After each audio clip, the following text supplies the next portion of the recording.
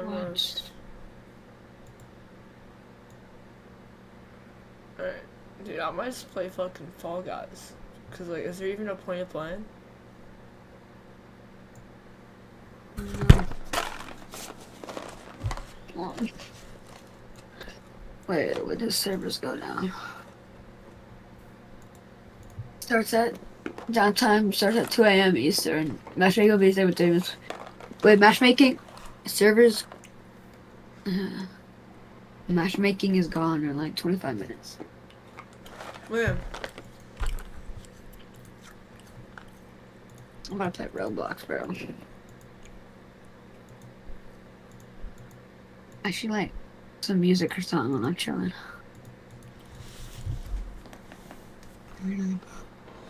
is my Fall Guys gonna load? Wait, call.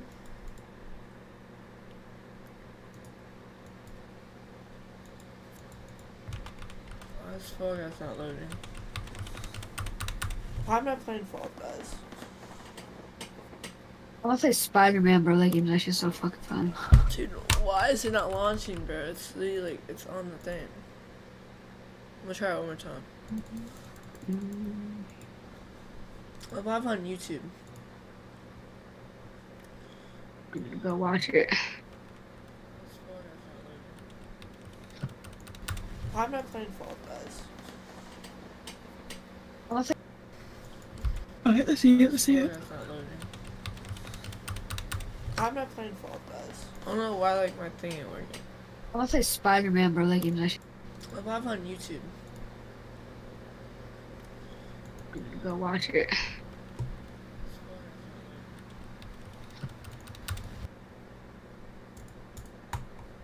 What's your YouTube?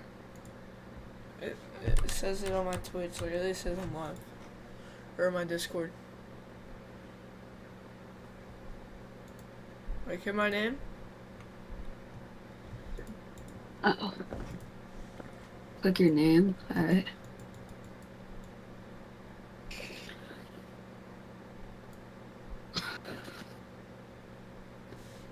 Oh, bro. This Fall Guys ain't working, bro. Oh, fuck. We're just gonna play Fortnite.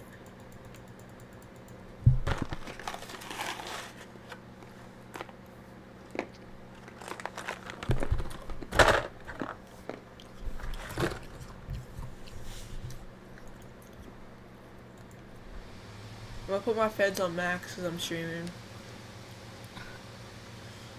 Actually, no. What? Why is my shit not working though?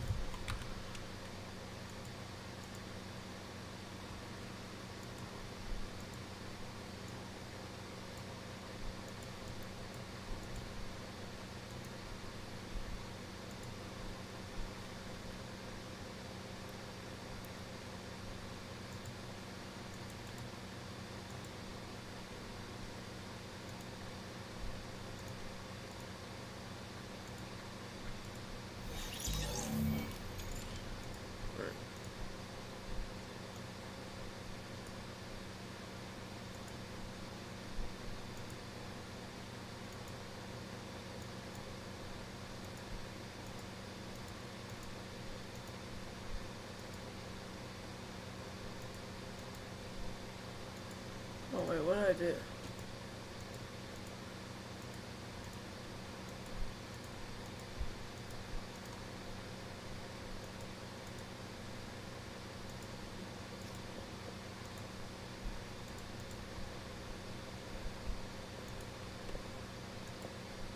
Alright, bet.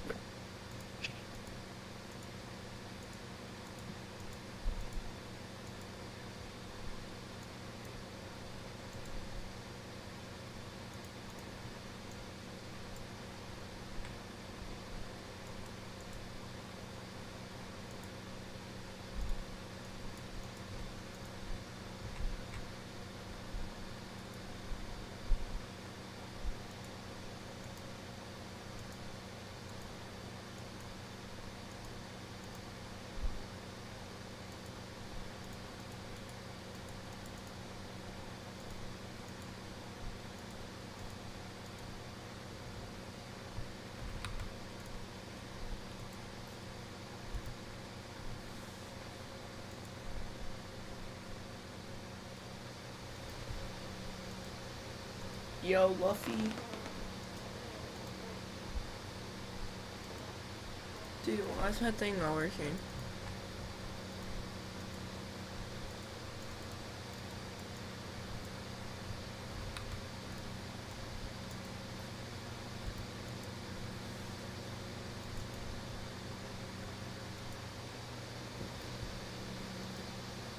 Yo, Luffy.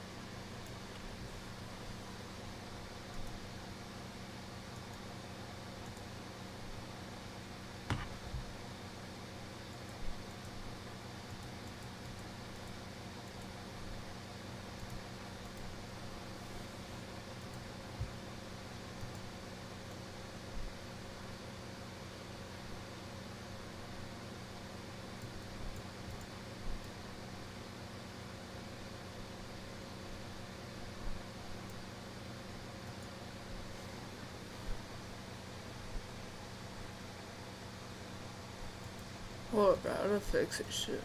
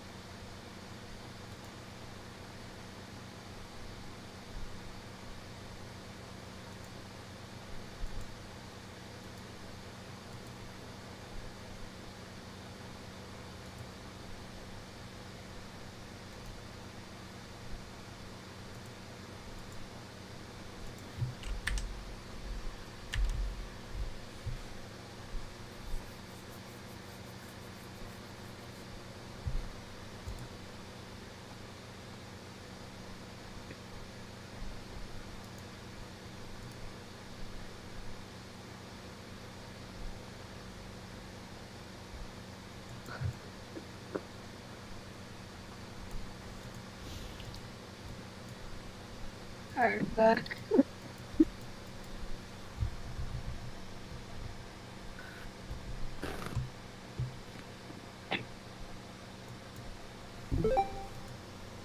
What is this? What was that noise? I don't know, it's like some fucking YouTube shit. I'm gonna go back to native for now. So my screen will fit just for streaming.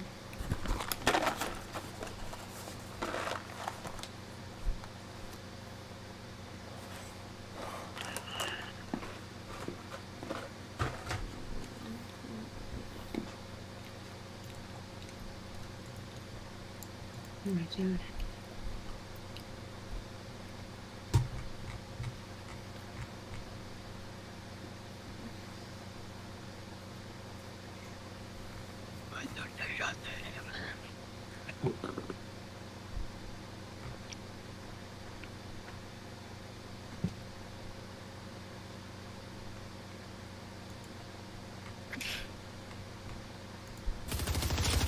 Oh my god.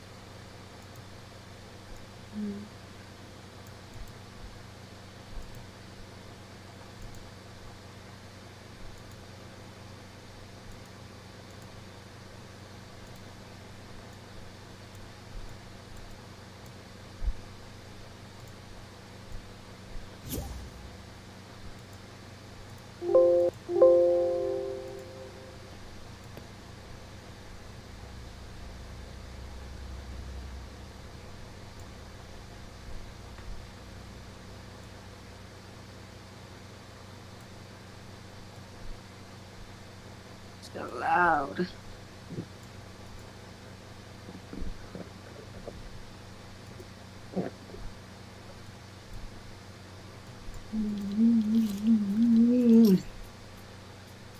Are you on PG? What? PG? Sure. We have like 15 minutes because matchmaking is about to be canceled. Alright.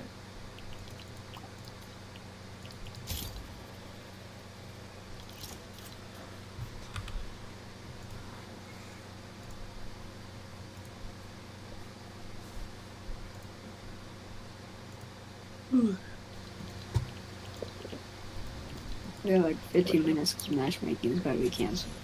Alright. Dude, my stream was like a big delay, bro. It's like 30-second delay. Yeah. I might have to go fetch me my Coca-Cola from the sale.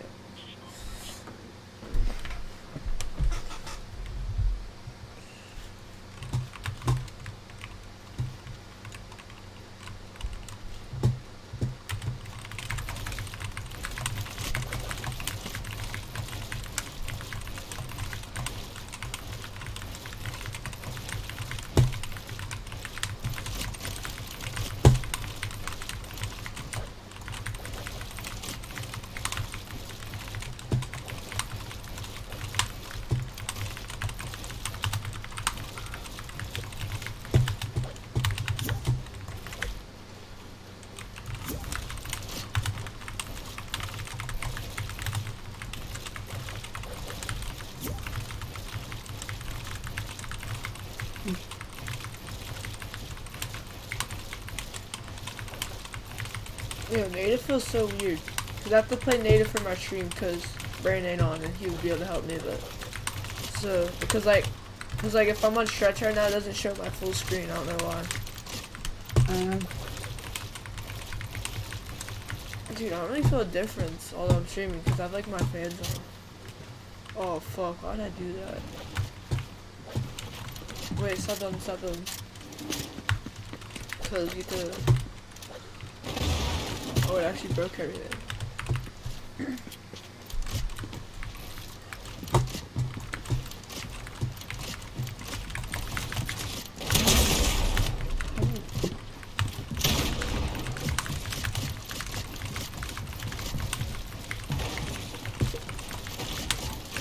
Why not play?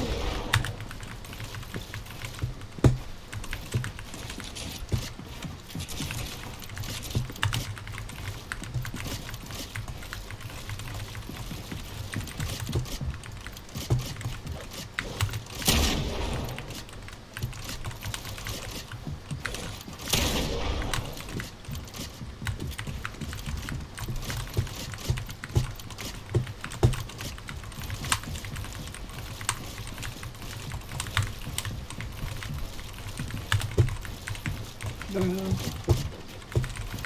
I'm actually so shit right now. What the fuck? Yo, we should stay in here until it kicks us out. Alright,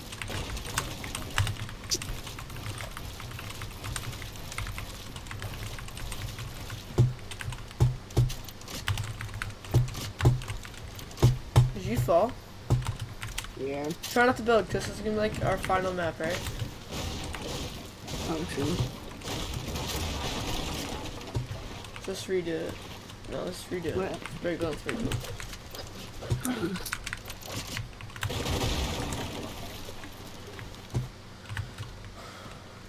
Do it from gum.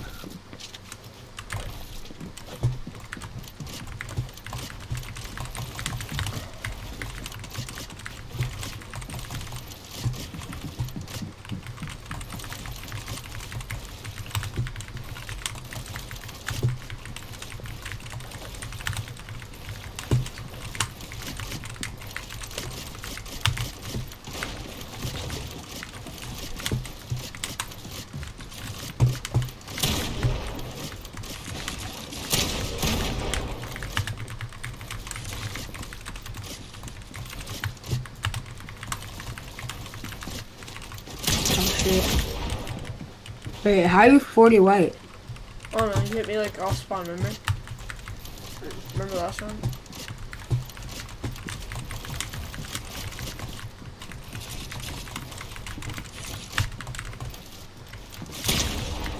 Yeah, what's the action?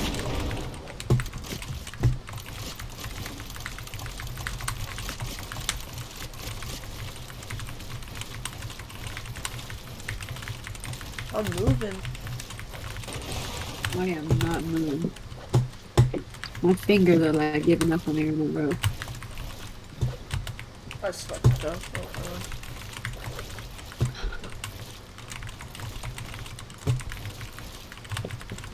There we go. Now the GBO's kicking in.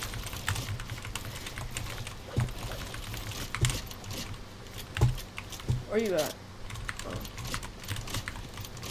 Wait, do we get kicked out when matchmaking ends or when down starts? Yeah, I think you get kicked out. When matchmaking ends? I don't know. You get, So we have like you get kicked out eventually, I know that. 7 minutes probably.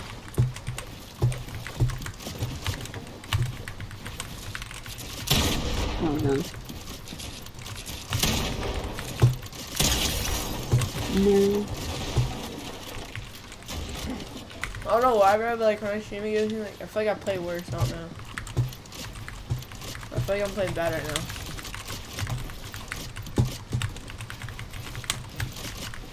I'm playing bad right now because I'm tired.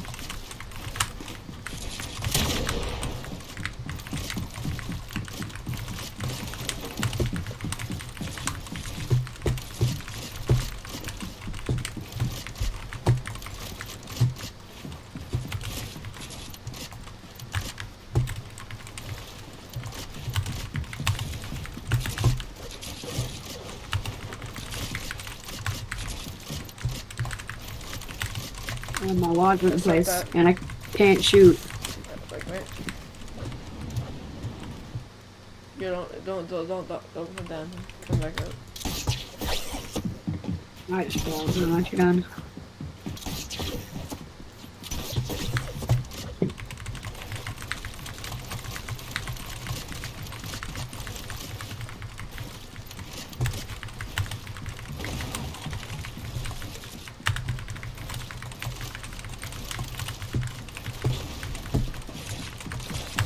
Native feels so weird. Hold on.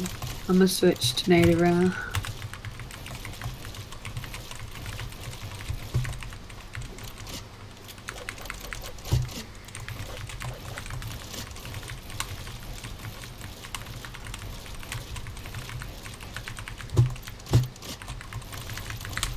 Bro, what the heck is this? Yeah, I know. This feels so weird.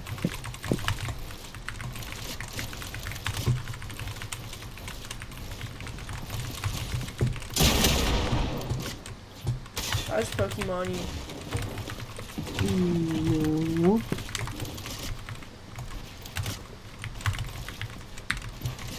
Oh, I just almost did the cone catch, bro, but I fucked up my tramp. Why do I keep... Bro.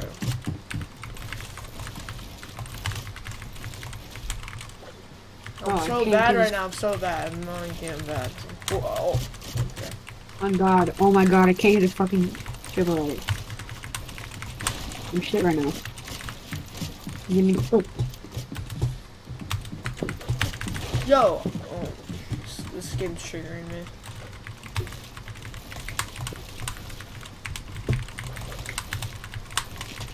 what? Oh, what? Oh. We got max height.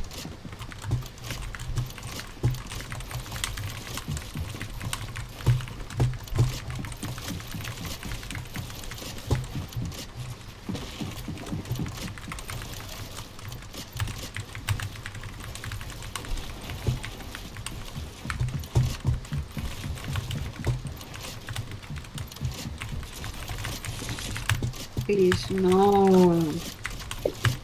I messed up.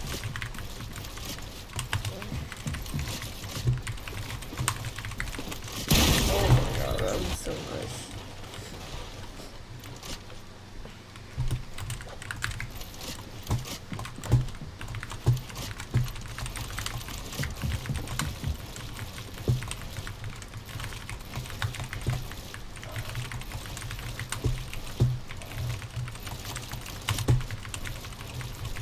There's a booty ass shotgun next season.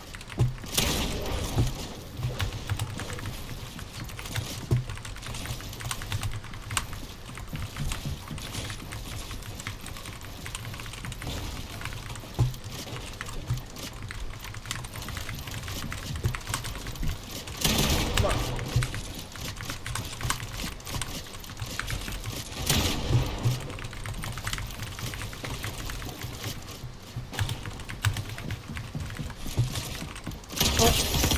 I missed. Oh my God, bro. I'm full weapon right now. Like, I'm looking at baby. Hold on. Alright, my neck's hurting again.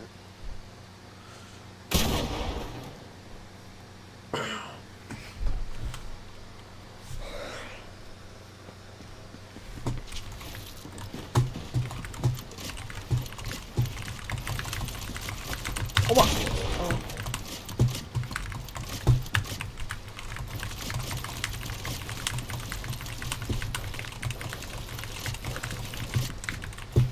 Whoa, what? It's lagged.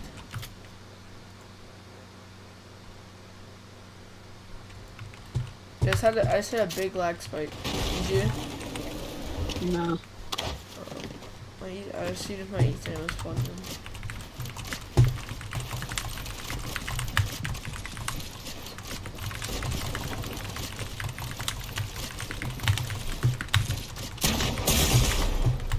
Man, of course. Always just sit there and hit max phones. I don't know how.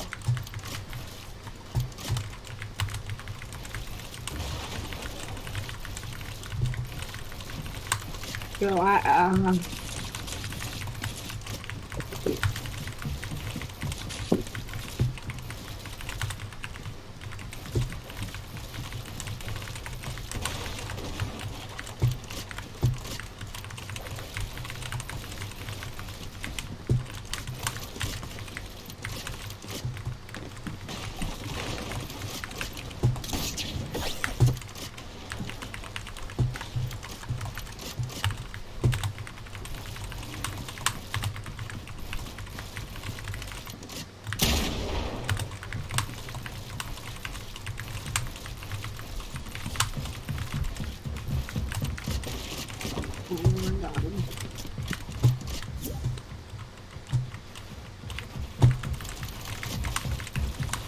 Okay, if you're in my stream, I'm not inviting you, because I don't want to fucking mess up our queue.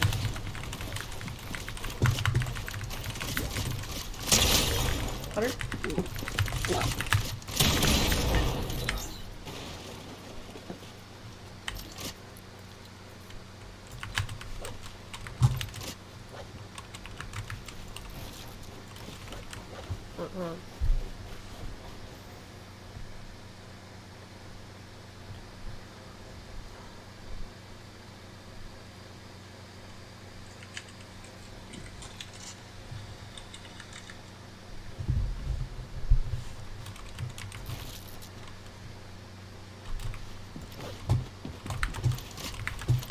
Bro, my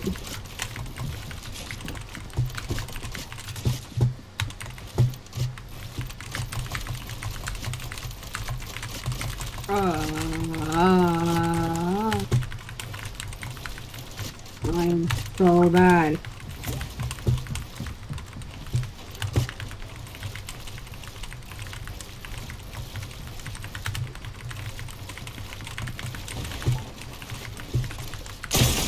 Bro. Bro.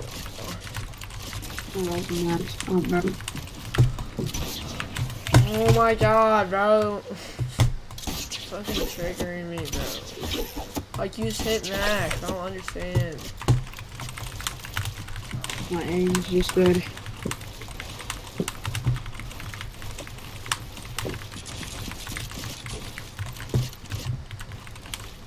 I fucking trapped your box. You're not even boxing me.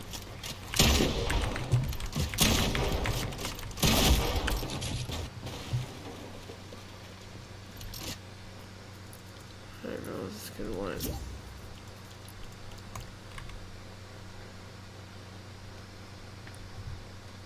Okay, bye. What? Oh,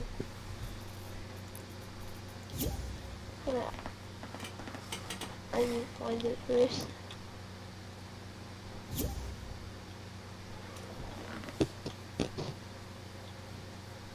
Yeah, it might be boring too, actually.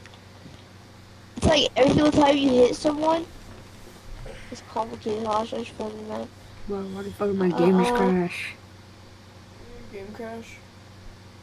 It's like every single time if you hit someone for 1,000 damage and you hit them one time, they go like far up. Dude, It's what? hard to explain.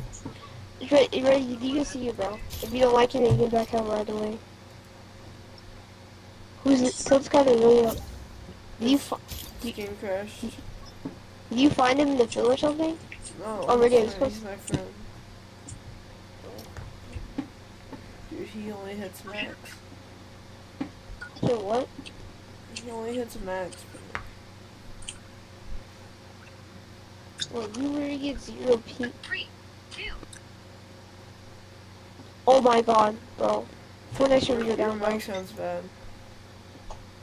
Wait, I'll fix it. Just hold on. Fortnite servers are down, bro. Are they? So you again? See, best Fluffy, that's why I didn't want to back out. So you're just gonna play PGs all day? Hold on one second. Are you Yeah, I again? was going to PG. Put on private.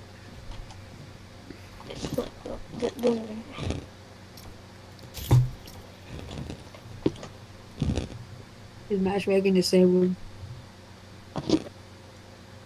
You want a shadow box in Roblox? For what? It's unreal. I'll show you, bro, please. I don't even have Roblox on my computer. Just make an account, it's so easy. I'll show you, bro. You couldn't connect to the match. Versus. Can you invite me to a group chat with him? Fine, bro. No, just join Team Rumble. VC, you're in the server. Alright, I'll show you.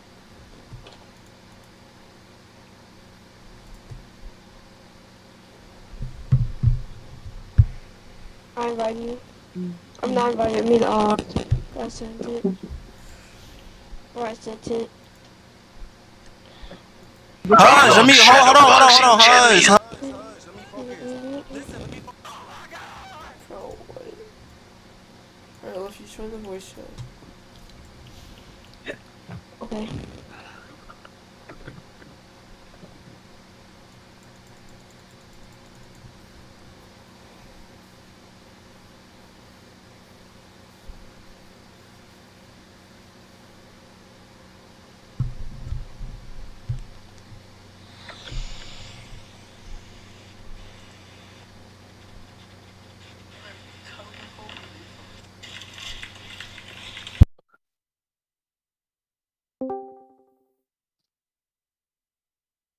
Second.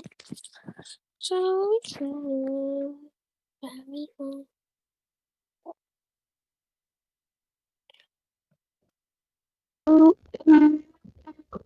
Mm. Is my mic better? Flex. Yeah.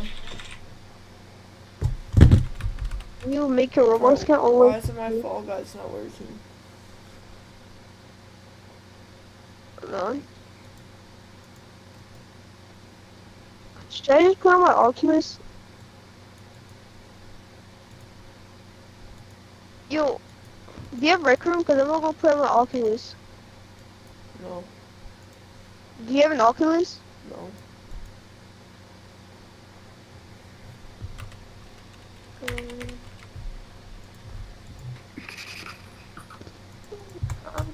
Wait, it's like Fall Guys like down? Or not. Where's all my fucking Fall Guys?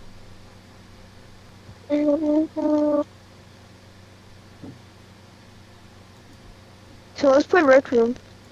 Download Rec Room. Oh, bro. I need Fall Guys. Bro, you only play Epic Games, bro. I'm bored. Name one game that you haven't played that wasn't made by Epic Bro, Games. just stop, bro. Play Mario. That doesn't count. It does. Bro, you taking a picture of a yacht? I'm gonna do this. Bro, it's Snapchat, bro.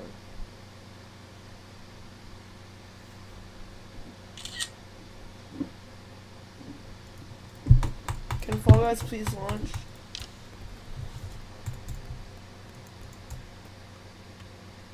Oh, by the way, I joined the team they're repping, and they're already making jerseys.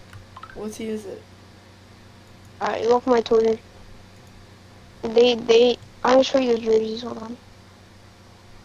It is free for the people that are going. It's gonna have my name in the back, so it'll be crazy.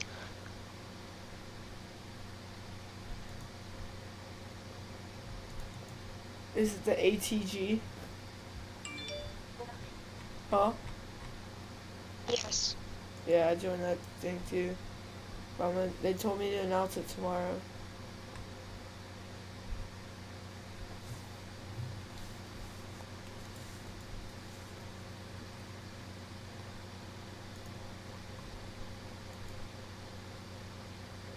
I'll keep forgetting. They're gonna get it out to you for free. Yeah, but I think he's going. I don't know. Hold up.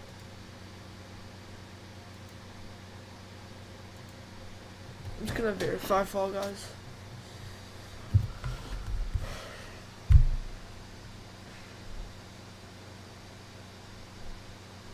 I have to sell it though. If I don't sell it, I'm not going. So what? PC. I'm trying to sell for 800. Cause it's originally 1,000 or something. Not the PC, I mean the laptop. PC's coming soon.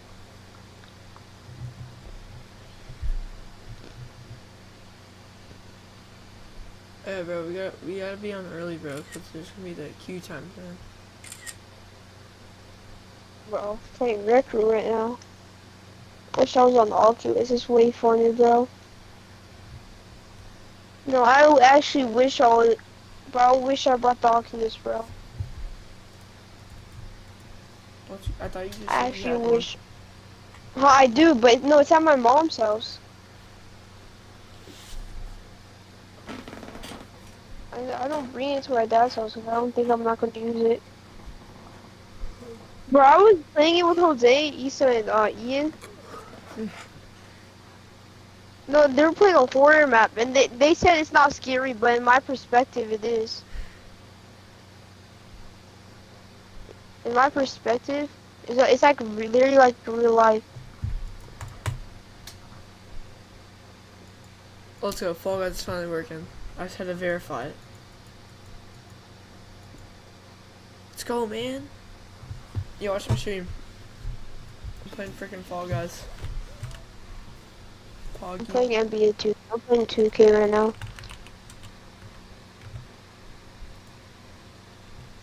been on this game in a minute, bro. 3.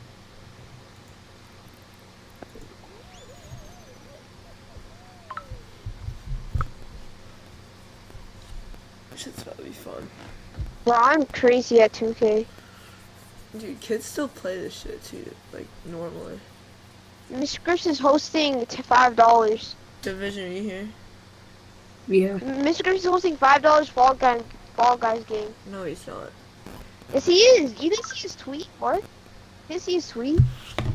Let me see. I have sent to you guys.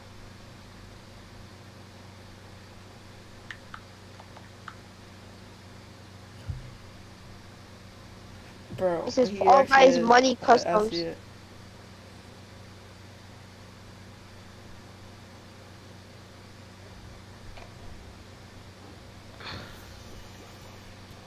Oh shit, I'm in the game.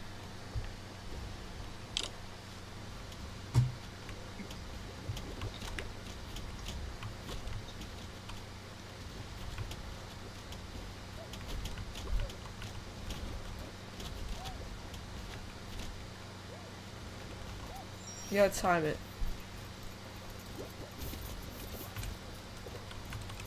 God, I wish I was an Oculus, bro.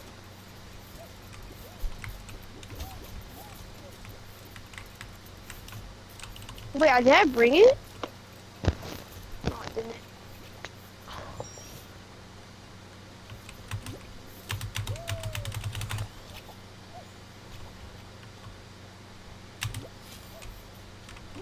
No, bro, wait, it's over.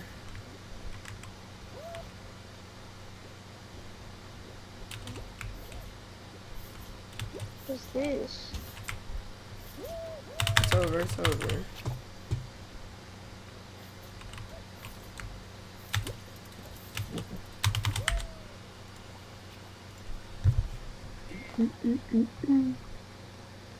Oh my god, bro. I actually want to get my Oculus, bro. I'm not going to my mom's house at 12 a.m. I actually just want to go. How far is it? How far is your mom's house from you? 2 minutes away, but it's 12 a.m. Remember that one time where it was New Year's and he said, Luffy, how does it feel being 2022? And you guys were like in 2023. Oh yeah.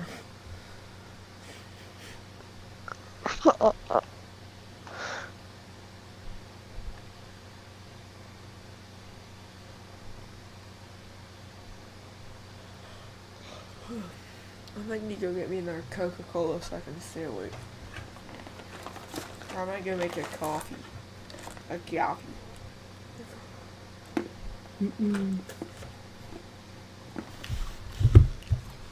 I'm gonna go play FIFA.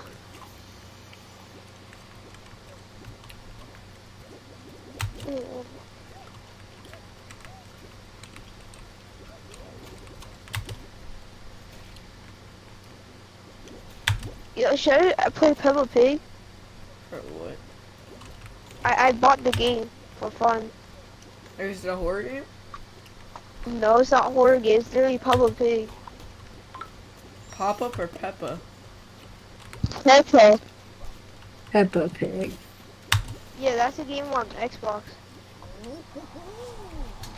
I qualified chat.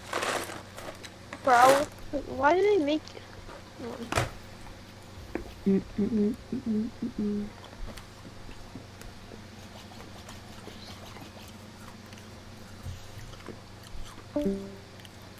Who left? Luffy. Whatever his name is. Who am? Right.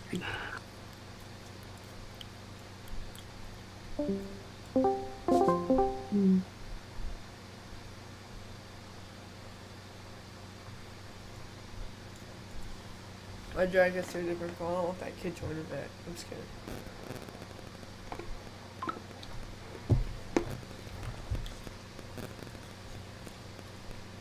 Alright, I'm back. Oh, he left.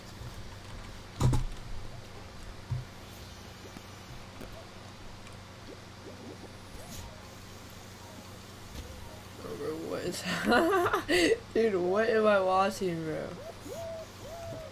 What are you doing? playing Fall Guys.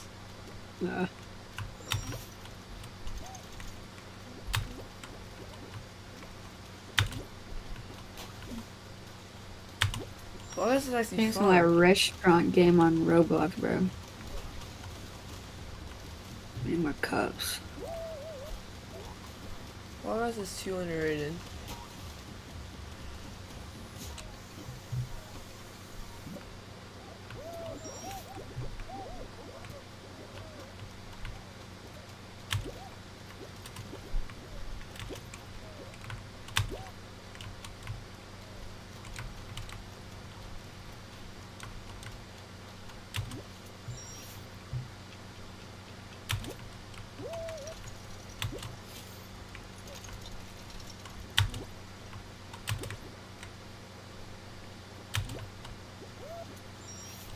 Recommended by Qual. Yeah, Qual. Nice, man. Let's go.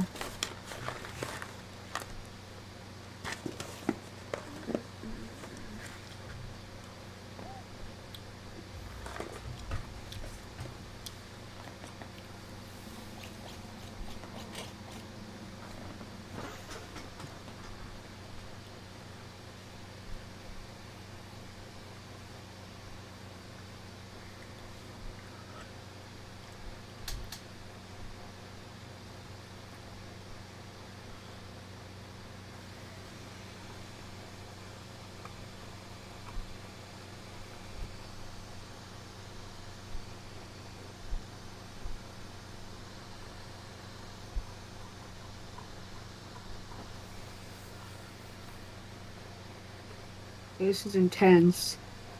What is it? What are you playing?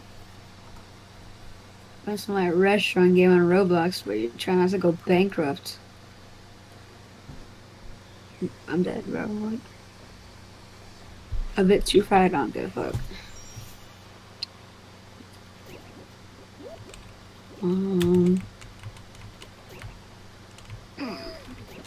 You watch crazy.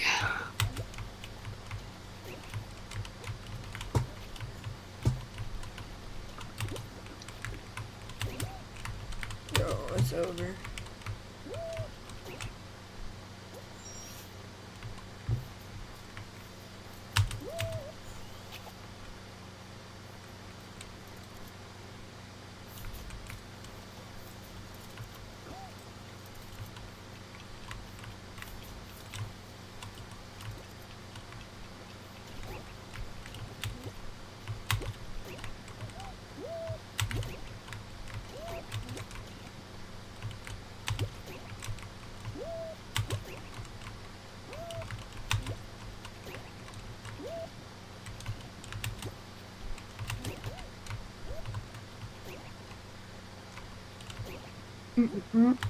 Yo!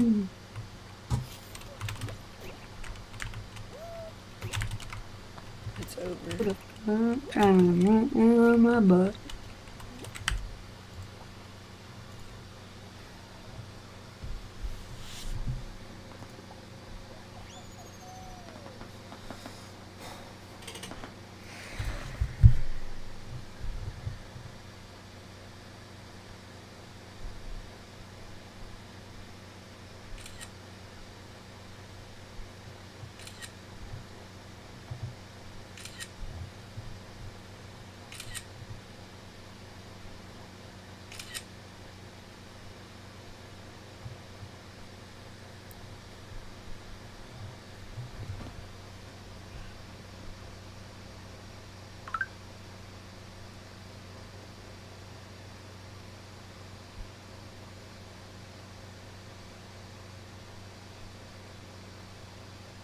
You said that you're gonna change the wolf tomorrow or some shit like that.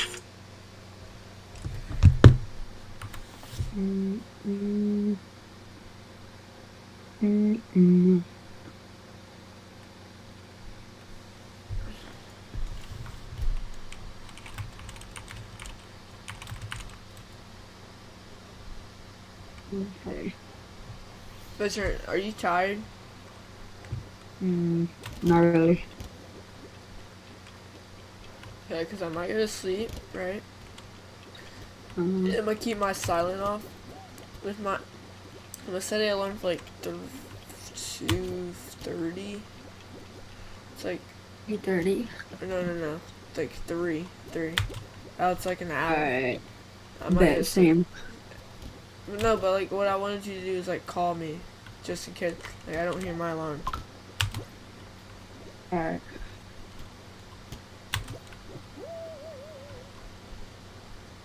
I'm gonna like. But I'm gonna go to sleep after this Fall Guys round. So I'm just gonna be asleep for like an hour. And if I'm not awake by 3 a.m. or if I'm not back by like 3:05, just call me and call me over and over and over Alright. on Snap.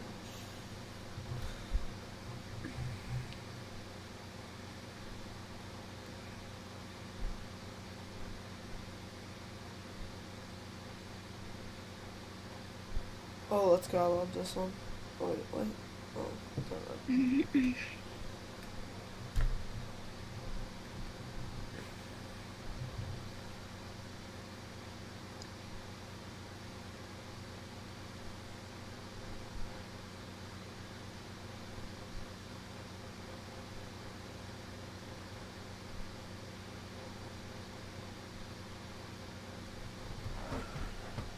Dude, I feel like I'm playing against AIs.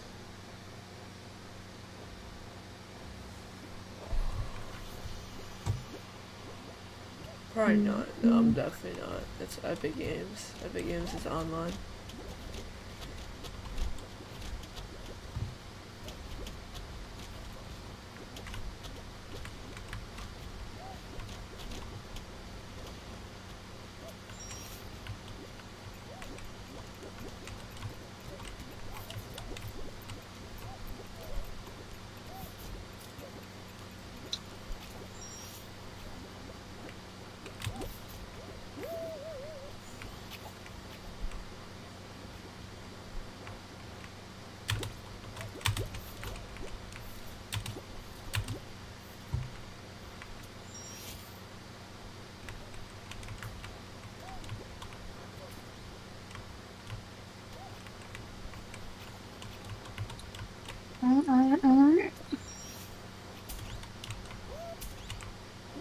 No. Come on. Qualify? I was the last one to qualify. Let's go. No way.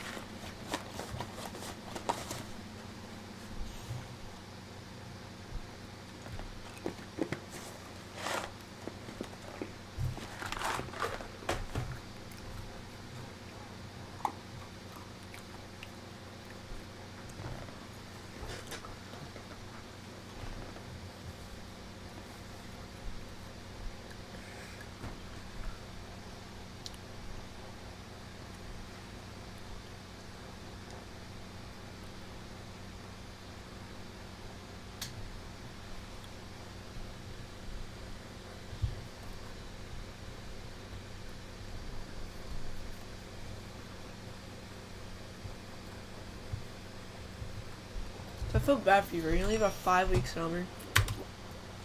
Yeah. God damn, bro. Kinda suck.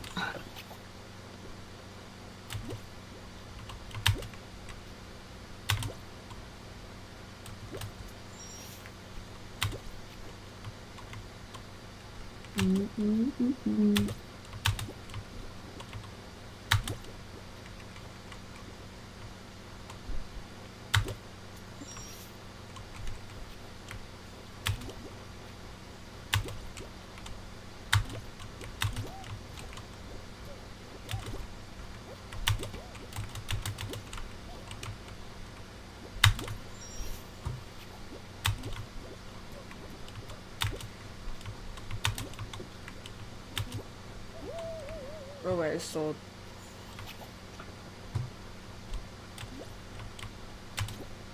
I sold. The last- Selling.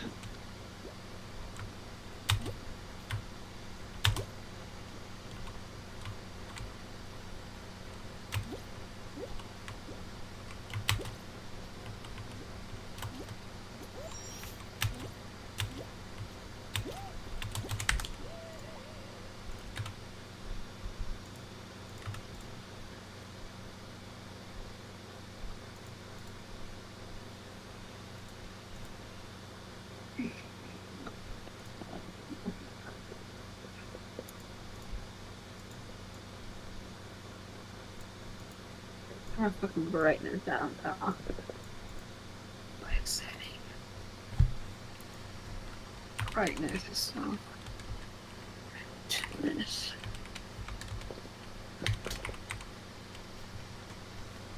Mountain.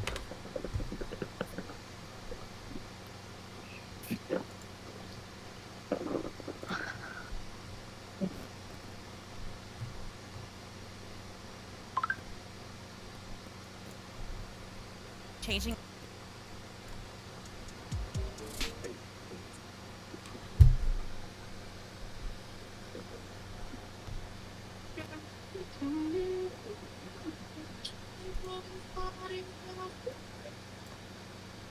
But a big shot coming out from Cliff. Touch the game. I think we're due for a win. We're due. We're totally due. In total, we have 3 FNCS wins and Masturbating 2 times a week. Every season, about 2 weeks before it ends, leaks just start piling in, and they become almost unavoidable. They're all over TikTok, Twitter, and YouTube. Now, this isn't always a problem, but I've noticed that ever since this season started, or really this chapter started, the leaks have been incredibly excessive. This isn't just the fault of the leakers themselves, this is also the fault of Epic. Now, I want to make something clear. I understand that there's a difference between an official announcement from Epic Games for Fortnite and someone like Hypex or Sheena coming out and tweeting about something that is not been officially announced yet. However, they both contribute to the same problem. They have Fortnite fans asking the question, is this too much? And most importantly, you have to get a little bit lucky. You have to be the best. You have to have talent. You can't just be hardworking. Our 2 last brands, obviously, we definitely learned a lot, and we've been kind of look at all of our games, look why we made the mistakes, and hopefully we win this time. I've been really consistent in FNCSs, but the last 2 have really been bad for me, so I'm here to not mess around and prove myself. This season we're going to be way more consistent of getting like top 3s, top 2, maybe winning games, and then that's going to help us get the extra points we need to get that top spot. E tal, então acho que eu quero há muito tempo já ter essa experiência para ver se como que tá o nível do Brasil comparado com os outros servidores. Yeah, so there's loads of FNCS champions, including him, but our plan is just to eliminate people who are landing on us and eventually win the game. In the past FNCSs we played too aggressive, and we will try to be more passive in this invitation. The fact that there's a lot of good players makes it a better lobby. It makes it much easier than rather if it was more random and scattered. So I feel like we have a good playing field here. Can't be nervous. You also got to be focused on the game. Can't really pay attention too much to your surroundings or what else is going on. I think one thing that's also important that's like maybe slept on is just to be calm and do your things and stay focused on ourselves and know everything that's happening around us and keep the communication good. Obviously in FNCS, I got second 4 times now. I don't think I've ever come short of getting top 10. I think every time I qualify, I always make it. Don't open your boxes too much or you will get eliminated. To other duels, good luck, but we are 100% here to win the invitation. I've already won FNCS on 2 regions, so watch out for me because I'm going to win this one. It's going to be really hard, but we're going to give it our best shot, and we're going to try to 12-0 the team contesting us. Oh yeah, we are going to wipe them. They are going down. Confidence. The confidence is unreal right now. You can just tell from those little tidbits that these players have never been more focused in their competitive careers than this moment. Everything is on the line. Now, we did get to see 2 members there, Queasy and Vino. I mean, heralds of EU, right? They're basically, Taco, they've been winning everything.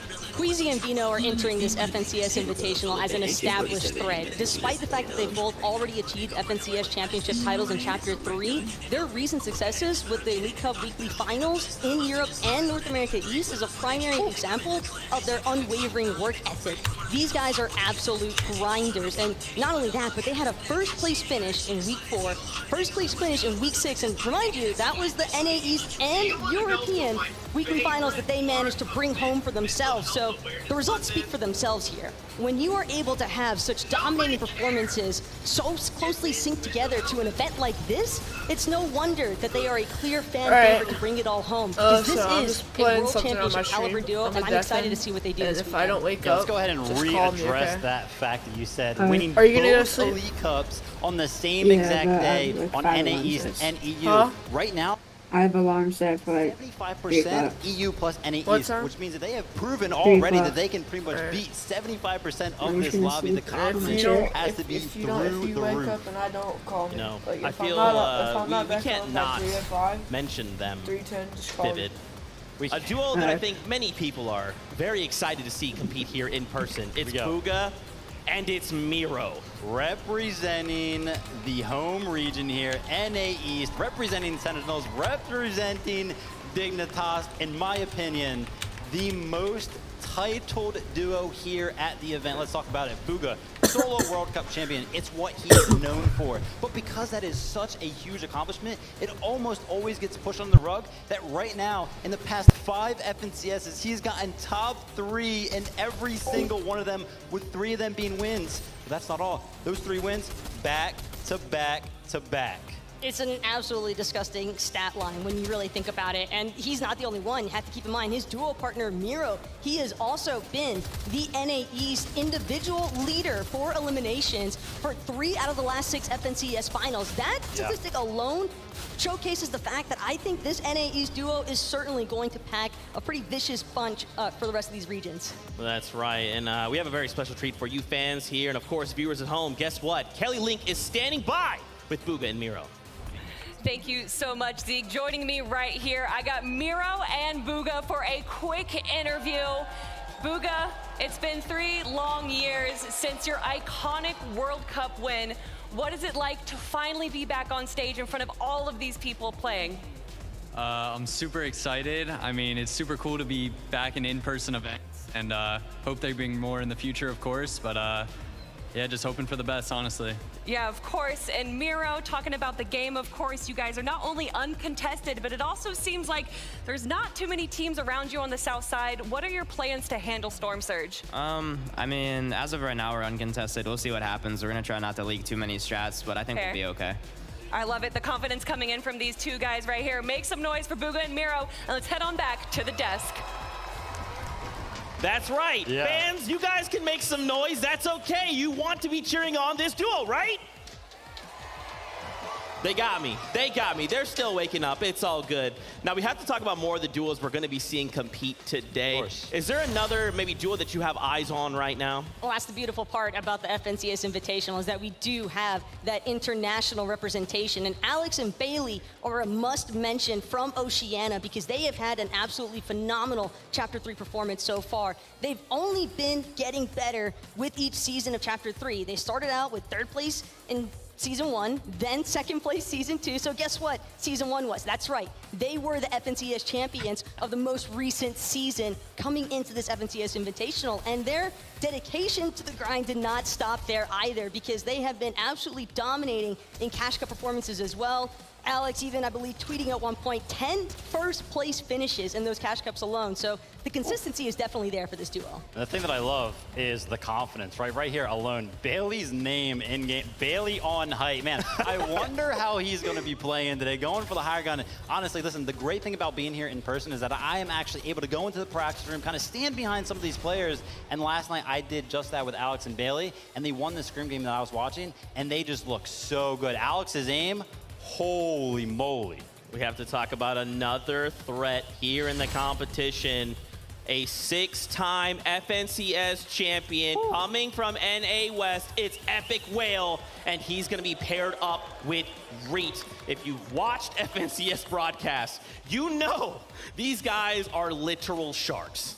Yeah, the 6X, the only one in the world, the individual player who has the most FNCS wins right there. It is none other than Epic Whale. But it doesn't just stop there. 3rd place at World Cup, and then of course winning the most recent international event as well. He is on an absolute tear right now, and he always looks so good. But the thing that I love about Epic Whale is that he is able to adapt to almost any situation. So much so that one season he even transitioned to controller. Of course, now he is back on that keyboard and mouse, but showing that he is so versatile is what is important to me. My favorite part about this duo as well is that collectively they have 8 FNCS championship titles to their name, which actually ties them for 1st place with Bugha and Miro of all duos. So this could be an excellent opportunity here for Epic Whale and Reet to establish once and for all who really has the most championship titles to their name. You love to see it. Now, listen, fans in the audience, I need you guys to make some noise because Kelly is standing by right now with Epic Whale and Reed.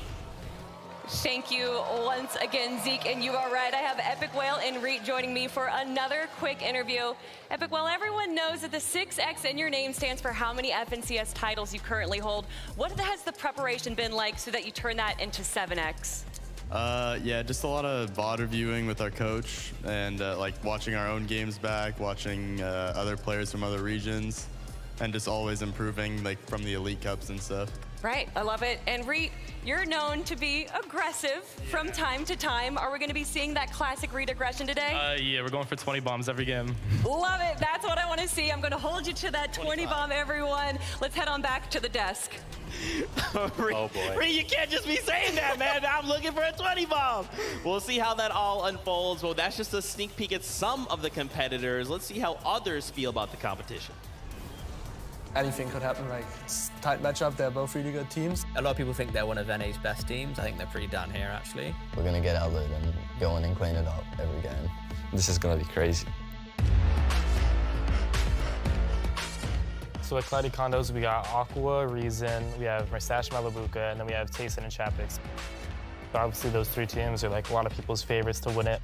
Cloudy Condos is pretty highly contested. I mean, it's edge map, you know, easy dead side rotates. It looks pretty strong. Definitely Aqua or Reason are going to take at least one game, you know. They're high ground kings. It really depends on like who is gonna like land on the one side alone and third way the other team. We've heard some rumors that Mustache and Malabuka are contesting us. We don't know if it's true, but if it is, we're ready. Just come.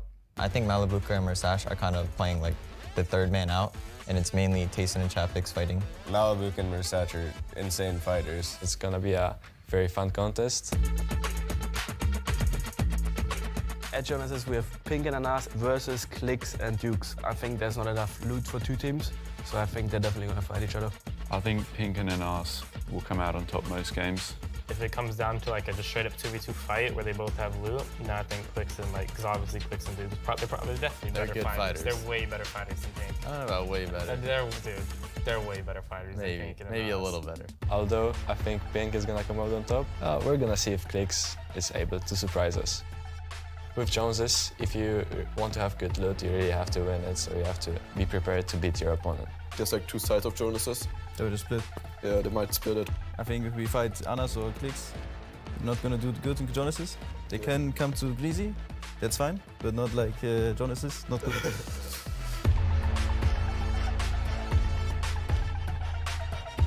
Then over at Groom Gables, we have Muzz and Looter conning Smite and Larson. In this fight, it's interesting. I think obviously since there's the hill and then there's also just down below, I don't think there's any world where these two teams fight unless it's like in the last game, as both of them needing points, you know? I don't know if the hill's enough loot. The Immaculata Mountain's plenty of loot. People do that. They do that all the time. I don't know, maybe. If they wanna come out on top and do well in the tournament, I think that they have to like not take the fight, but try to gain ground because it has really good, strong points around it.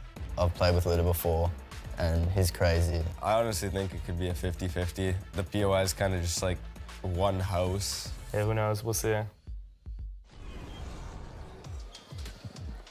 Dude, I'm gonna lose my mind. We are almost there.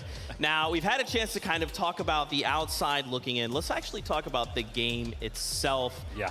We have to talk about some of these POIs, man, because it's looking like it's gonna be messy. There's going to be a lot of action going on in the early game, and here's where you can find most of them. Of course, Grim Gable is going to be contested. Tilted Towers, I don't know what's going on over there. A whole party. Looks like 5 duos are wanting to fight for that, but then Cloudy Condos, here we go.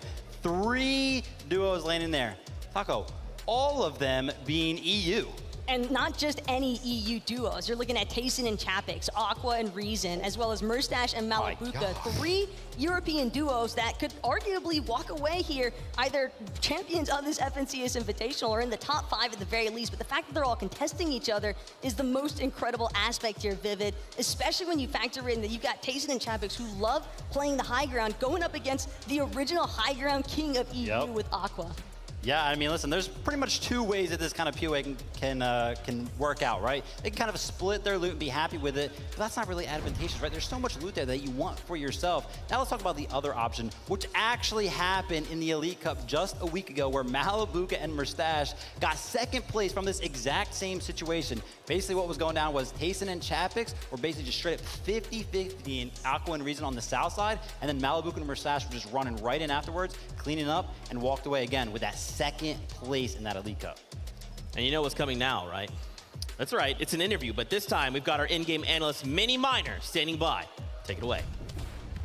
Thank you so much, Zeke. Now, I couldn't be more excited to be alongside two titans of the European region. We've got Tayson and Malibuca alongside me here. This is exciting. Tayson, to kick things off, you are one of the online GOATs. You are considered as one of the best players online. How can you transfer that into this in-person experience today? I think it's really important to get used to it for the next LAN events. Online is not as, LAN is not as comfortable as home, of course, but need to get used to it to prepare for next and do our best. Of course. Now, Malibuca, you guys are known as one of the best fighters in the European region. Are you guys confident in fighting off spawn against the likes of Tayson and Chapix?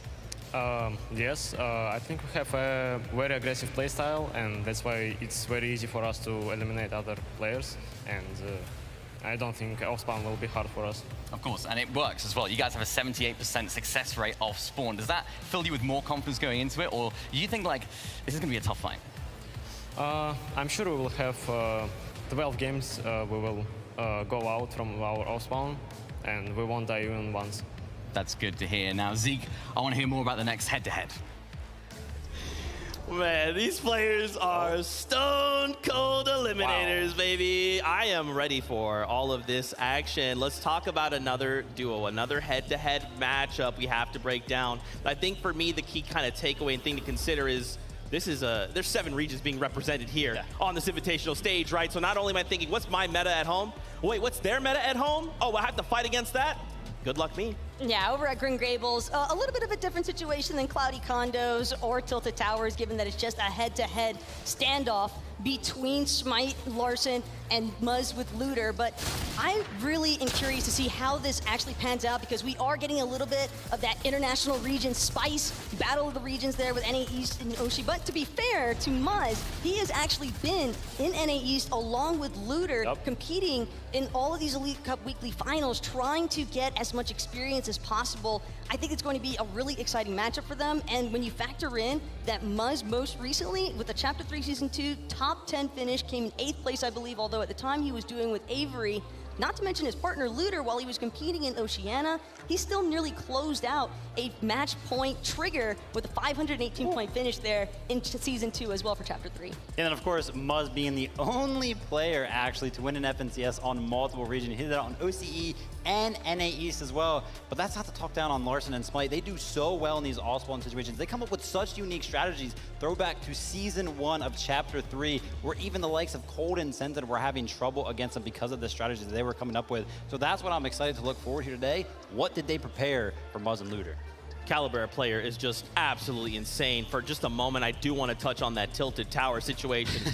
Why do we have 5 duos all landing at Tilted Towers? But one of them is Favs and Snacky. And one of my favorite parts about this is that throughout the entirety of Chapter 3, there were 36 finals games played, right? Okay. Favs and Snacky only went 2 out of those 36 games without receiving any actual elims. So with 4 other duos there to contest at Tilted Towers, it's not just a prime opportunity for them to keep boosting that stat metric, but it also kind of indicates the fact that whether or not they're the ones walking away from Tilted Towers by the end of it all, they're taking somebody else with them. So absolutely insane. Now, guess what? Another interview coming your way. Mini Miner, what you got? I've got 2 incredible players right next to me. We've got Looter, we've got Smite, and oh boy, am I excited yet again, as always. Now, Looter, I'll kick things off with you. You've played on both OCE and NA East, right? How do the regions differ, and how are you going to use that experience today? Well, there is a big difference, that's for sure. I definitely think OCE is obviously easier, and NA has a different skill set, but I made sure to come a month early so I could learn the lobbies as much as I could to do as good as I can over these next 2 days. That's great to hear, man. Now, of course, Smite, you had your best FNCS performance in Chapter 3 Season 1. You had a 3rd, and in that season, you were uncontested. How are you going to approach the challenge of being contested today? Well, when you're Uncon, you obviously have the advantage of leaving with fully stacked loot, and you could fully focus on Surge. But when you're fighting a team off spawn, you have that advantage of also leaving with Storm Surge right off the bat. Yeah. So it's also an advantage at the same time. Yeah, so definitely. We'll see what happens. Two ways to look at it. Now, just quickly, we'll ask you guys, what do you think the score's going to be off spawn? The all-important question. Okay, realistically, I want a 12-0, nice and clean, but I don't think that's going to happen. That's unrealistic. I think it's going to be more like 8-4, 9-3, something like that. Okay, Smite, just quickly. I'm thinking a full 12-0 right here. 12-0. They both think they're going to win off spawn. Unbelievable. Best of luck to you both, though. Thank you so much, Mini Miner. My goodness. We've had a chance to hear from some of the players, talk about the game. I want to just take a quick moment here to introduce you to our casters for the event. It is Monster, D-Face, and Jacob PR. That's right. Thank you so much, Zeke. We do have the pleasure, the honor of calling all the action this weekend. And my gosh, the energy is already starting to, you really feel it. Yeah, it's absolutely insane. And for myself, man, watching you cast the World Cup, now being here with you, this is a dream come true. And then getting to cast this global competition, insane. Right. And that is what we have in store for us, of course. It's an amazing competition. What a special moment, not only for the competitors, but all of you who get to tune in here and watch this return to an in-person event. It couldn't be better. And already you see the content, like the real interview pieces where we get to read the players, read the room. Yep. There's a lot of contestants, there's a lot of fights that are going to play out. Yeah, and like I'm saying, and it said it kind of before earlier today, speaking in the back, that these players, they're really good friends. They like to sit in the same Discord, they talk, they play Fortnite together all the time.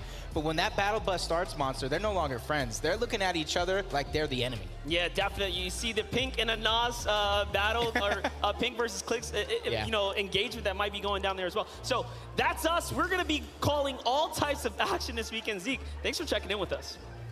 Hey, thank you so much. My goodness, we are not that far from kicking off the competition. I just want to get your guys' kind of quick thoughts here as we prepare. What are expectations coming into just the first 6 games of the FNCS Invitational? I straight up expect the crowd to be loud. We already heard when some of those interviewee names are called, the crowd was going crazy. When the action really starts to kick off, I want these players to fuel themselves with the energy from the crowd and really just take home a real solid, clean game number 1.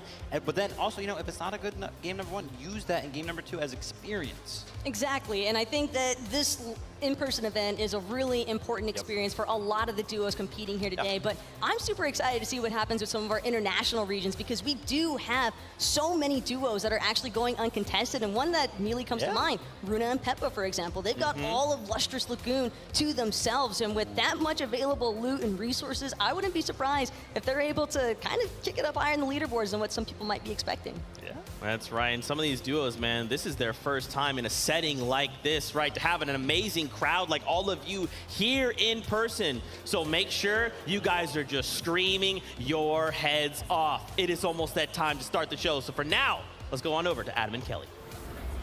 Yes, Zeke, it is getting very close now. This is it. Audience, North Carolina, are you ready for this?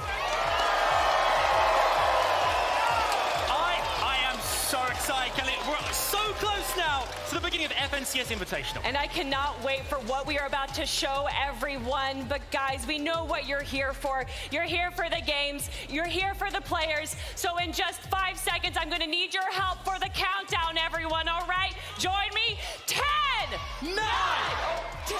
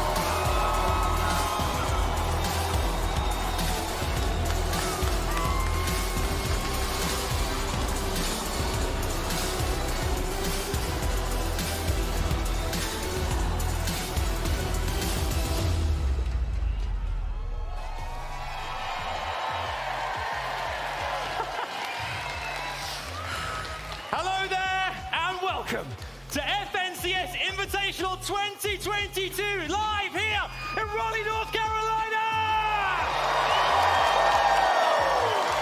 We are here live to the world for this beautiful live audience. My name is Adam Savage. And I am Kelly Link. We will be your hosts over the next 2 days. And in those 2 days, you guys will witness 12 incredible games of Fortnite. 50 of the best duos around the world, representing 7 regions, will not just be duking it out for the $1 million prize pool. They won't just be fighting for the pride and prestige. They're going to be fighting for that trophy right there. Can we get an ooh? Very good. I'm getting goosebumps here, Kelly. We've set the scene here for you guys. We've had a chance to talk to the broadcast team. We've seen you guys in the audience looking amazing. But now, are you ready to meet the stars of this show? It's time to meet the players!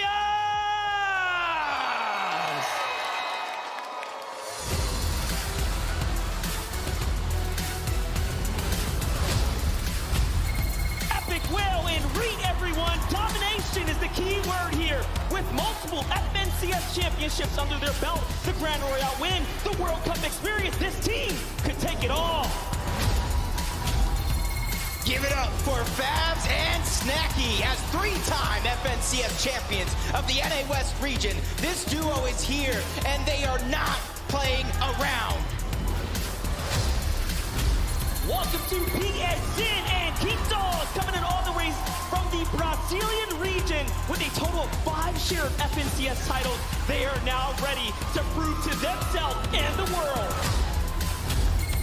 Put your hands together for Janice and Vadil, champions of Fortnite Champion Series Chapter 3, Season 3 Europe. They are the German powerhouses. Queasy and Vino, folks, mixing it up with the FNCS champion of Chapter 3, Season 1 and Season 2. These guys are not to be messed around with. Watch out.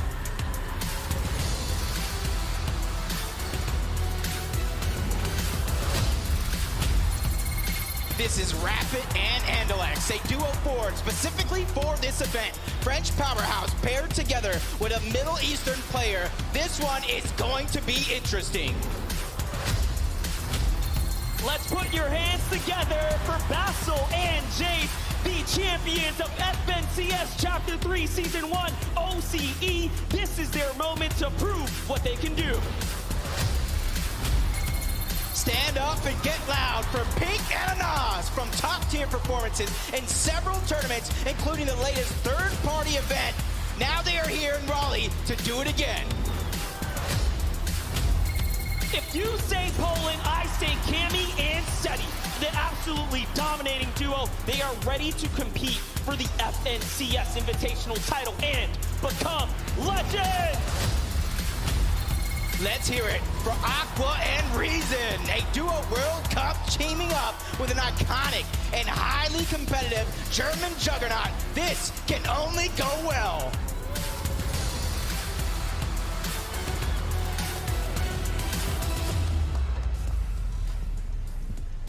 I cannot believe with just 10 players coming out, the Raleigh Convention Center are absolutely losing their minds. I hope you guys have enough in the tank until we got another 40 duos, so please don't pass out. That was just the first 10. What are thoughts? We're stacked. We are stacked. I haven't even seen the rest of the. We're stacked. We're stacked, right? Snacky and Fabs being one of those dominant duos being showcased right there in one of our first 10 to present. Listen, they're on a hot streak right now, coming out of the NA West region, back-to-back FNCS wins in Season 1 and Season 2 of this chapter, followed by a 3rd place as well. But you can't forget about Pink and Anaz either. This European powerhouse, I think, is going to be absolutely one to keep an eye out for. And I'm really excited to see them clash out over in Fort Jonesy with Clix and Dukes. And of course, he's got the pink hair too, so he's easy to recognize. Easy to recognize. Now, that was just the 10. Let's welcome the next 10.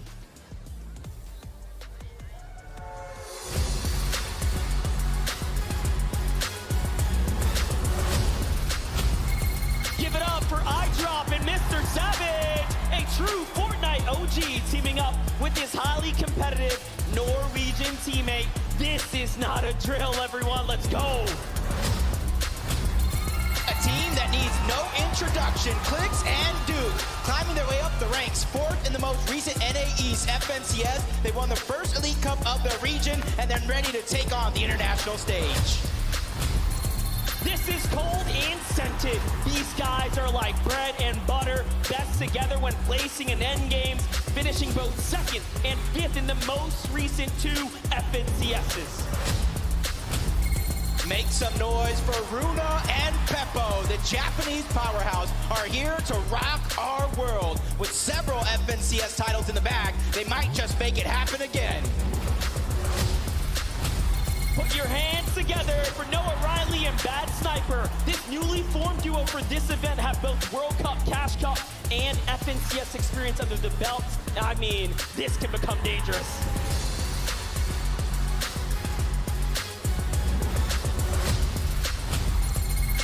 Give it up for Threats and Alice. The combination of Asia and NA East is going to be super exciting to see as this newly formed duo will take on the competition.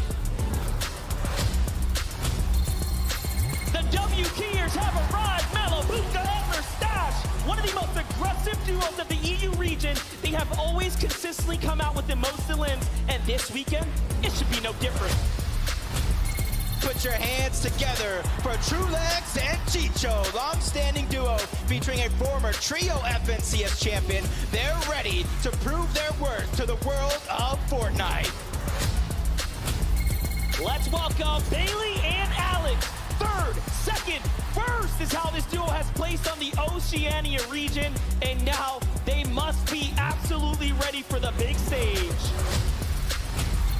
Give it up for Pablo Wingu and Swag. Now this is what you get when you mix raw talent with maturity and experience. This is a flaming hot duo.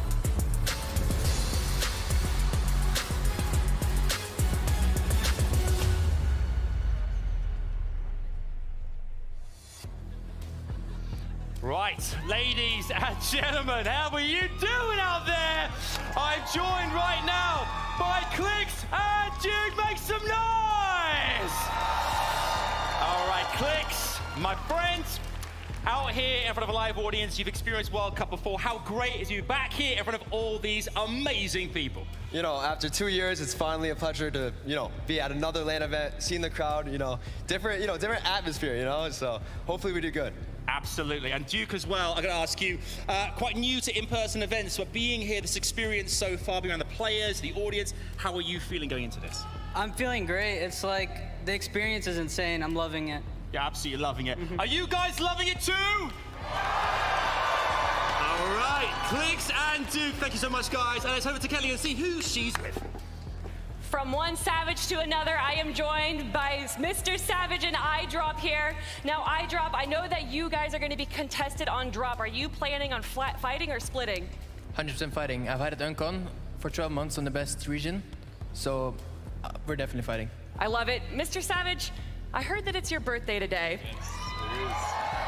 Everyone, on 3, can we give Mr. Savage a big happy birthday? 1, 2, 3. All right, guys, good luck in game number 1, and let's head on to the next 10 players.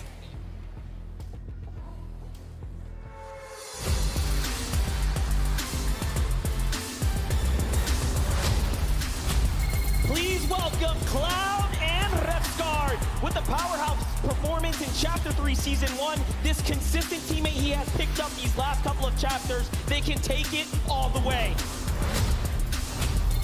Let me give you Mixin and Otto, a fairly new performing duo coming out strong together with a 7th place finish in the most recent EU FNCS. They could take it all the way. And a big welcome to Pars and Rays. With a great start to Chapter 3, these guys have taken home both 2nd and 6th in 2 FNCSs this chapter. Now it is time to see them here at the Invitational. Put your hands together for Belusi and Hijo. A lot of FNCS experience coming out of these guys, and that will be needed this weekend in order to take home the prize. Vico and Marine, everyone, with the combination of a young and talented player and an even more experienced player side by side, this can only go well for this European duo.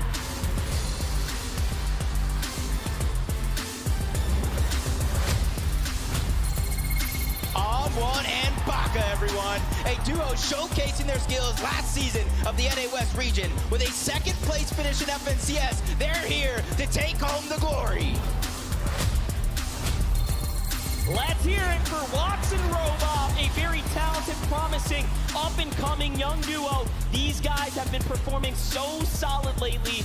Can they keep it going? Rose and Rifty, one of the newer yet well-performing duos in this lobby. With his 6th place finish and his first FNCS, these guys came to take on a challenge.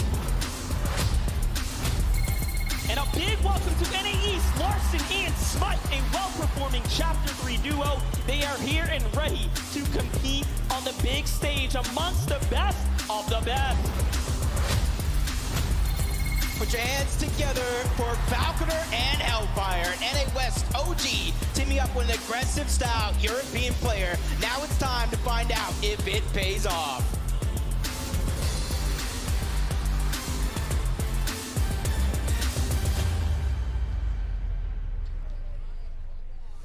"30 duos." You can already tell this is gonna be some of the craziest Fortnite we have possibly ever seen. 7 regions being represented on this stage right now. Clown and Refsguard, the first duo to walk out though. I mean, some of the more notable players in EU. They're definitely a fun duo to follow along with. Although it's only their 3rd FNCS actually competing together, I think that it's interesting to note that they both, as individuals respectively, had top 10 finishes in past FNCS finals, so they definitely have what it takes to place high up in the leaderboards. But what I want to see them do as a duo, more specifically, is kind of take that to the next level. You've made top 10 before, but let's see you actually win it all. Whew, there you go, win it all. Tall task, especially seeing these 30 duos that have walked out already. That's right, man. Well, Vivid, guess what? We got another 10 for you. So, Raleigh, make some noise!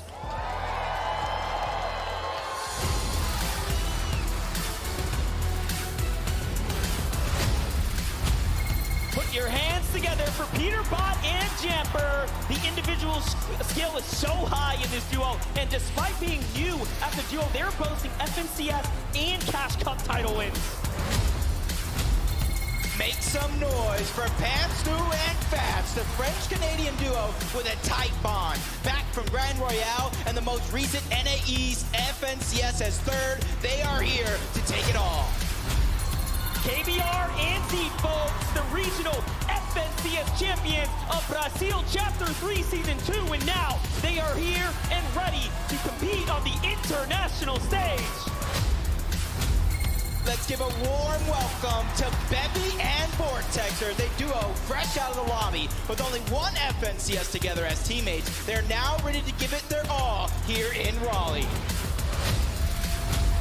And a big welcome to Retake and Novice, the most recent FNCS champions of Chapter 3 Season 3 as well. They are here now ready for the FNCS Invitational.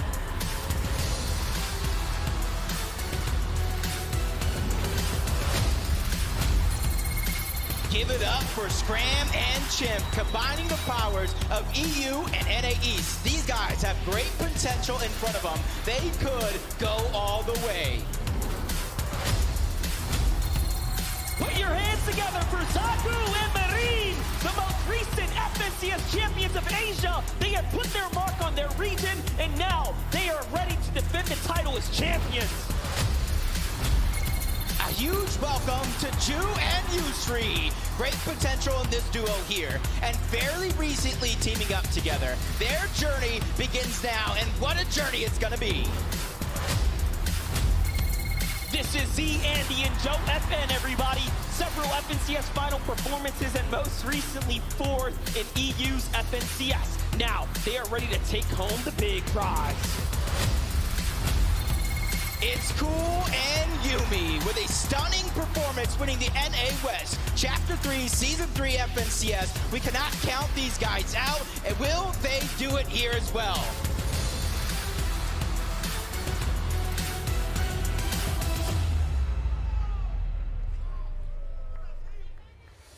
40 players down, 10 more to go here. But before we can get to that 10, I have a special interview with Swearin. And Swearin, just being here in front of all these people with this big, beautiful stage, what are you feeling? I feel really great. Like, this is so cool. I mean, Raleigh showed up, Fortnite community showed up, players showed up, like everyone's excited. I don't know, I'm hyped for this. Like, it's so awesome. I'm super hyped as well, and I know that you recently ran a tournament where it was just all Goo Guns. Obviously, thankfully, we're not going to be seeing any Goo Guns today, but what do you hope to see? Okay, real quick, I didn't run that. That was Beach Cobbler. I played in it, did really bad.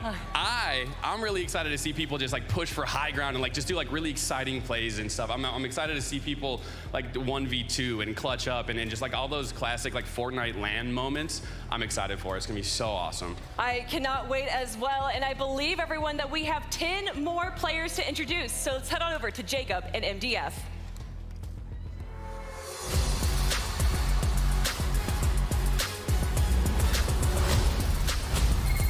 This is King and Ed Lagana, failing you duo, but there are no new names here. From the World Cup all the way to the Invitational stage, these guys are the biggest threat to the lobby.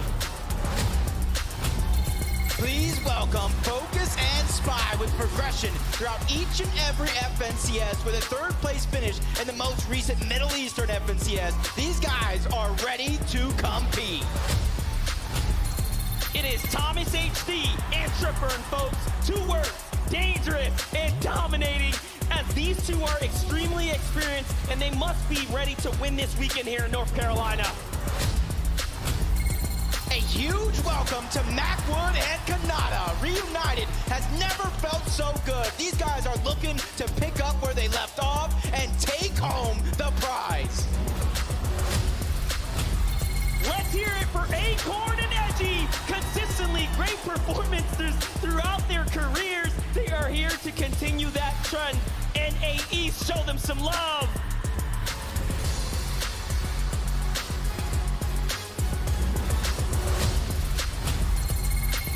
Hen and Vortex, everyone. An incredible duo coming out hot with tons of experience and a few FNCS champions up to the belt, and they're looking to add one more. Let's give a big welcome to Commandment and Avery, your Chapter 3, Season 3, NA East FNCS winners with one of the closest end games we have ever seen in a finals. It's time. A duo that needs no introduction. Tayson and Chapix combined 6 FNCS titles, countless Cash Cup wins, and now they're ready to take on the global competition. Let's give it up for Muzz and Looter, multi-regional FNCS winners, previous champions of OCE's FNCS as well. Listen, these guys have got it all. And finally, let's hear it for Booba and Miro, our solo World Cup champion with his multiple FNCS winning duo partner. These guys are looking to cement their legacy.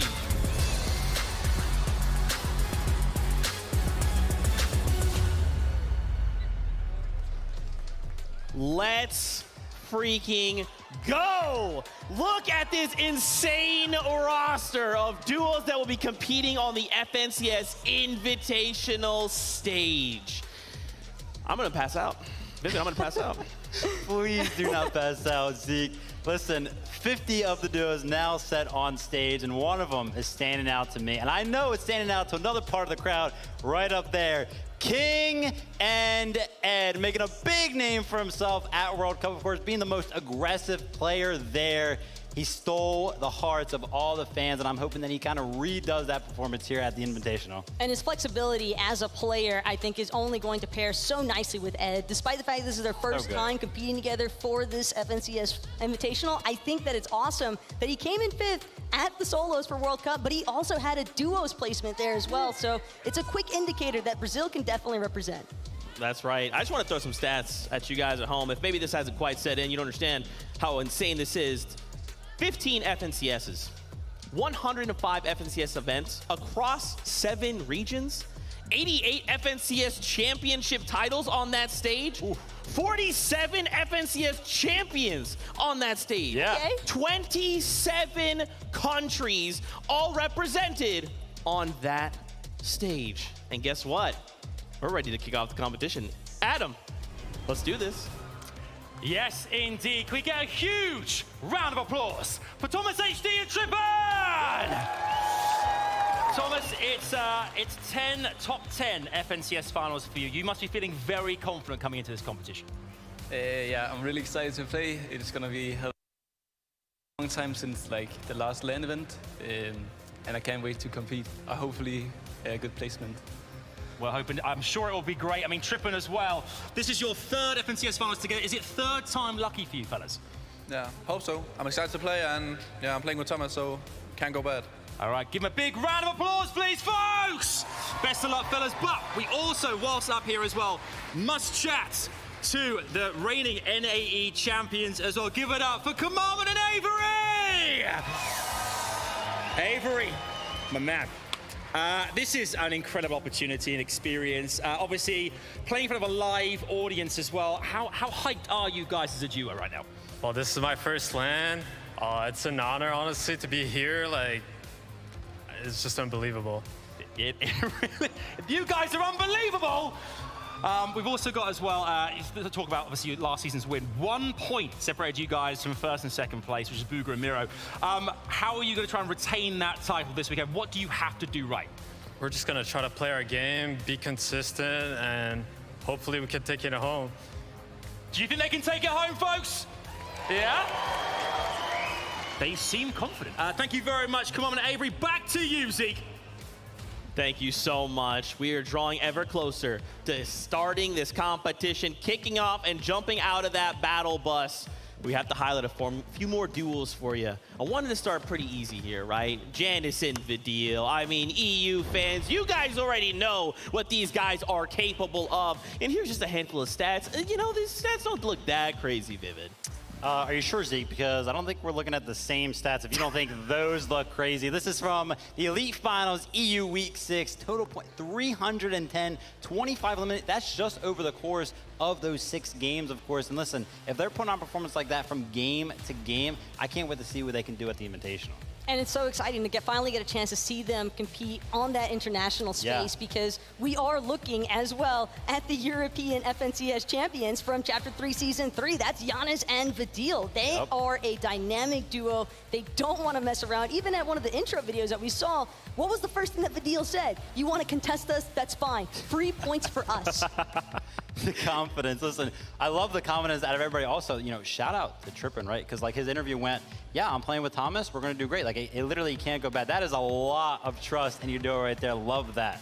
You love to see it. Talking about Vidil and Janus, they're currently uncontested at Greasy Grove. What does this mean for this duo? Having a POI uncontested that literally 6 other regions and even your own said, no, you can have that. That's fine.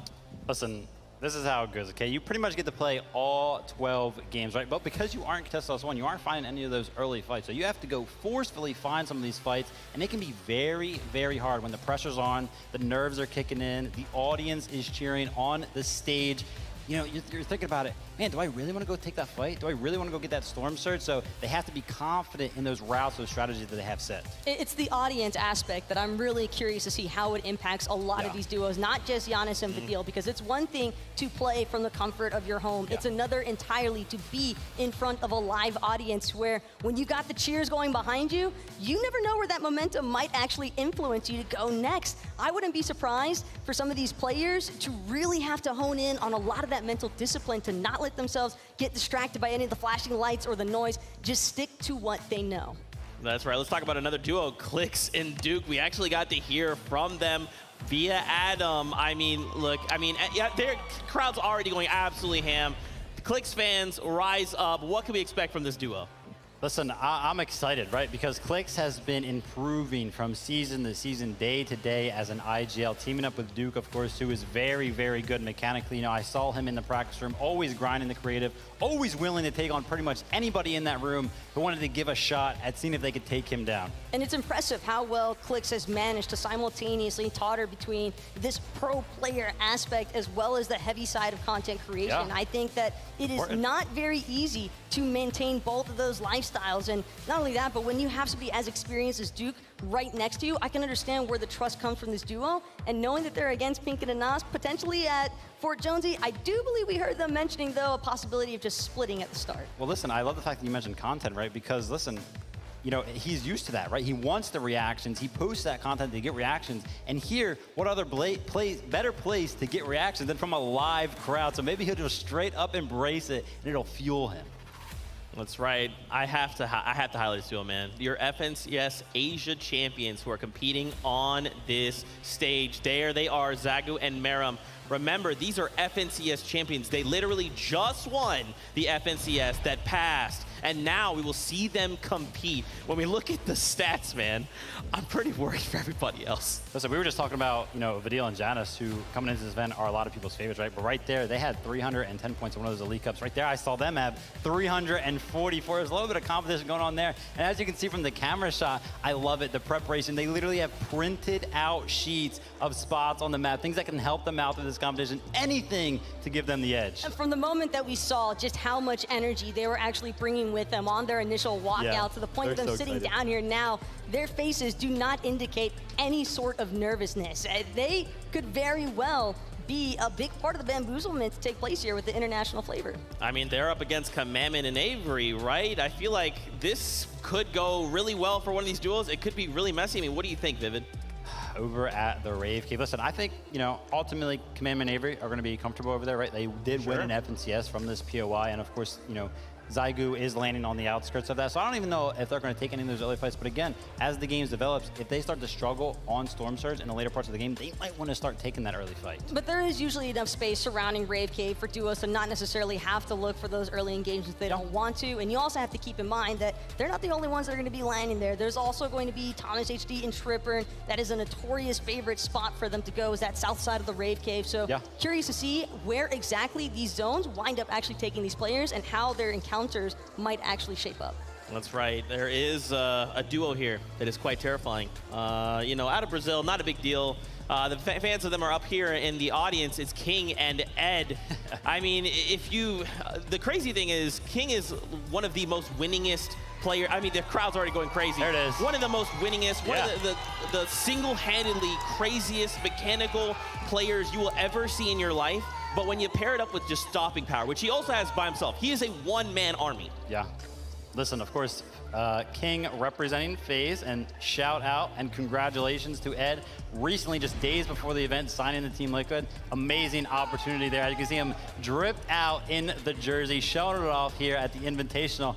And what I love most about this is that, you know, again, we're here in person, right? So we can go into the practice room, we can kind of see what's going on. King and Ed, 2v2 matches almost day and night, in and out. And listen, they were dominating players from every single region. But the sheer presence that you have as an international player, and I'm speaking about King here, because the fact that he actually has audience members with signs of his name at an NA-based venue, that alone speaks volumes for the kind of impact that he has had on the Fortnite scene. These guys are uncontested.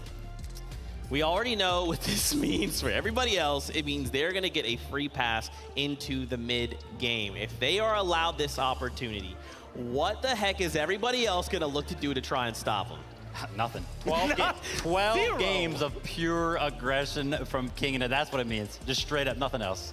And also, just a really quick note there about Ed. He has been steadily improving with each of his performances throughout the entirety of Chapter 3. So if the momentum kind of keeps going in that direction, again, I don't think that international gameplay is going to disappoint by any means. These guys are amped up. They are ready to showcase their representation for their regions. That's right. We want to come on over back to NA. We got to talk about Fams and Snacky, an iconic duo, to say the least. That's pretty good. Yeah, they're pretty good. That's pretty right. Only, you know, 2 FNCS wins just this chapter, followed by a 3rd place, all that, you know, and the aggression from Tilted Towers. I can tell you right now, watching some of the Elite Cup games, they do not like to leave Tilted Towers without at least trying to find a fight. And I think that's going to play into the part, right? Some of the other players landing at Tilted Towers might not be expecting. Maybe they came into this like, we're going to split it. No, I'm pretty sure they're going to be aggressive. And we've already touched on a little bit with this duo earlier today, but they are, in fact, certified point getters, because on top of that stat that I gave you guys earlier, we're out of 36 FNCS finals games for Chapter 3. They only went 2 without elims. Well, guess what else? They didn't go a single game in Chapter 3 FNCS finals without scoring points of any capacity throughout every single round. That is insane. Just a stat line, right? I mean, this stage is going to, it's legitimately some of the best players from all representing 7 regions from all around the world. It's absolutely ridiculous. I wanted to really quickly touch, I know both of you guys have come from competitive player backgrounds. You know what this feels like to be on a stage like this, to be in front of a crowd like this. What are some of these players feeling right now? Listen, some of them, they're looking locked in, right? They're looking like focused. They're not even thinking about the crowd. They don't even see the crowd beyond the monitors right now, which is really, really good for some of them. But I'm telling you, some of them are probably just really good at hiding the nerves, because being at these events, it's a different atmosphere. We talk about it time and time again. It is not the same as playing in your room at all. You will have all these lights. Maybe the desk is a little bit of a height difference. The chair is a little bit different than what you're used to, and it all plays into part, how well you're going to do. I remember as a player myself feeling a little bit uncomfortable on the stage, not because of the crowd, not because of the lights, but simply because of, slight changes in how I was used to sitting. It's just not your home setup, and that's going to be naturally difficult for any player to overcome, no matter how much in-person or LAN experience they might actually have underneath their belt. But one thing that I always find a little bit fun talking with some of the players, even yesterday and in the player lounge, it's asking them what are their kind of like little tips and tricks. I want to know how many of them like taking their shoes off, for example, because it's just that it adds that extra little safety net of just, hey, I feel more like I'm at my in-home environment. Yeah, 100%. And this is all I know it sounds like, take your shoes off. That's like a joke right now. This is legitimately, man, like when a player is comfortable, they will perform better. It's proven.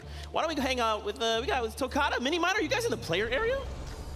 We are indeed, Zeke. Now, some of these players might have their shoes off, but we've got our thinking hats on about this day today at Tokata. I mean, we've got 2 days of Fortnite action. I'm excited. We're going to be breaking everything down tomorrow and today, of course, but how excited are you? Look, I'm incredibly excited, right? There's so many storylines that have yet to be built, right? We have Malibuca and Merstash going against European GOATs, Titans, right? Tayson and Chapix down in the Cloudy Condos, and even with the third duo there, Aqua Reason, with a possible third party. I'm excited to see that engagement. We even have Mr. Savage being contested up north, closer to Logjam, and then down at the Synapse Station, Joe and Ziandi, which are no longer contested because now Baka and On1 have moved up north to Mr. Savage and his duo's drop spot. I mean, there's a lot of action to unfold. Mini, I'm excited. I'm super excited as well, but things can change, of course. We know how these drops are maybe going to form. We see some people moving around and changing up their idea of how they're going to play this. So be on the lookout for some changes. Be on the lookout for some of these players and teams that are thinking, actually, you know what, let's switch things up. Let's go for plan B, plan C, plan D, plan Z, maybe. Who knows? That's what I love about Fortnite, right? You never know what's actually going to happen, right? We might be able to see the drop map, see what these duos have planned ahead of time, but who knows? Maybe they have a not so great game 1 and then they have to change things up, or maybe even after halftime, right? 3 games down, you're like, okay, we're not doing too good. We got to change something up. But I'm excited to see who's going to be able to show that they've been practicing. They have been in the player lounge going against each other, even in creative, doing 1v1s, 2v2s. And I mean, there's so much to see. I really just can't wait. So much to see, so much to do. And I can feel the energy in the arena right now. But Zeke, please take it away. We're too hyped. Bro, I'm right there with you, man. I just cannot wait to see all of the action unfold before our very eyes. We're almost there. Just a couple little things before we start the battle bus on its journey.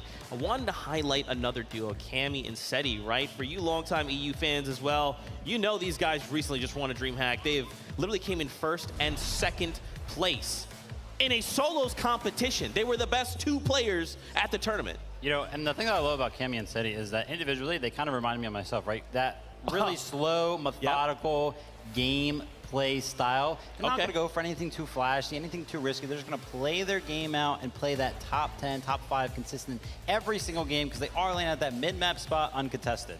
Yeah, the infamous Cammy split, as everybody in EU and just about the world has basically come to know. Exactly, but I am curious to see how their surge management actually unfolds throughout the entirety of Chapter 3. I don't think that they really had too many issues with it, but it is important to note that for this duo specifically, they don't really like fighting early. And, well, fortunately, having an uncontested drop spot can definitely feed into that. So naturally, you want to wonder where their points are going to come from or where their surge management is going to come from. And I think that that is something that they're largely just going to have to control throughout their mid game. Yeah, they also have to be very, very careful when they're landing there in the center of the map. There are a lot of teams landing around them, especially, we think about Tilted Towers right to the left of kind of where they're landing. And then also center map, Cold and Tendon are expected to be contested there at that Loot Lake kind of area. So if any of those teams kind of want to disengage from some of those early spawn fight situations, they could easily run over to the split that Cammy and Seti are looking to take and maybe gather up some loot themselves, which could force a fight. And that's really disadvantageous for Cammy and Seti because they're going to be split, right? They're at these split chops, so they're usually off on their own. And I think what you're getting at is adaptability, right? Yeah. These duos being able to moment say, we had a game plan, we did not find the chest, we did not find the thing, we got tagged, someone has pushed on our location, we need to change up something. What does that look like, man, right? Like, if this was EU FNCS, I'm like, oh yeah, no problem, I got all the notes for you, but it's NA East, it's NA West, it's Asia, BR, OCE, there's so many other regions that you have to kind of be accounting for. And not only their own meta, it's that duo, right? Like, oh, I know they're from BR and they do this, oh great. I mean, listen, you're bringing up a great point there, right? Like, how? You don't have many notes on a lot of these teams because they're just around for the entire world, right? And that's why international events are held at such a high praise because they're just straight up harder. The competition from all around the world, it's harder to play against people that you don't normally play against. And the competitive lobby metas that you'll often see break out throughout the course of each of these 12 games this weekend, I think that that is going to be a really crucial aspect for some of these teams to hone in on. We know that these players have been cramming VOD review leading up to today. We know that they're going to be doing plenty more of it after these 6 games are even played tonight. But as far as Cammy and Seti are concerned, just touching back on them, I like the fact that you brought up the early game engagements because honestly, their all-time record, by the way, first 3 zones, they have a less than 5% of elim scoring throughout those first 3 zones. So they don't like the early game engagements. That is absolutely crazy indeed. A duo I feel like could be a dark horse in the competition that I really want to see kind of win it all. It's Acorn and Edgy. Edgy over in NA has come 2nd place. So close so many times. Paired up with Acorn. Look, we know this duo is absolutely incredible. They are some of the toppest caliber duo that NA has to offer. Yeah. But Edgy just hasn't been able to grasp that #1 spot. And what I feel like for me to come out of this event and say, I'll walk away with the Swarovski trophy, baby, that'd be pretty sweet. Look at Edgy waving. What's up, Edgy? Listen. Edgy loves it, man. We're laughing at him getting, 2nd place 4 times. He himself, laughs about it. Look at it. I wonder where he's landing.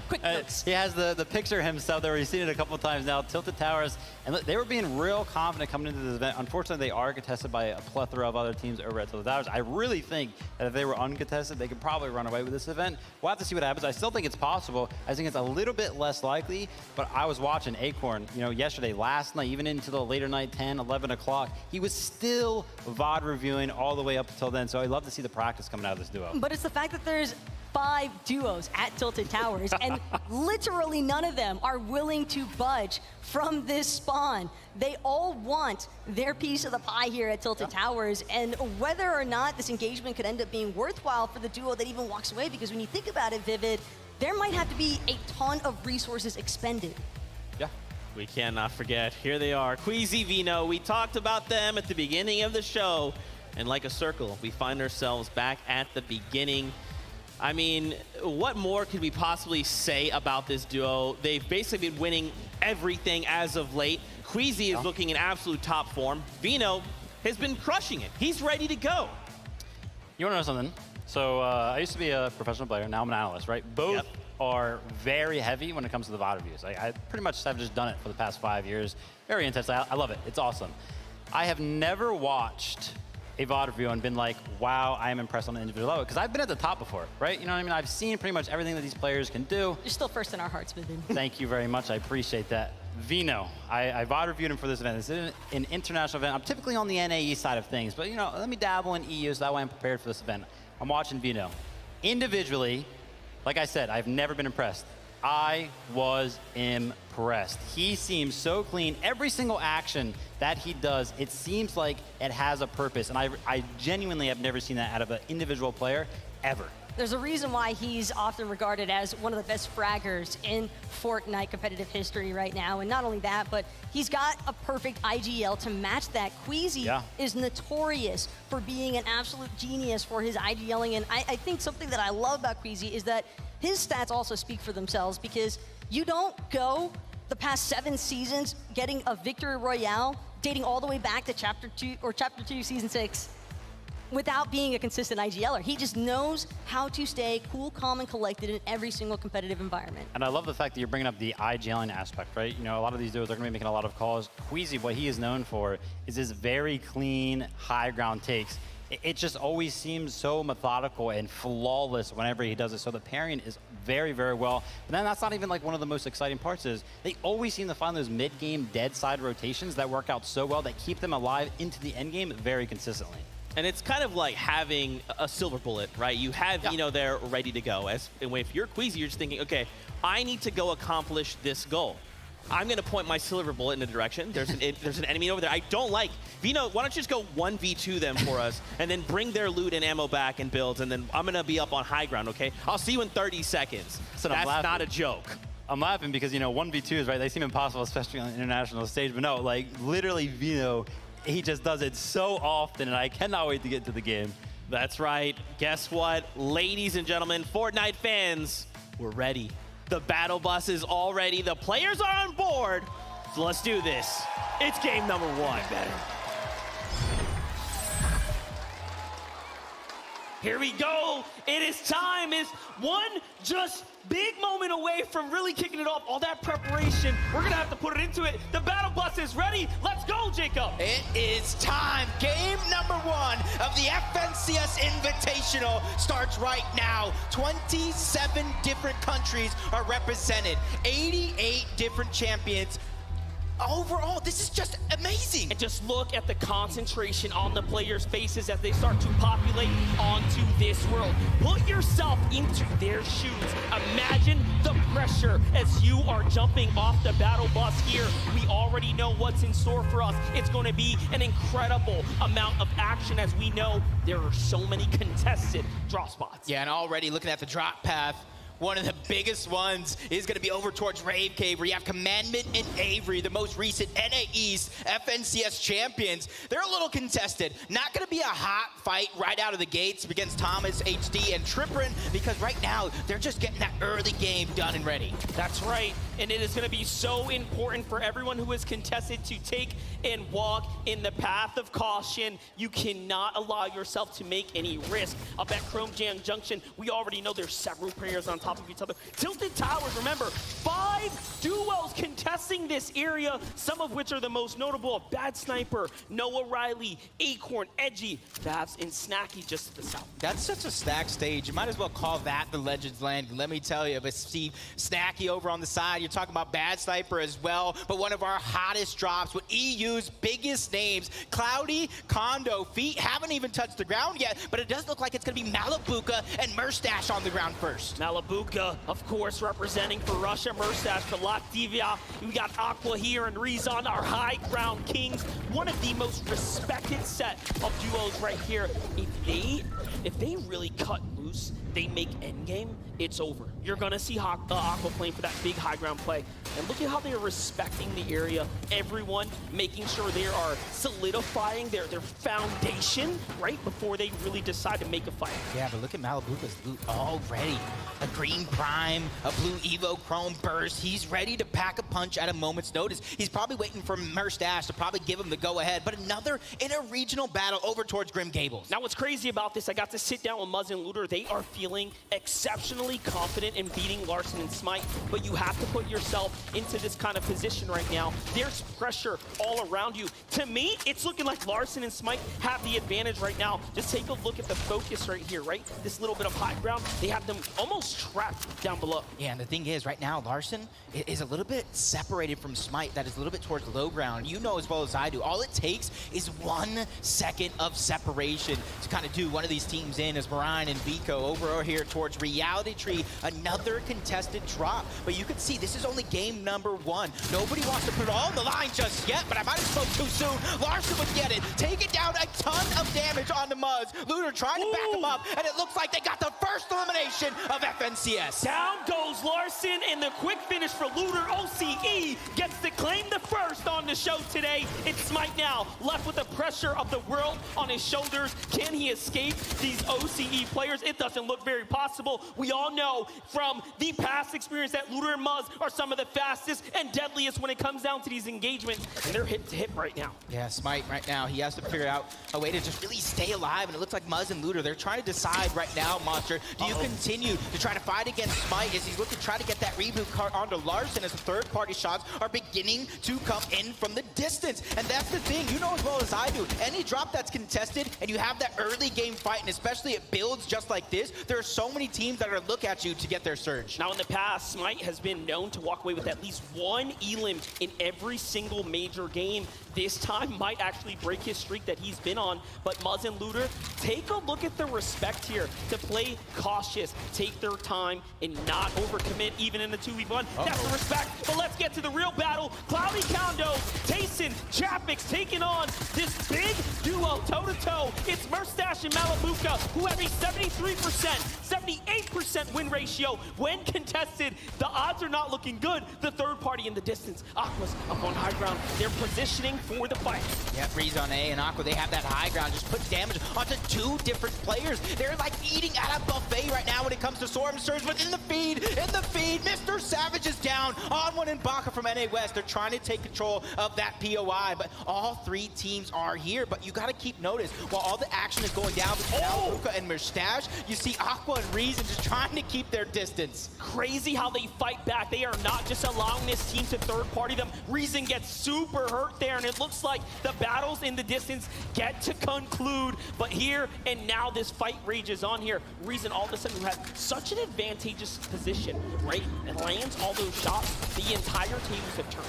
Yeah, and it does look like the NA West, Baka and On1 have solidified Chrome Jam Junction to themselves. Down goes Mr. Savage, down goes iDrop. NA West, make some noise. That's right, and now for Jace in Basil, another team that was contested in the early kind of situation, but it seems like they've won themselves some space. They're vibing out. Look at the Storm Surge tags here as they start to fight back the teams that are out on the outer edges here. What a great spot to be, especially with the zone housed right on top of them. They have so much going for them now that they don't have to worry about that. Whoa, a big fight though. On1 gets back. That's the replay there. I love that we got to catch that. And you can see the strategy coming out from On1 and Baka. They switched up their drop spots this weekend. It's not like they've been practicing there all season long. They're just adapting on the fly. As you see Bugha, Mero, we already talked about the uncontested drop spot of Chonkers Speedway. The zone is kind of above them, and they're one of those teams that just wastes no time trying to figure out what that game plan is. They're gonna try to get to zone and then worry about Surge when all those other teams that are south and east of them have to go past them.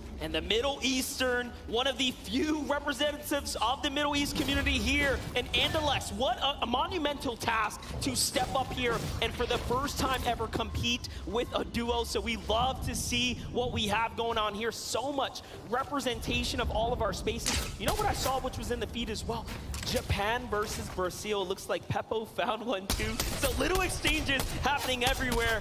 As now we jump over to Vino and Queasy, some of the best at Shiny Sound. Yep, you see them just going for their own Surge. This is gonna be one of the wildest lobbies we've ever seen. If you're down on Surge at any point in the game, you're forced to play catch up to all these elite teams who know exactly how to handle their own Surge if they are above. But one of the big teams, one of the favorites to possibly take the competition overall, Janus and Vadil, Greasy Grove, uncontested, and everybody knows what they can do uncontested. Janus is the only European player to have ever picked up and FNCS in solos, trios, and duos. 3 different game modes, such a decorated team that we have together. That's our German powerhouses. As we jump over to Anas and Pink, what a team right now. Remember, they were contesting Clix and Duke down at the Joneses. It seems like things might have slowed down for them. They've been a bit more passive. There's a single Elim, though, right inside there, too, so that's a pickup. Yeah, and for a lot of these teams today, this is just game number 1. The nerves right now, they're just feeling each other out, trying to figure out how everybody's playing, and then they're going to adapt as soon as this one gets at least towards the mid-game, probably towards the end game. It's going to get super exciting very, very quick as Merstash, Malibuca, that fight done and over with. They know it's about the resource, about matting up and setting yourself up for later on. And I love that you say that because what they have that the other teams don't, tons of accessibility to the metal. You see how their metal resources really starting to cap out there. Tayson and Chapix, though, they're going to give up the drop. They say, hey, enough is enough. We've, kind of gotten our hands dirty. Let's go and move out. And you notice that they also managed to take home the metal as well. Everything else, man, you can find it on your way out, right? It's the toughest resource to rebuild back is that metal when you are at the drop spot. So this is a team, they'll bounce back. Yeah, and it's also one of the first materials that you use when really trying to defend yourself. As Zagu and Miriam just kind of looting up the Greasy Grove, whatever Janice and Vidil left behind. And there's actually a lot of the teams that landed Rave Cave a little bit north that are trying to rotate towards this slower side of zone. And right now, everybody are just stuck in zone because nobody wants to bite off more than they can chew. This is our current reigning champions of the Japanese region, representing for Japan of the Asia region here. Now we jump over to Ed and King. One of the most explosive duos. We talked about Ed's history, how much he's really risen to the challenge, improving season after season. Now paired up with King, they have such a fun history here. They have engaged against one another multiple times in FNCS in seasons past. Now they get to play together. Yeah, kind of rotating all the way from north, Chrome Jam Junction. They find themselves a sweet spot, but a team that has so much experience together, but years ago, now reuniting for the Invitational, Macwood and Kanata. And let me tell you, in some of those practice games, Monster, that uncontested drop spot that Kanata and Macwood have proven to be fruitful. They got first place in scrims, and now they're here to try to replicate that on the biggest stage. Only 2 duos have fallen, and now another steps into the position here to possibly take a fight, but no, Bevies and Vortex are know a little bit better. They're going to land right behind Chapix. They find Tayson out by himself. A great shot here, and now he steps up, but smarter to go ahead and defensively poise up here. No need to get too antsy. No, not just yet, at least. You can't really get too busy too early. There's so many players that right now, you see 95 left alive. When Storm Surge actually activates Monster, this is probably going to be one of the most scariest things I've seen in Fortnite in quite a while. That is true, and Bevies and Vortexes are really considering peeking out. Now, one thing we spoke about with the professional players is that one thing you don't do is open those big boxes and peek for too long. If there's ever a time to do it, you can do it here in the early game kind of situation while you have some time. But while we have some time, let's just go ahead and catch up with Miniminer.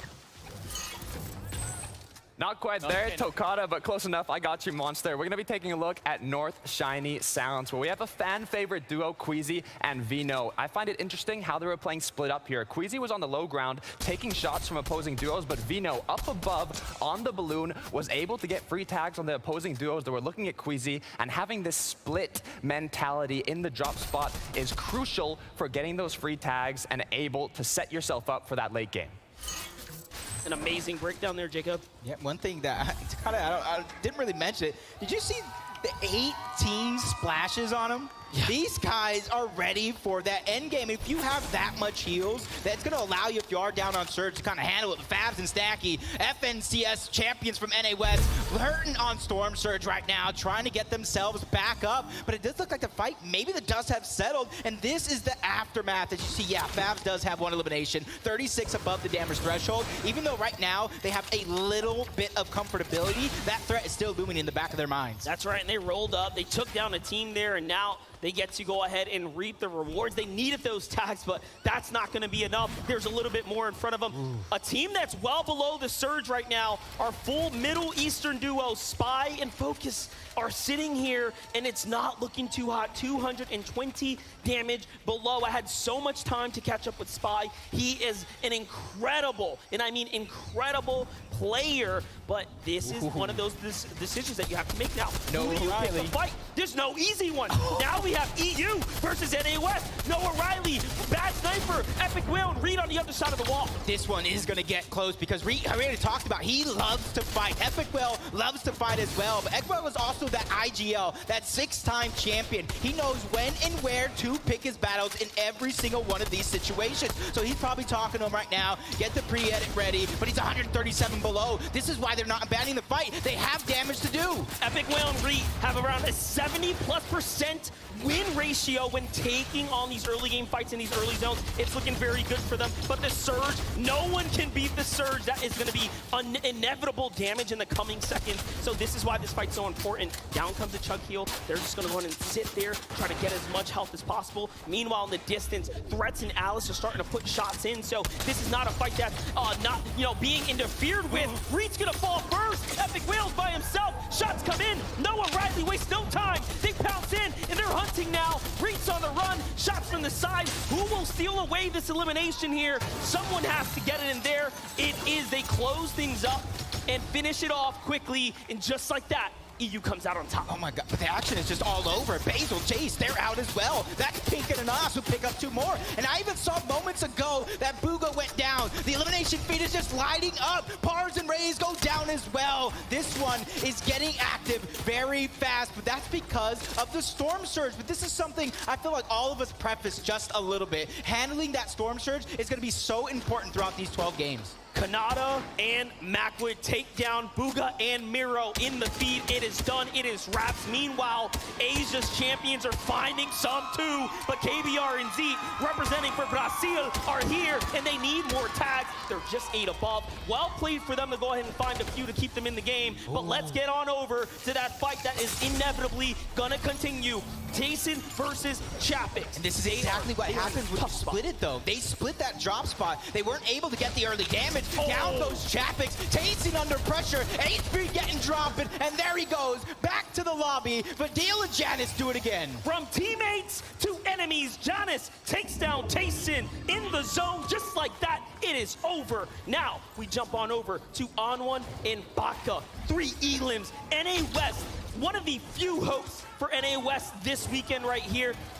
Talk to me about how they managed to surge over Mr. Savage and iDrop, and now they're picking it up.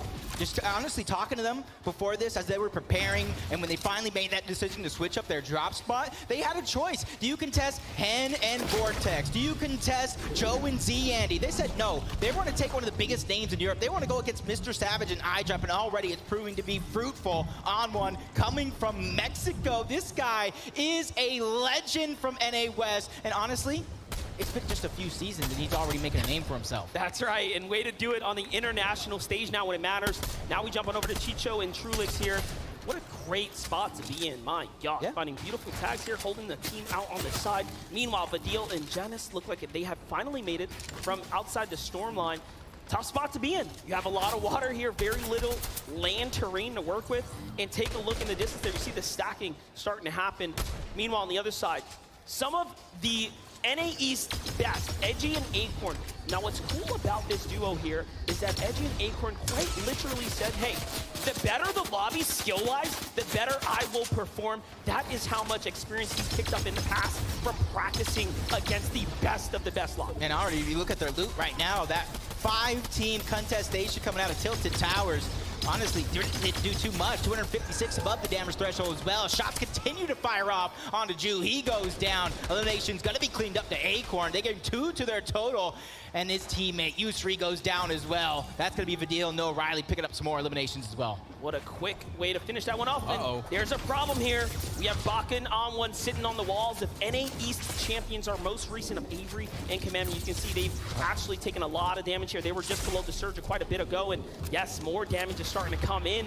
It's only a matter of time now for them. They will have to take a fight. That's no easy fight on the other side of the wall, but first tags there are going to go to the side of the NA Esports. Yeah, Onward and Baka right now, they just need to play their game. They are down on Storm Surge in terms of commandment and Avery, 65 above, those traded shots. Actually, I wish Onward and Baka would have just stayed in the box, because honestly, if they would have just waited a little bit longer, Storm Surge would have had these guys almost down and out, and they could have easily cleaned those up. But right now, they're just playing safe. They just want to go ahead and make it towards their end game, because this is one of the teams. They finished second in the last FNCS of NA West. They know how to fight with the best of them. This is what it's all about. We show up for big moments like this. Can you step up to the plate? We are just moments away from the game becoming extremely difficult. The zone is only getting tighter and tighter, and take a look at how many players have huge pressure wrapping in ambulance now. And they have Clix and Duke sitting above them. Macwood and Kanata starting to look down as well. They're off to a hot start. That is one of the teams to look out for. Meanwhile, a single Elim already for Clix on the other side. So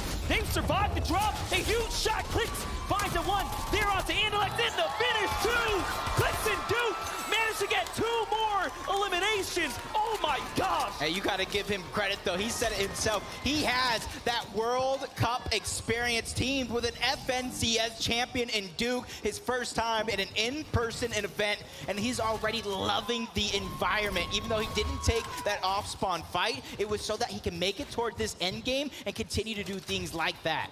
Alice and Threats, they're communicating with the translator between them. NA East and Japan playing with each other, but hold up. Vadil, Janice, this is a problem. One of our favorites. When you look online, you look at Twitter, you look at what everyone is putting together for a top 10 list. You expect this team to do so well in game 1 and already broken apart. Yeah, Janice was down inside of the storm. Vadil really couldn't go and save him. He has no HP really to regain. Merstash and Malabuka, another one of those teams towards Cloudy Condos who are nobody really fought it off spawn. They got some tags and left, 31 below. The pressure is on. They're so close to zone, but they can't necessarily travel to zone because they have to worry about Storm Surge that's actually doing a ton of damage. 31 below. Not looking good, Jacob. Tags are coming in. Clock is ticking. They do have heals. They can survive for a little bit more, but you hear the shots raging everywhere as the lobby turns online. Vadil fires back. He catches Macwood in the feed. That must have been incredible, and that's happening right above us. Meanwhile, turning the story around, Vadil is known as one of the greatest box fighters, literally made his name known for taking on fights and destroying players across Europe. Let's take a look at that one more time. Yep, you see Vadil just kind of peeking through the cone, catching Macwood off guard. And honestly, it looked like Macwood was going to try to do the same to him, peeking through that cone. You better watch where you peek. Aceti and Cammy, another favorite to probably take the top spot here in this event. 306 above the damage threshold. They're still continuing to put that pressure on the lobby. That's exactly what you got to do when you make it to endgame, especially if you're a team that doesn't fight off spawn. Becoming Legends, Cammy and Seti have 2 launch pads. They have material. They have heals. This just might be their game. Well, let's jump on over to Zeet. KBR. How's it going here? 132. They have Z-Handy and Joe FN on the other side of the wall. It's going to be a tough one. 23 duos remaining here. The surge is still active. And now as the timer hits 0 and the zone reveals itself, we're going to start entering into the first moving zone territory. These next 25 seconds are going to be some of the toughest they have ever had to deal with. Remember, for some on this stage, this is their first LAN, an in-person event that they have ever experienced here, and they get to play it out now. And this is where you talked about some of the players that had rotation. It is going to be so important. You see where the zone pulls. There's different elevations that these players are going to have to traverse through. If you don't have any sort of rotation, you're going to have to figure out how to recycle it. Otherwise, you're going to be living a nightmare. Vadil, he has a launch pad. He's going to play for it. High ground. The first ones to go is Dino. It's Queasy. This is where you expect them to be. They're up top where they are so comfortable. Now, can they hold it all the way? The launch pad comes down. They don't want to stay there and commit the map. They're going to go in and switch it up. Merstash in the low ground down to 40 HP, but he still has some movement to work with. You can see him, he's speaking through the cone, gathering that information. He has a launch pad as well. He can easily try to find his way through, but there's so many players stacked all around him. They don't want to make it easy, but 28 above the damage threshold. He's not only looking for the perfect rotation, he's looking for some players to put some shots on, but a high ground goes over to Peppo. Whoa, Asia on height now too. This is big. That's something you did not expect, but Vino and Queezer are now looking up, take the side to go for it. They land on top of Asia, and it's all or nothing now. Vino fights for it. The wall gets edited. It's not quite his. It's a battle on all fronts here. Can they win it off? And he does just enough. Vino and Queasy have managed to fight back for high ground in the first game of the FNCS Invitation. Yep, and there goes a saw to the feed. Vidil and Janice, their run came to an end. Vico picking up Anas and Merstash. Two different players as Alice is trying to break through. 118 below the damage threshold. He knows he cannot stay in one place too long, trying to reunite with Threats, but he goes down as well. Storm Surge really eating these guys alive. Alice has to do something, but the options are so thin. He doesn't know what to do. Finally finding one player, puts the shot on. Storm Surge still going wild. He's below, but that Siphon coming through just in the nick of time to keep him alive. He is alive. He takes down Moran, steps into the zone, and look at this. A huge pickup now. That's going to buy him more time. That could be the absolute difference. Meanwhile, Seti and Cammy playing their game. Pamstu and Fash still alive as well. High ground has Queasy and Vino. Low ground has Chicho and Trulix playing and leading the front side of the zone. There's not a player in sight. Clix is still alive now, working his way through. He has lost his teammate. The full finish comes through. It might be all or nothing now. He still has so much left in the tank. Yeah, but I'm not too worried about him because of him and Duke's high placement last FNCS was because of solo clutches from that man himself. But talk about solos. Joe gets one as Andy goes down. Shots coming in from the high ground. Pressure is there, but Joe's trying to find his way to the front side of zone, but it's a hard journey trying to find it. 12 HP, continuing to drop. Shots still coming in. He's going to find a moment of an oasis to try to stabilize and figure out what's the next play. Cammy and Seti find their way to the high ground. Down goes Clix to the hands of Cammy. That's a huge one. Hello, Vino. You have to turn and run. Cammy wants to hear nothing about that noise right there. Meanwhile, Seti's keeping eyes on the general area. Very solid. Chicho fighting his way, but no. An edit comes through. It's Zagu and Mareem, who's right above them there. Our FNCS champions of Asia are still here. Down goes Pamstu as well. What a huge elimination here. The top 7 duos alive. 11 players total left in this game. One of them being Seti and Cammy towards the high ground. The analyst desk called it. These guys don't play too many early game fights. They wait for this end game and for every opportunity. But Acorn, he's trying to sneak some extra points. He has the med miss sitting in the zone. Vino doing the same, but he's almost all out of opportunity. This is absolutely what you expect of the best players in the world coming together for this invitational here to have this opportunity to step up to the plate, represent for your region. This is what it's all about. Vino by himself just working his way, ratting his way through the build. Acorn is as well. There's a set of major points separating them. Vino looks to high ground. He says, I'm not going to allow you to just sit there and focus me. Trulex is meanwhile in the low, looking for something to do here, turning builds into Chrome. And remember, he can slip through any one of these now. He's becoming desperate. He's just trying to reinforce a little bit of the builds that are around him so nobody can quickly edit through and try to pick that shot. Miram and Zagu, they don't have that high ground, but they have that mid layer trying to find that comfortability. Brino, only 2 HP, no med miss left. He's gonna have to try to find a Siphon here, but no, he gets dropped. Acorn finds another one from the outside of zone. 7 elims for Mareem and Zagu, representing for Asia here, looking great. Meanwhile, Yumi and Cool are getting one step closer now to taking this fight. A huge shot out to Mareem. He's gonna feel that one as he plays defensively, but Zagu is here to back him up. They're going hand in hand. The fight breaks out. They clash back. Down. Oh my gosh! Cool steps up to the plate. We are now down to 3 duos in the end game, 2 solos and a duo up top. Carrying that momentum from last season's FNCS, but he has so much more work to do. Seti and Cammy, the only duo left in the game is Acorn staying alive. Still 4 eliminations on the back of Cool, trying to find his way through. But like I said, there's only 1 duo team, and they have the high ground and the recipe for success. You cannot write a better story for becoming legends. Seti is fighting back. Cammy is fighting back. They're looking to get inside. There goes the Elam they were looking for. Just 1 player separates them, but Acorn will not survive. And Seti and Cammy take game number 1. Poland is the first country to take home a victory royale on the FNCS Invitational stage. These guys have came to play through and through. What a fairy tale beginning for these absolute veteran GOATs. Some of the hardest workers we have ever seen enter into the ecosystem, becoming legends. Seti and Cammy must be absolutely proud. Acorn and Edgy, They were just incredible. Wait for Acorn to truly step up to the table there and clutch this one out. And he said it, put me in the best lobbies, I will put up the numbers. Yeah, and for him, that's a little bit of a success, even though he didn't get the victory royale. Staying alive as long as he did, getting extra eliminations, and getting that top placement, that is just insane. But let's go ahead and throw it over to an interview with the winners. Okay, you guys? Yeah. I am with our Game 1 winners. Give it up for Cammy and Seti! I must ask, what, Dzień dobry, first and foremost. Dzień dobry. Obviously, Game 1 winners, how was that being out there and winning in front of this amazing crowd? It's amazing. I love the atmosphere here. It's really nice having a crowd again.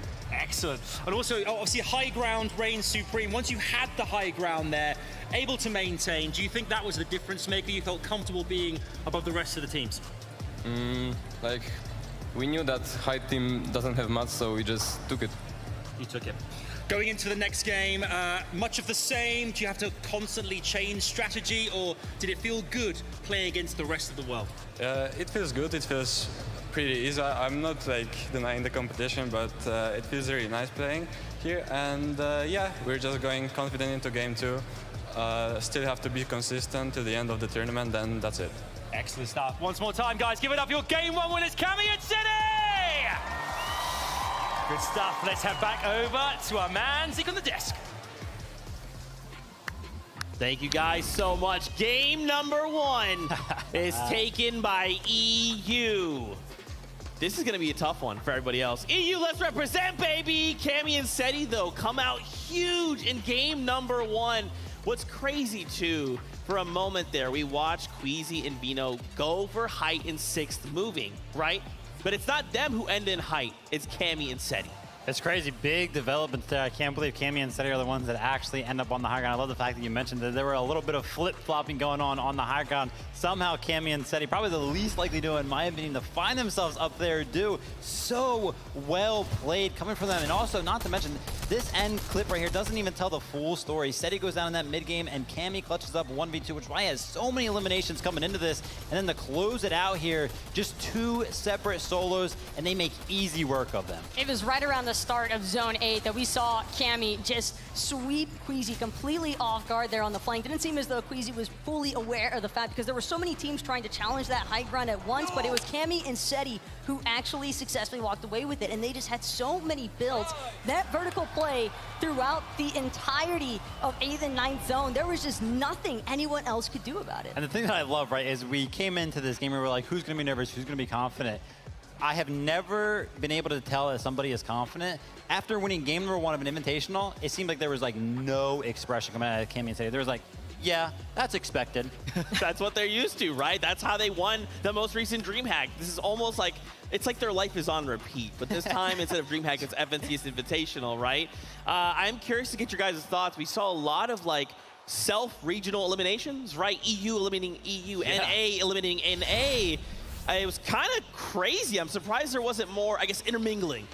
Big battles going on here, and it's really close towards the top of this leaderboard. Of course, Cammy and Seti finding themselves at the top. They're getting that victory royale, securing 44 points. The early lead after game number 1, but NA West also representing here, going down in that third place position, getting 42 points on the back of so many eliminations. But it was actually the 4th place position. Noah Riley, Bad Sniper, they're walking away with 8 elims. That is a good chunk of points that they were able to compensate for, despite not being able to close things out. And I think ultimately we saw in the first 3 zones a little bit more EU heavy as far as the elim fee was concerned. Yeah, but sure. By the time we hit that mid game, it seemed as though all of NA and some of the international regions just really started to hit their stride, because everything just started lighting up immediately.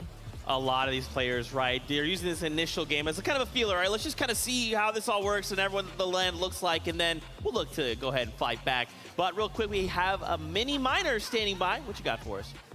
Thanks so much, Zeke. Now, we want to be taking a deep dive into one of our duos that have been deep diving into the dead side of Zone. As we reveal this massive screen right behind me, we're going to be talking, of course, about Commandment and Avery, our reigning NA East FNCS champions. We can see them on the screen right there, the little white arrows, and they've made a really, really interesting rotate this game. We can see the path that they are going to take using all the way on that dead side of Zone. Now, you might be wondering, what is the benefits of dead side? Now, you can see on the map, loads of those little arrows are on this side of Zone, right? And this is the area that most teams are going to be at, because most of the POIs are going to be rotating into there. We can see Commandment and Avery using the sort of the mid-map rotation, right? You can see the in-game rotation devices, you can see the launch pads being used, you can see the balloons, and of course, you can see the slipstreams as well, and you can see them getting to this less congested side of Zone. Nobody's there, what's going on? They have a free rotation, but of course, this comes with some problems, right? We saw them struggling with Surge in that previous game. It didn't quite work out the way that they were expecting. They weren't able to find as many players as they could, so the benefits for them are, of course, they're on the less congested side of Zone. They don't see anyone, but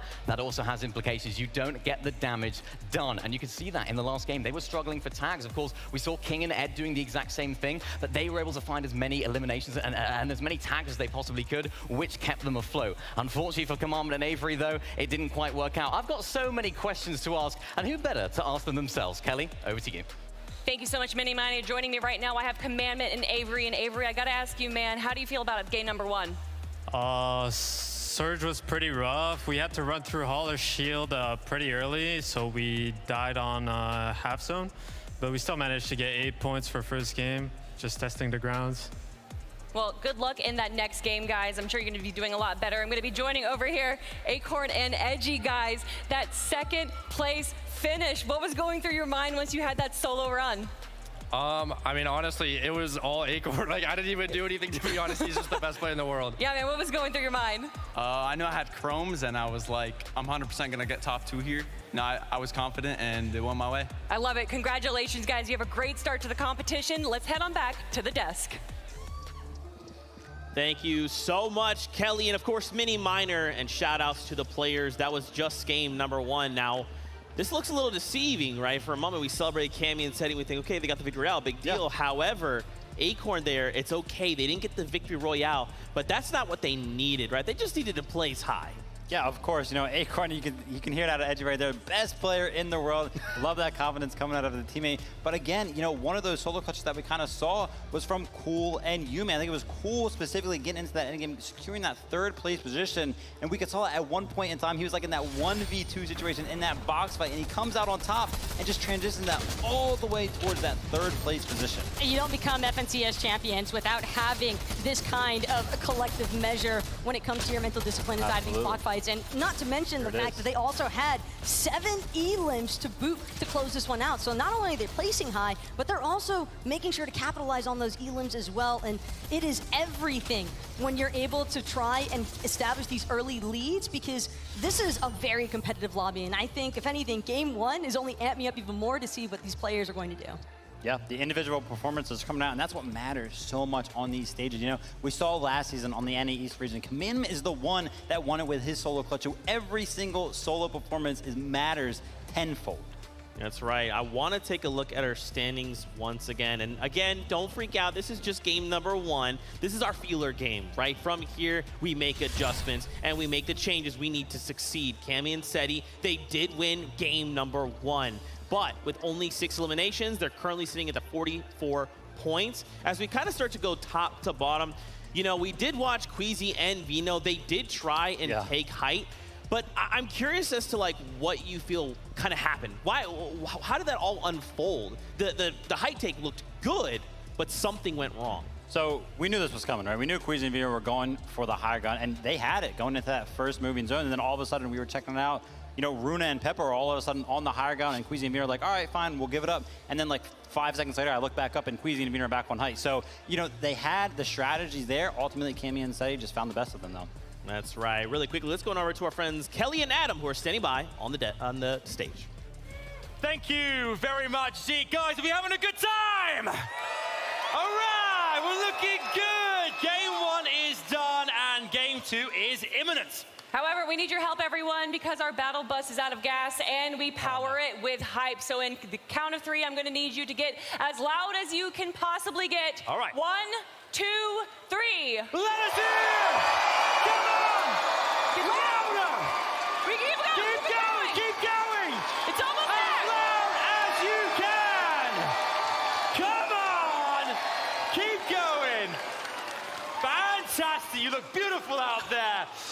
time for game number 2.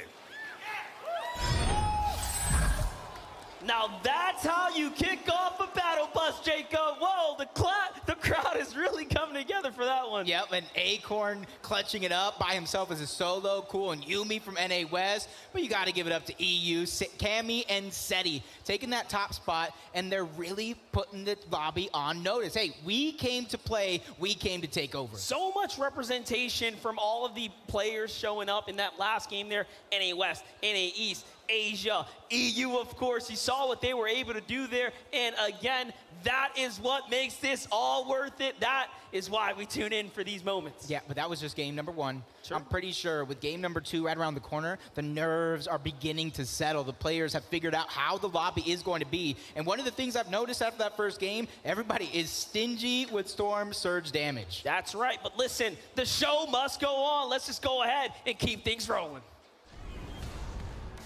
Thank you guys so much. We're trying to get our players back on that battle bus so we can start game number 2. Now that we have a moment here to just breathe, the biggest thing I think on a lot of these players' mind, as you even saw some of them talk about in their interviews, Storm Surge.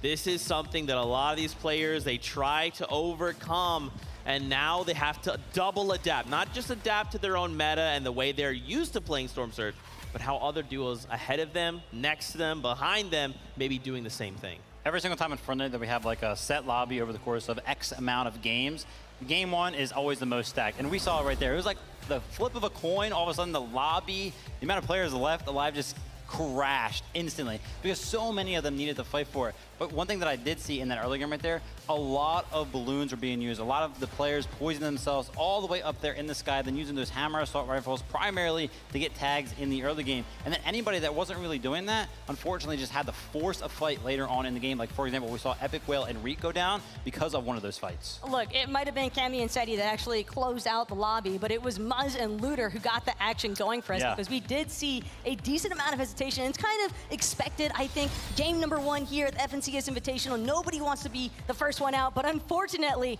for Smite and Larssen, that was the case because Looter and Muzz actually winning out the immediate trade, and this is one of the POIs that we touched on at the start because we knew that Grim Gables is going to be popping. We knew that Muzz and Looter have the experience to tango with the other regions. You want to know something? This is what I love because, you know, we're talking about how some of these all-spawn situations are going to go down. And, you know, I was talking with some of the other analysts, and Taco included, and Muzz and Looter was like, you know what, I think this might actually, you know, play into their favor being contested all spawn because, you know, Looter himself said NA East has been way harder than OC. He thinks there's a lot more talent over here. And then Storm Surge was one of the things that he was most worried about. So the fact that they ended up being contested, and that game is a great example. They get that early damage done, those early eliminations, and they're set for the rest of the game. They don't even have to worry about their biggest worry coming into the Invitational. Another duo that had a tough time getting going, Mr. Savage. They took a fight that maybe didn't quite go the way it was anticipating. Let's take a look at some of the replays and kind of talk about what we're seeing.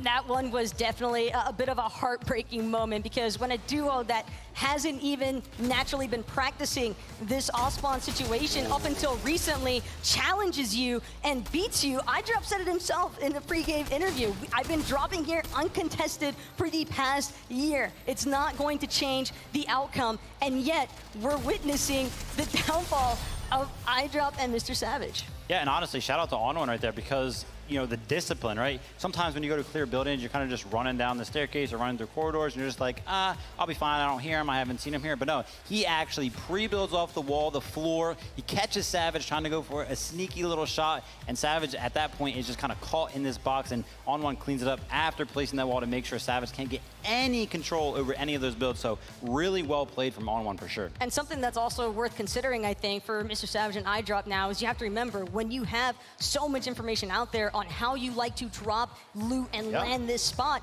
like what we've witnessed from this duo, I think that that is pertinent information because I would be very surprised if On1 and Vaca haven't been utilizing a lot of VOD review to their favor leading into this. Yeah, I mean, iDrop himself said he's been laying here for 12 months, so there is a lot out there on it. Yeah. Now the question is, do we get the repeat of this again? Will we watch this happen again? Do we think they're going to change something up? Do they feel now like they have no choice? They have to try to take this fight. You know, I think that, you know, the players, especially up there, they are pretty set on going for the fight. So I think we're just going to see a fight happen again. But, you know, game one jitters are kind of out of the way. If you get eliminated early in a game, you kind of can just sit there, right? You can mentally reset. You know, obviously some of it's going to start to wear down on your mental a little bit, but you know, you can full reset, maybe come up with a new strategy with your duo, kind of talk to them in that meantime. You pretty much had that whole game to talk strategy and kind of, you know, mention what went wrong, you think. Exactly. It's not the end of the world by any means because we are literally only one game through. We still have 5 left to go. There is ample opportunity here, not just for the players to have a chance to, I think, boost their placement points on the leaderboard, but also it's just the simple fact that they can make the tiny adjustments that they need to. As far as iDrop, Mr. Savage are concerned, now I think they're a lot more wary of the fact that All1 and Baka, they're definitely willing to take a super early engagement. They don't care about the fact that it's the first 3 zones. Both of these duos, I think, are going to continue trying to look to establish their surge management early on. And I love the terminology used right there, more aware, right? Because, you know, again, All1 just recently decided to land here like 2 days ago. So it's like, whoa, for Mr. Savage and iDrop. We had no idea. There's no information because this duo hasn't really landed here before. But now, game one, the information is starting to reveal itself. All1 is obviously, you know, leaking some of those things just naturally as he plays through the games. And we know that Savage and iDrop are very well experienced, so they should be able to turn that into something positive. Yeah, it's not kind of like the one beats all, right? There is going to be this back and forth that continues to develop. And it's kind of what we talked about like at the beginning of the show is that adaptability factor. How many duos could just say, okay, this went wrong, let's go ahead and change these things so that doesn't happen again, right? Fortnite is primarily a game of what you would call RNG, right? You landed a POI, what's there? Where are the chests? Where's the guns? Where's the builds? And for these duos, they're trying to limit as much of that as possible, right? They want to find that spot. Hey, I know there's a gun here every time. I know if I hit this building as I open this door, pick up this thing, I'll have 10 builds. That's a wall I can use to defend myself if I'm jumped, right? So I'm excited to see how in game 2, a lot of these duos look to say, what do we got to do differently? Well, for Beppo and Runa, I was actually very happy to see that they were the ones that initially started off at that Lustrous Lagoon. And again, that was an uncontested draw spot for them. You're talking about loot, you're talking about resources, Zeke, and there is ample of it at Lustrous Lagoon. A lot of these players have even been talking about the fact that it's kind of crazy that they have gone this entire time leading up to the event without anyone wanting to establish an immediate contest at that POI. So I like the fact that they were able to hang in that top 10 leaderboard as well, really representing their region, I think, excellently there, because the fact is there was a lot of traffic coming their way due to the way that the zones ended up pulling towards that north side. So the fact that they were able to not only stay in that surge management position despite being uncontested, but they also just made do with what they were given there. Yeah, absolutely. It's really cool to see that they actually also took the high ground from none other than Queasy and Vito in that endgame. Ultimately, yeah, they did end up losing it, but I want to see more of that, right? Just because you lost at just this one game, you may have a very good strategy that takes out, you know, something that Queasy and Vino aren't used to, and that's kind of that multi-regional invitational that is just so good, and all the strategies start to come out and catch players by surprise. You'll love to see it. This is just kind of our insights here from the desk, but we also have Miniminer standing by to get his thoughts on that game. Absolutely, Zeke. It's not just me, it's Takata alongside me as well. Now, we've been watching all of this action unfold behind the scenes. We've been able to see some extra POVs, Takata. It's been intense, right? We've seen some crazy plays. Look, players from all around the world, it's what I love to see these players shine, right? Zagu and Mirim, they were fragging out, Mini. They got, what, almost 8 eliminations in that match? Even players from the West Coast, Cool and Yumi, they were also popping off in that late game. And what's going on with Seti and Cammy up in the clouds, right? We never seen them up there, right? Playing up top, it's something that you love to see in game 1 of an international event like this. And this is what the invitation is all about, right? We have so many different players from so many different regions, bring different strategies, but it can all change. As we talked about earlier, things can change so quickly. Cammy and Seti on the high ground, what's going on? This is crazy, but of course, Cool and Yumi as well, you mentioned it, right? I had a few questions to ask about their surge. I actually spoke to them in person in the player area, and they said, we have all the answers, Miniminer, don't worry, don't be concerned. And I was like, mate, you carry on. You do it, mate, if that's what they're gonna do, and they're pulling out all the stops today. I mean, they proved it, right? The way they played that late game, they were ready to dominate. But I mean, Seti, Cammy up top, I think that was more of like a situational thing, right? We had Queasy Vino earlier up top on the high ground, but then Seti and Cammy saw the opportunity and they striked, right? I don't think it's going to be an every game type scenario for this duo. We know they like the consistency, so I wouldn't, you know, be surprised if they switch it up a bit, but I'm excited to see what they continue to do.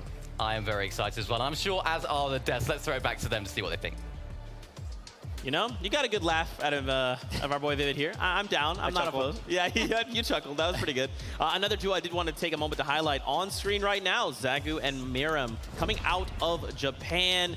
These guys were just looking so good. 7 eliminations there in that game with a 41 total point. Now, this is just out of game 1.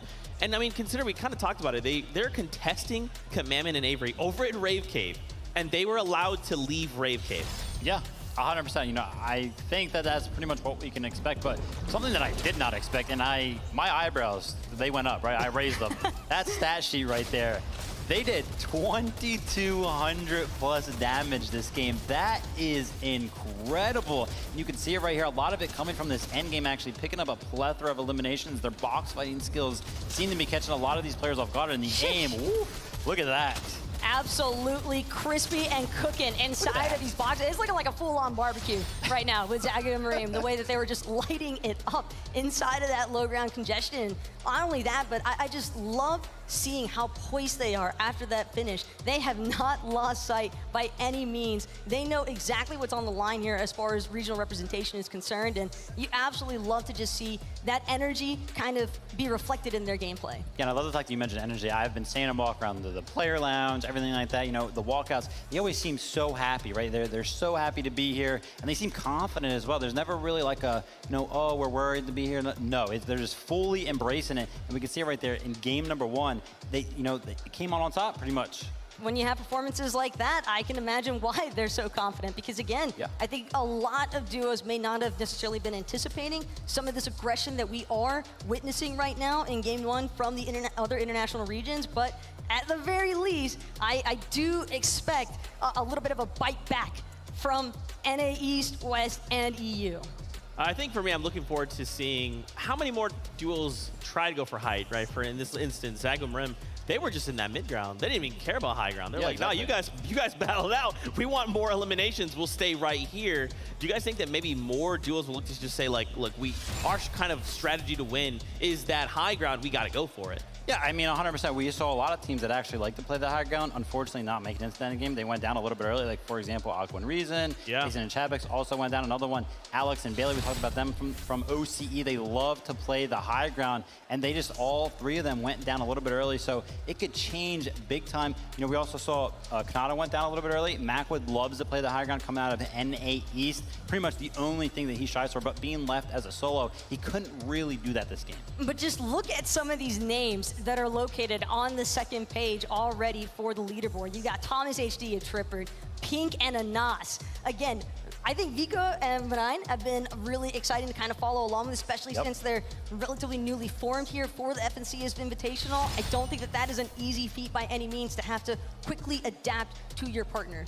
100%. And listen, I can't believe it, actually, because Clix and Duke were actually popping off towards that end game, right? And, you know, the crowd was going crazy. We on the desk were like, wow, they're really showing up right now.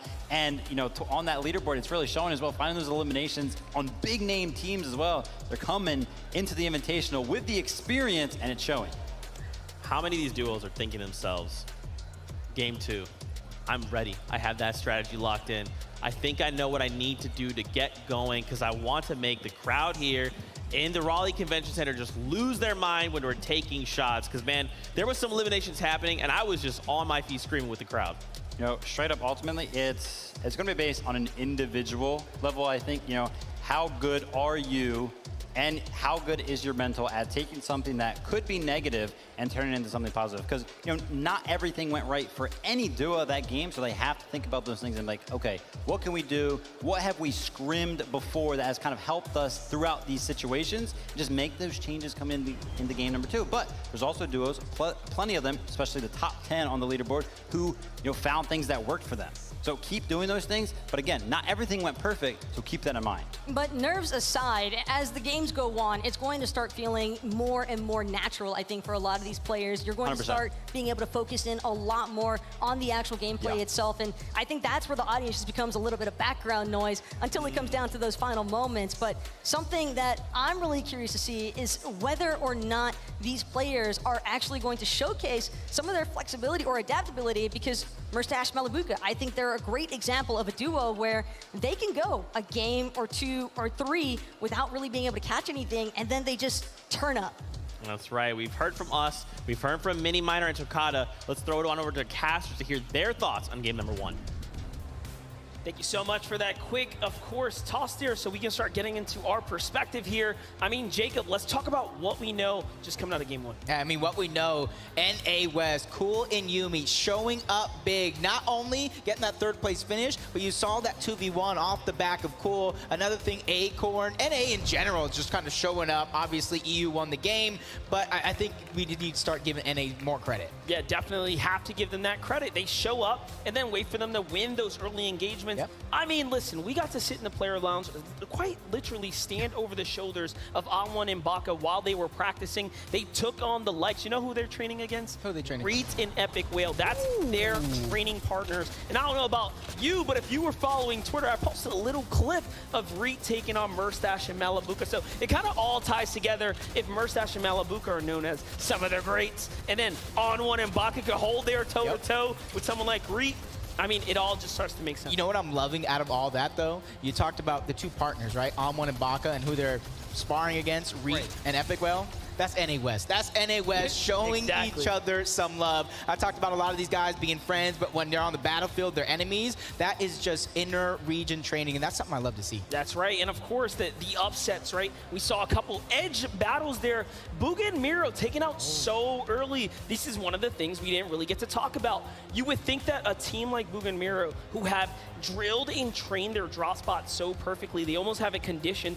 This should be another walk in the park situation for them. What do you think went wrong as they were rotating out? Because it seems like they face planted into Macwood and Kanata. That was the big resistance, and they were just taken out. You know, without seeing too much of their POV, I can only go off a few educated guesses here, and just judging by 95 players being alive when Storm Surge hit, I think they were one of the few teams that were having problems dealing with that. And that's one of the things that I said in an interview before this event, that Storm Surge is going to be hard for these players to deal with, because the players that are above Storm Surge, they can hide in a box, they can focus on those rotations, but the ones that are below, they have to fight outside of Storm. They have to fight the first person they see in that first moment, because you can't continually falling down on that damage. That's right. Well, listen, that's our perspectives here. We have so much more in store. Thank you guys so much for those insights. We actually have a really cool moment here. The casters kind of talked about the Bugha and Miro going down earlier. We had a listen-in moment. Let's take a look. We need to find extra heals somehow. You should pop cabbage maybe for whites. I need to heal. Unless you throw me a mini now. Yeah, come. I'll throw like right there. Search, yeah. I want that big ammo crate, but I know they're just gonna get above us. I mean, I think you can go for it. There's a chest there as well. It's definitely worth it with our loot. It's just glid off the thing. Minis, yeah. If we could get Surge here, we can get enough. I mean, make sure this isn't baited, bro. It's not. Here, we can get stacked, bro. I'm chilling. If we get Surge, we sit in zone, bro. We should look. Yeah, like where though? We'd have to follow right side. Yeah, like, we have to go right side. I'm just gonna go up. No, we should bun. Alright. You can already tell. Even Bugha and Miro are like, hey, we need Storm Surge. We need to make sure this is right. It is absolutely affecting many of these players. We will come back and talk about more of this in just a moment. First, I do want to throw it on over to the player area for a little special interview. We have a very special interview, Zeke. I'm here with one of our alternate players, Frey. Now, Frey, you've been watching in the crowd, right? What's the energy like? How does it feel? The crowd is amazing. I'm so happy that we have Lanza back. The crowd couldn't be crazier. It's so awesome to be here. Yeah, we can hear them just there in the background as well. They're getting kind of crazy, right? So, of course, you're a professional player yourself. How would you prepare for an event like this? How do you think the players and what's been sort of going through their minds? So I think VOD viewing is extremely important. You need to know who's landing around you, what they do, what their tendencies are. And yeah, just VOD view, fix your mistakes coming up to the event, and then just play your game. Of course, you can give a big insight into the game as well. For a lot of these players, you can sort of, give your insight, maybe to talk to them as well. But we'll stop it right there. We'll throw it back to the desk for some more. Thank you guys so much. Raleigh Convention Center, you guys ready? because game number 2 is about to make its way here, so let's make some noise. It's game time. This is the FNCS Invitational 2022 coming at you guys live. Are you two ready? Yes. Yes. Beyond ready and beyond excited. I think that more than anything else, this game number 2 could really be a little bit of a breakaway moment here for some of these duos. Cammy and Shetty in particular, they are definitely looking for another highlight reel instance. And whether it comes from Victory Royale or just from being able to rack up those elims, I think that the Polish powerhouse is certainly still making it known that they are some of the best. Champions are on the stage, right? I was gonna Game say. number 2 is, this is where you got to start picking it up. You got to start developing your strategies around the meta of the lobby. And, who better to do it than the 100 of the best players from around all of the world? Look at them zeroing in right now, Vivid. They are so amped. They are focused. The tension is real. The tension is beyond real, and not only that, but I kind of want to touch on Bugha and Miro. We saw that little listen-in instance between the two of them, and were it any other duo, I think there might be some room for concern, but Bugha and Miro, I think, are an exclusive case, because Miro specifically, this guy is a 5-time FNCS champion, and yet, out of all the FNCS finals that he has competed in, he has only ever collected 3 victory royales. Wow. So it is a primary example of the fact that high ground can win games, but low ground could possibly win championships. And that moment in game number 1, while it wasn't able to go in their favor because they were struggling with surge management along with some of the other duos, again, they're able to make it happen. All right, we've broken it all down. We had game 1 wrapped up, it's gone. Game 2 is here, it's now, the battle bus is ready, the players are on board. Let's just get this started. Here we have it. Thank you so much, Zeke. We get to start gearing up for this battle bus to take off now. Yeah, this is finally setting in for a lot of these players on the stage. Game number 2 is starting right now, and hopefully all those nerves from the end of game number 1 have settled, because now when push comes to shove, some of these players that might be at the bottom of the leaderboard, Mr. Savage, iDrop, that went down early, they might have to start dealing with that storm surge early. And that's right. We saw what happened in game 1. The real question is, how are you going to adjust coming into game 2? This battle bus is telling me that the Chrome Jam Junction is under fire very quickly. It's so close to the drop spawn. You can see already things kick off. This time, iDrop says, you know what? Let's put that weight, in my experience, on my back. Savage takes down Baka, and all of a sudden, it's a different tale to be told. Happy birthday, Mr. Savage. First elimination here in game number 2, and that puts On1 on notice. You gotta have to watch out, because we're here to fight. That first one might have been a little lucky, but another one, this one, I feel like has to have a little bit more damage, because all 3 of these players, Monster, they were dealing with Storm Surge, and they were just on the cusp, some were even below.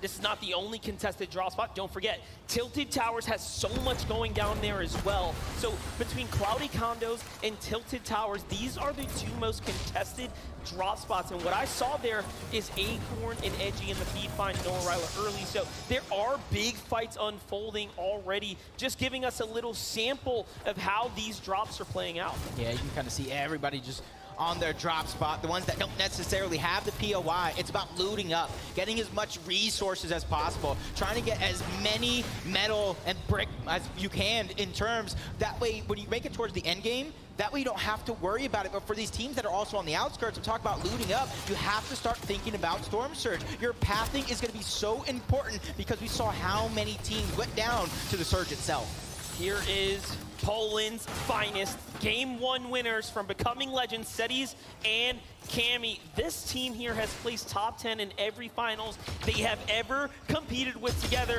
But wait a second, hold that thought. And Ascent Pink here on the other side of the Joneses. This is a fight that's being extended out. The last time we were here, Clix found an elimination with Duke. They actually held it off. Remember when we talked to Reet and Epic Whale, they said, hey, you know what? I believe in the fighting power of NA on this one. They have full confidence that they can do it. Yeah. Pink and Anas have to jump back. Yeah, and you got to think back to that NA East Finals where Clix solo points after solo points, but as long as these two guys stay alive, they're going to be contenders for every single tournament they play in. Duke has FNCS champion in trios. Clix is one of the best individual players on the planet.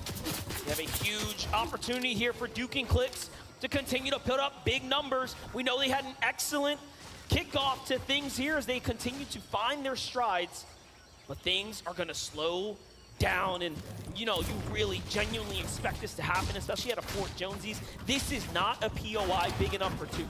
Yep, you see Clix just trying to gather the information. The longer this fight goes and the higher they build, if it comes to it, we got Jason Basil over on the side. Those are the third parties that we saw towards the early of last game. This is Nas Pink trying to get deep into the box. That Evo Chrome Burst AR. We saw how much damage it does to these builds, and it eats through in a second.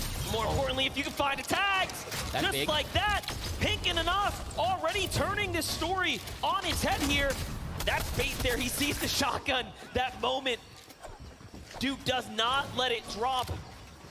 Now, mind you, Clix has some of the greatest track record in history of taking on head-to-head battles like this. This is why he is so recognized as one of the greats of the space in these kind of moments. This is where these guys, 66% of their overall victory royales do come from the low ground. The Pink and Anas, they're just trying to keep a little bit of elevation. They're not ultimate high ground, 3-4 boxes big. They're just trying to keep that advantageous position as long as they can. But this monster, this one's dragging out a little too long. Do you think there's going to come a point in time where they just kind of abandon and try to get to the zone? Well, I hope it continues because the rest of the lobby is just taking their time. 49 duos are still alive here, and this is one of the only ones deciding to go toe-to-toe. Clix, once again, gets tagged there.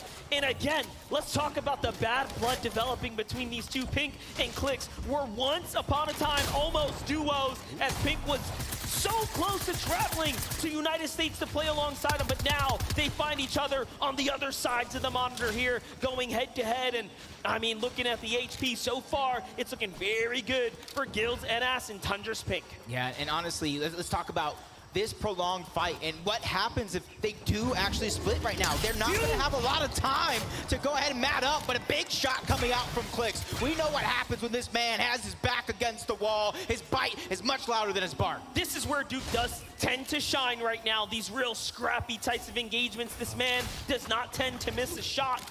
As now they're looking.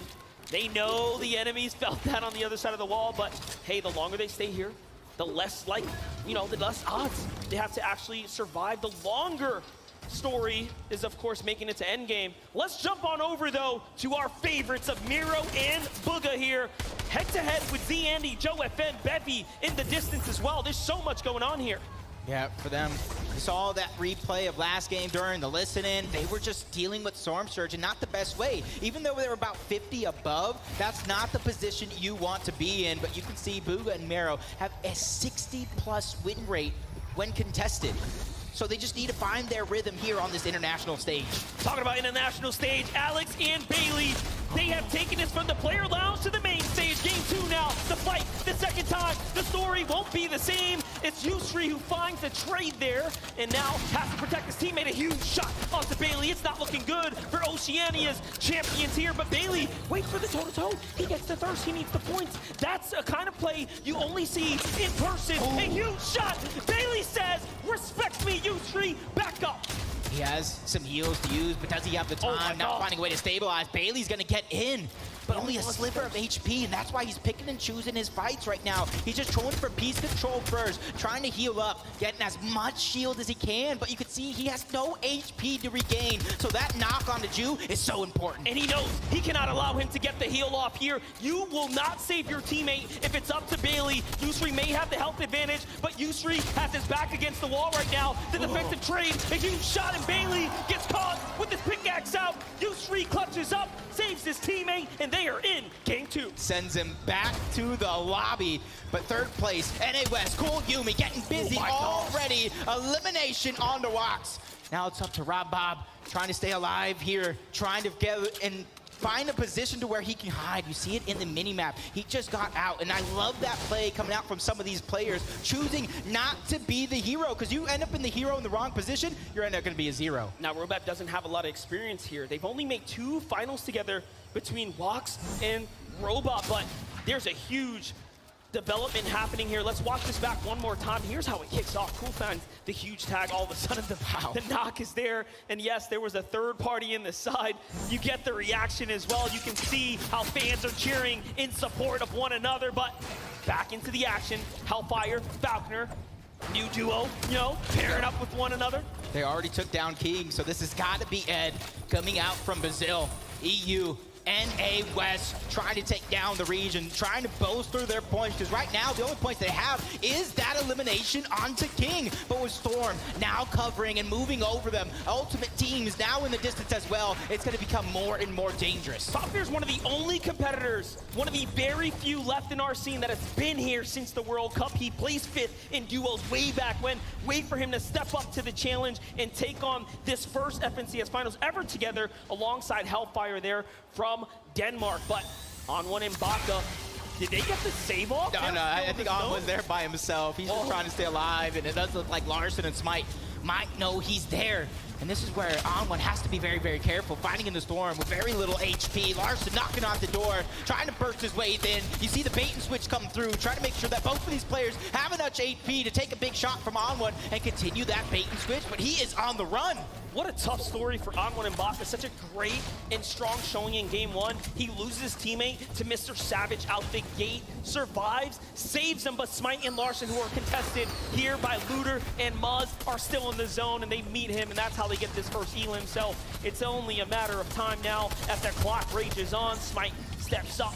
And there it is. The zone does the rest, and they will find their second elim now, wiping up one of the greats from NA West. Now they got to go ahead and travel to zone, but back on board, Falconer and Hellfire, but let's just make it Hellfire because Ed was able to take down Falconer in a 1v2 situation. Now he's 1v1 versus EU. Brazil trying to stand up tall. Ed put the pressure onto those covers, but he knows when to pick and choose his fights. He hears the splashes coming out. He knows that's going on to Falconer. The shield keg as well. He's trying to stop as much of the heals from going through, but it does look like Hellfire is going to get 200 yet again.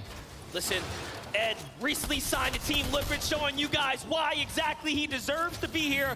He has had some of the most impressive rises in recent times on his region, but now he's looking to represent for Brazil and, of course, for Argentina. His teammate King, who is already down. Hellfire manages to lose his teammate. The wall gets taken, and Hellfire has to react quickly, but look at that. He does not miss a beat. Ed finds the siphon, and now it's an even exchange. Yep.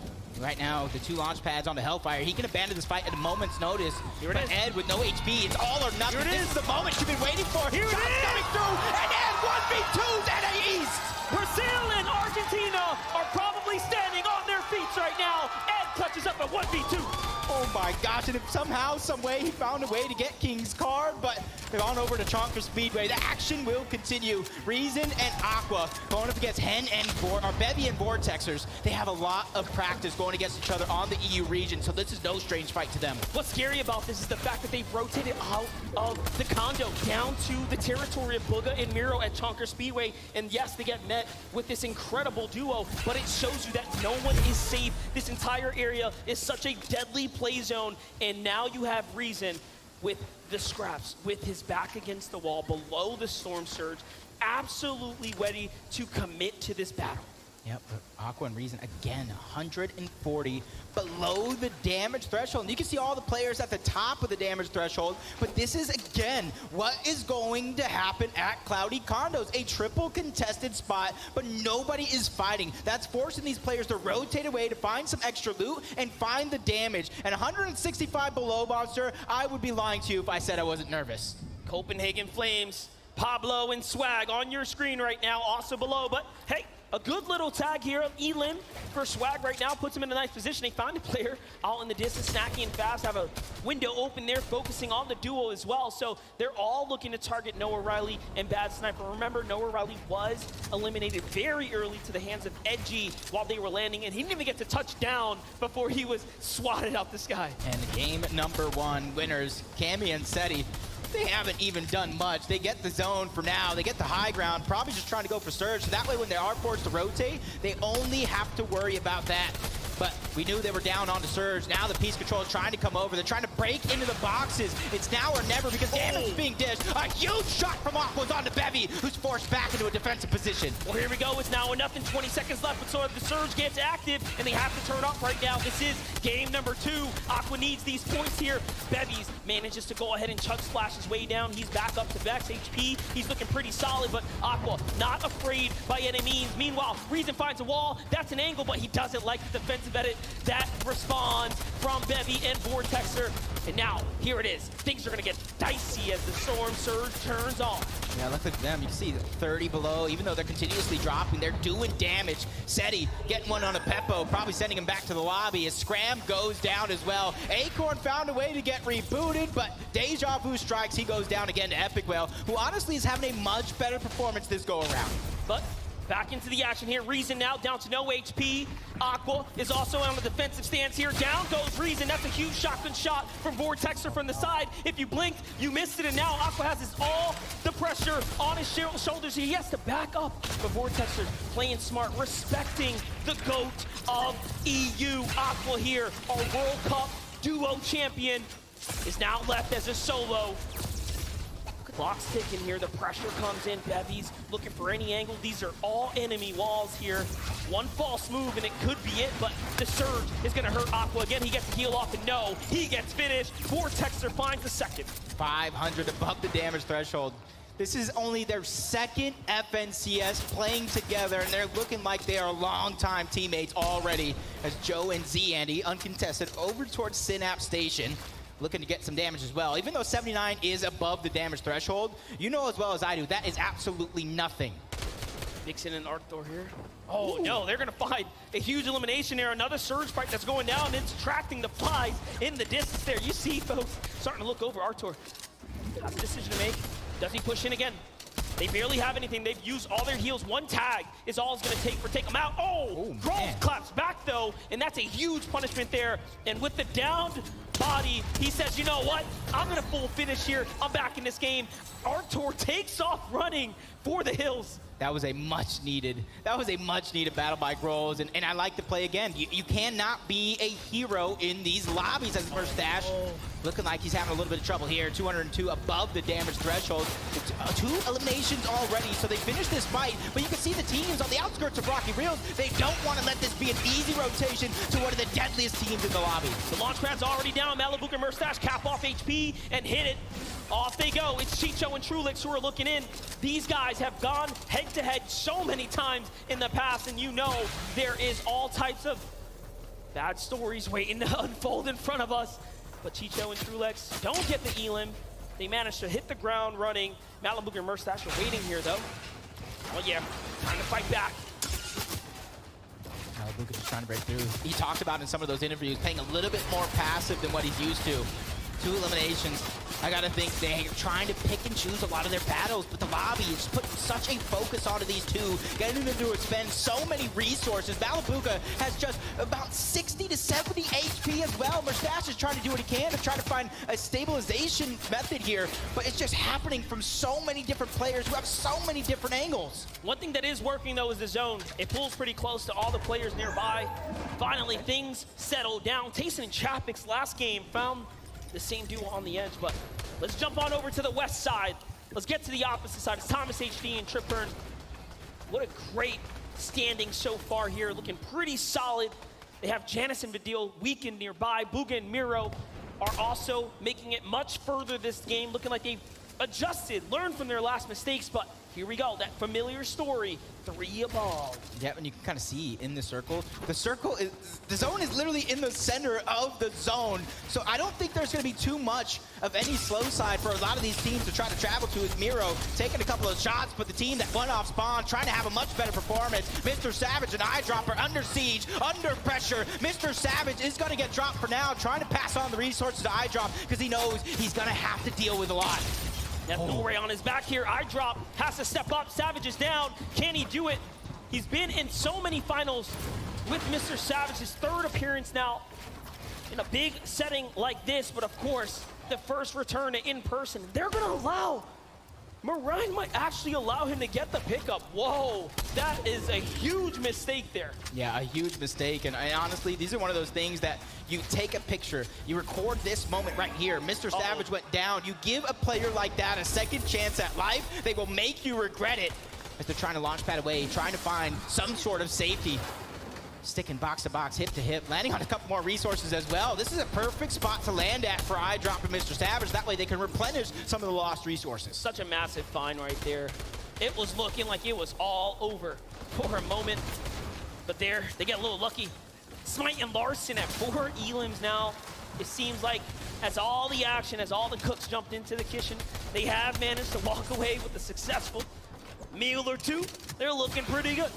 4 elims, like you said. Clown, Ref, Scar, just a little bit above them. You just check a sneak peek at the leaderboard. Cammy and Seti still holding on to first place by 7 to Asia's Marim and Zagu. 151 above for the NA West. 3-time champions, Favs and Snacky, sitting in a good spot, trying to gather the information. But Vadiel and Janice are under pressure, with Vadiel down 56 below the damage threshold. Shots from Thomas HD to take down another EU powerhouse. And in the distance, Japan is just lurking nearby. Asia has performed so well. Remember, Marim and Zagu are in 2nd place as the most recent FNCS champions of the Asia region. Easy and Vino, though. Big story in front of them. This is a team that we have expected to come out so far ahead of the competition, as they have had one of the more dominating tracks leading into this, taking home a multitude of Elite Cup finals where the competition, as we know it, is extremely tough. Meanwhile, Smite and Larson, battle's breaking out above them. They get to steal the loot here. That's a great find.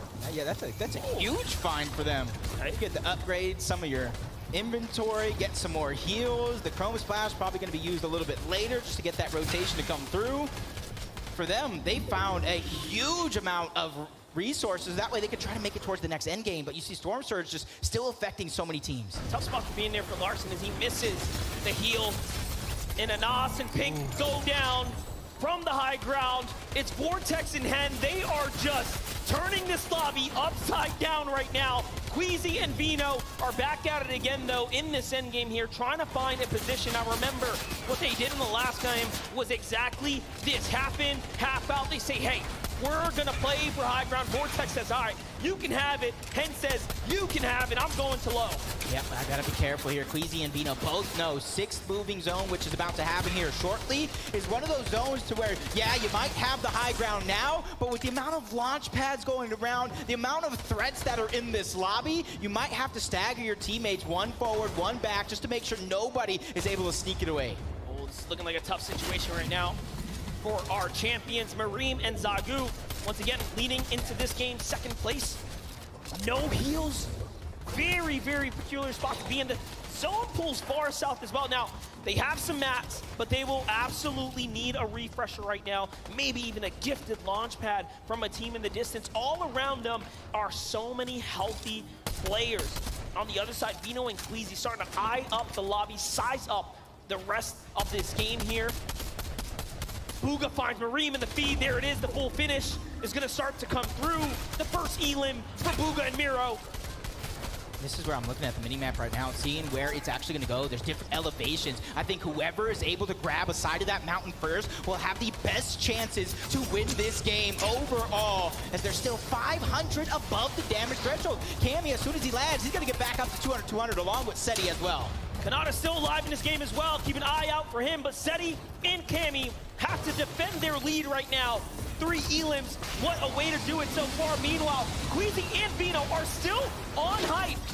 This is one of the toughest end zones as well. Flutter Barn has so much varying terrain. You have to be careful. There are indestructible, large stone monuments in between you and your rotate.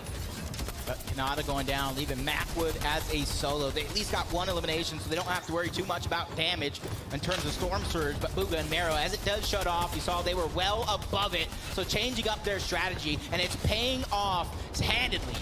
The pacing is incredible right now. Only 19 duels remaining. Things have really taken a turn here for the worst for most. Reed's gonna get burned, and and turned back to the lobby there as he falls, but that's still well inside the top 20. Meanwhile, Vino on high ground, looking very comfortable, no resistance. Larssen and Smite are making up for where they left off. They may have not earned a huge game 1, but a great game 2, and now Miro and Bugha are fighting back. Yeah, 2 of the big NA West powerhouses going down. They're trying to get another elimination, but Bugha and Miro, huge shots gonna be fired, but Miro's getting tagged back up. He needs that Cypher to go through, but it's still not gonna be enough. PH then does go down. Bugha trying to be that IGL. He's trying to lead him to greener pastures, but he's running out of resources. Macwood falls. High ground though. Does Vino and Queasy still have that position onto the high ground? As Smart and Larssen, they're not ultimate low, but they found themselves that perfect middle layer. And you'll notice Bugha is now left by himself. KBR finds his teammate Smite and Larssen on the ultimate low. Hen and Vortex front side firing back and on height. Vino and Queasy are looking like this is a fairy tale game for EU once again, but we'll see if NA can step up to the damage. Let's see it. Hen is going to be punished and now hunted down. Smite doesn't find the full elim here, but my gosh, already at 6 eliminations. Meanwhile, we jump over. Senton and Cole still alive here. This is where they do best. Like we said before, it's bread and butter. They know how to stick it to hip. They have to now. Cole is hurt. Multiple top placings out of this duo. Not wanting to fall short here today, but Cammy and Seti from high ground to low ground. Another end game is going to be achieved. True Lex gets dropped. Smite's going to go ahead and lend that helping hand, trying to steal away all of that loot, but the zone is just immediately chunking him out. 4 HP and a dream for Smite. And a huge end game right now in front of Smite here as top 5 unlocked before him. Cammy goes down, Seti goes down, and it is all his here. And now he fights back, but the zone does the rest. Great game there, but Vortex is now by himself. What can he do? Cole and Senton now have the high ground. They've turned the story around. I don't know how they stole it away, but Kitos is solo as well. High ground versus low ground, but it's a 2v2. Senton and Cold versus Vortexers and Hen.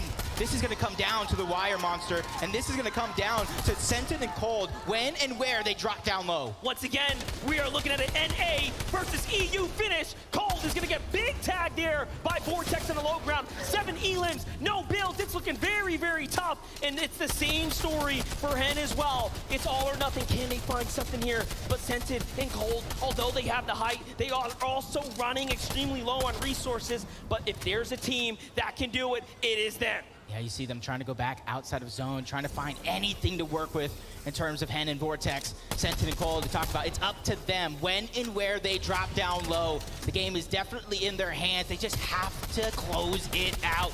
EU versus NA East. This one is just a prolonged long game, but the damage is in from Cold.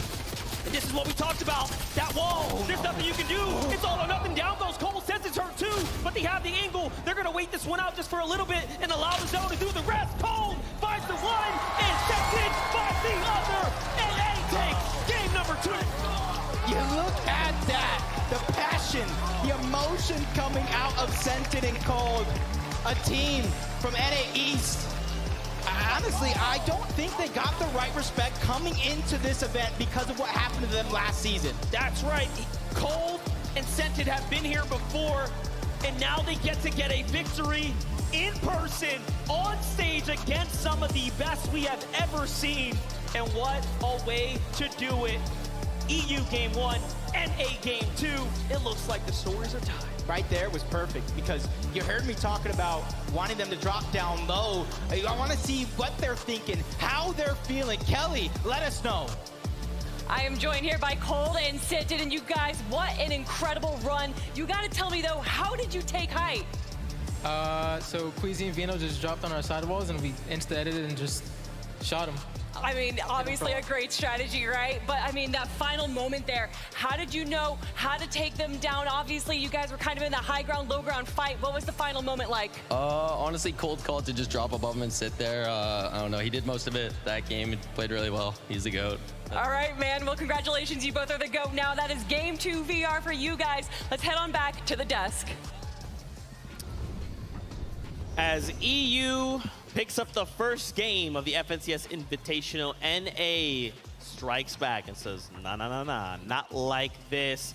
Cold and Senton, really quickly, I do want to touch on this. At the start of the show, we talked about possibly taking your shoes off as a form of being comfortable. Taco, you're right. It's a legitimate strategy, man.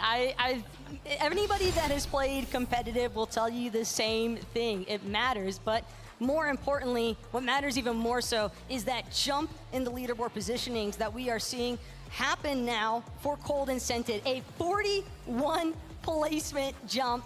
Granted, have to keep in mind that it's still a little bit of ways to go, but they are now breaking into that top 10. Gosh, these leaderboards always seem to surprise me because even after this incredible game from Cold and Scented, they're still 34 points behind the leaders in Cammy and Seti, who, shout out to them for holding the lead. But this is just so good from Cold and Scented, and this is the moment that we missed right here. This is the one that Cold was talking about. Queasy and Vino actually make a play, and this is actually classic for them. I've seen them do this in Elite Cups where they try to quickly pinch a duo that is in these builds, and it usually works out very, very well, but Cold and Scented hold on very, very well, as Cold mentioned, making that instant edit, getting the shot in, and ultimately they realize Queasy and Vino were the ones on height, and let's go up and take it. And this right here, it's just all about riding the zone. Now you can see the zone point up there going right through the mountain. Henry Vortex just had no chance after that. Clean win from Scented and Cold, who, as you can see right there, what we were referring to, Scented, no shoes. It makes all the difference, man. It does, apparently, as proven by Scented. We do have Adam, who is standing by. He's hanging out with a player. Adam, who? That's right, I'm hanging out with everyone right now, in particular Smite and Larssen, everyone. Smite, that was an incredible display just then. We saw 7 eliminations. You clutched up, you had to. So how imperative is it in this situation, in this environment as well, that you have to try and gain as many points as possible, even when your teammate goes down? It's really important. I mean, like, you need to get as many points as you can. Like, every point matters. Doesn't matter. Now, you're being contested as well here, Larssen. Muzz and Luta, they're looking like they're fighting each time. Are you guys up for this? How are you managing to deal with that when it comes at you? We're down to fight every game, and I don't care, bro. I'll fight them every game. You don't care, bro. They'll fight them every game. Give it up for Smite and Larssen, everyone! Thanks, boys. And also over here, I'm delighted to be next to Peterbot and Jamper. Jamper as well. Jamper! It's been what an experience being here in this situation, this environment. How are you guys dealing with the rest of the regions being here, competing with you in the same lobby? Our original strategy hasn't been working, so we're gonna have to make changes into the next games. But it's very fun playing here. The crowd is amazing, and I'm happy to be here. And there's still 10 games left, plenty of time to do that. Yes. Okay, you got this, you feeling confident? I'm feeling confident for you. The crowd are feeling confident too. Let's hear it from Peterbot and Jamper as we head back to Zeke and the desk. Thank you so much for that insight coming out of the players. This is kind of what we've been talking about, right?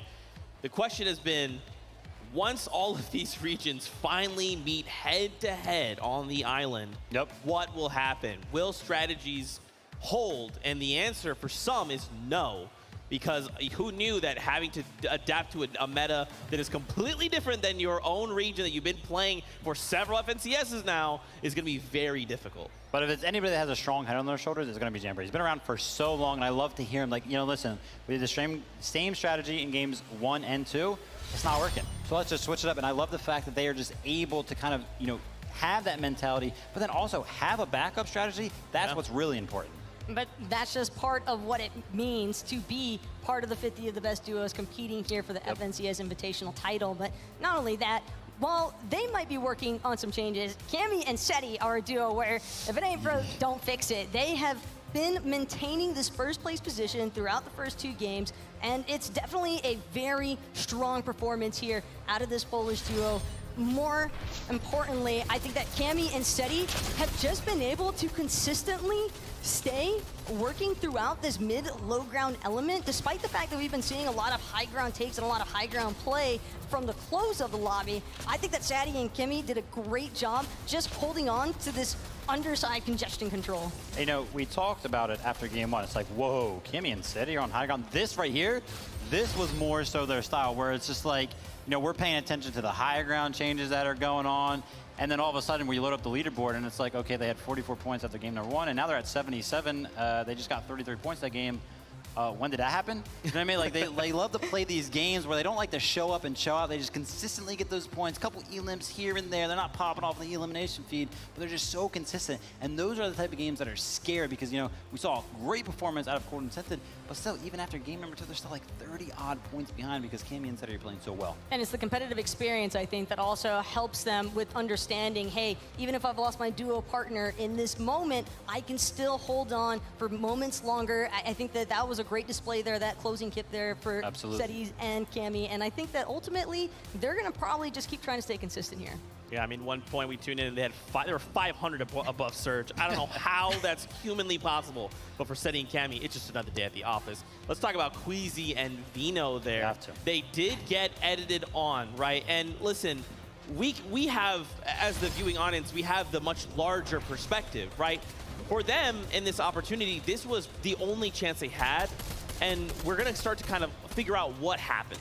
Yeah, I'm hoping that, you know, throughout these replays right here, we can maybe catch some insight into why they actually ended up dropping down, because it seemed like they were getting refreshes. I know they specifically got one right at the start of, you know, moving zone number 2. So it looked like they were chilling on mats. And again, right here, as you can see, Queasy actually only 2 builds up. So that was the call. Let's go try to get a refresh real quick. Unfortunately, Cold and Scented, they're so good in box fight situations, especially Cold. I mean, you know, Scented picked him up just because he is such that well-rounded mechanical player. And Cold and Scented, you know, one thing that I love about them is they're always on the same page, and it's always incredible to see. And right there was one of those situations, unfortunately, for Queasy and Vino. But I love that out of them, right? Going for those plays is what is going to make the difference on the international stage. As far as the IGLing is concerned, Queasy seems relatively confident still in that decision. 2 times over now, we've seen this duo go for high ground by the time that first moving zone actually comes into play. And maybe 3rd time's the charm here for this duo. All in all, though, the high ground strategy is working, right? 2nd place right now, only 4 points behind 1st, so just keep doing their thing. Yeah, and I mean, I feel like, especially looking at how many eliminations they had, man, 5 eliminations, 5 refreshes, and that wasn't enough to take them through that game. So we'll have to keep an eye on that. Cold and Scented back on them, 44 points, 6 elimination, currently sitting in that number 1 spot. Again, 2,800 damage dealt. That's my favorite stat. At game 1, we saw it was 2,200, and I thought that is an astronomical number. Yeah. Cold and Scented said, hold on, one moment. So we're going to see, you know, hopefully we keep seeing those stat lines, because as the day progresses, teams are going to get more and more aggressive, which means that this storm threshold is going to progressively go up, which means that teams are going to need to do more and more damage. So hopefully we'll see, you know, maybe we'll break into the 3,000s for an individual team, but yeah, 2,800 damage, that is a lot. But entering the halftime point, essentially, because heading into game number 3, if there were ever a time to look for a shift in strategy, like what we heard from a couple of duos earlier, I think that Peterbot and Jamber, they had like the right idea. They're like, hey, it's not working out. This is where you would want to make the adjustments, is heading into game 3. Let's find out. It is time to see who will rise, who will fall, and how they will adjust to these games. This is game number 3 of the FNCS Invitational. And just like that, we are already gearing up for the next round of action. Yeah, game number 3 right around the corner, but 2 exciting games. Battle Bus is ready. Not long to wait, because game number 3 starts now. Now we're moving at my pace. Let's do this. Take a look at your screens. Take a look at these players. Someone here will walk away with it all. $200,000 for first place. A trophy unlike ever before seen in Fortnite, and a chance to call yourself one of the best in the world of Fortnite, not just your region. And it looks like we have a very similar bus to the last round. That means these northern contested teams are going to fight first. One of the biggest things we saw from game 2 was that early elimination onto Noah Riley. Edgy quite literally, you know, took him out before he can even touch down. And then, of course, there's this battle here, a battle of who can get the best drop. And what a great way to kick things off. Such a powerful loadout to really start things here. Yeah, and it does look like Baka and Onwin making yet another adjustment. They win the off-spawn fight in game 1. They lose it in game 2. And this time around, they're not even contesting for a fight, but blink and you might have missed it. A first elimination is going to be on to Looter, so Smite and Larson are finding ways to get things done again. And A fires back first onto OCE here, and a great find a great reward comes out of the very little time Larssen and Smite had to loot up there. Take a look at these loadouts. It all comes together for them now. You know, sometimes it's all it takes, right? Sometimes it's all it takes is a little bit of luck. You get the right loot, you're able to take that fight, that fight nice and fast and clean it up. You can see now the picking and choosing come through. They're going to slow things down, try to loot up as much as possible, making their way in towards one of the only houses towards Grim Gables, and you can kind of see in the distance, Muzz is still floating around, and he's not trying to cause too much commotion and put the focus onto him. He's just trying to wait for Smite and Larssen to leave so he can try to get that free reboot onto Looter. All this pressure onto Muzz's shoulders now as he is trying to wriggle his way through this low ground here. He knows that material is going to be the key to allowing him to do something big here, achieve the unthinkable, win a 1v2 against Smite and Larssen, who built their entire reputation this last chapter off of these early game fights. Smite wants none of that. He walks to the wall. Muzz, you're great, but how good? And no, Smite and Larssen come out on top. They clean things up for 2 games in a row now and earn themselves a little bit more. And as soon as Mr. Savage gives up a little bit of the high ground on when Ibaka immediately trying to take it over, him and iDrop are separated just a little bit, and that could have been a perfect opportunity for them to strike, but everybody is just biding for time, biding for that perfect moment so that they can pounce. And this one that we talked about, you heard it from Mr. Savage, you heard it from iDrop. I've been landing here for a year straight. No one is going to scare me off. Well, the real question is iDrop walling out right now? He's getting very close to Onward and Ibaka. But no, now he decides, all right, I'll listen to you, Savage. I'll come on down, but you have to meet me down here as well. And they start to retreat here. And this might just end, but no, Ibaka steps up, but Savage is so quick. What a shot right there. And now he turns the tables around. iDrop looking to meet them down here. A great pre-fire, but not enough to find a tag.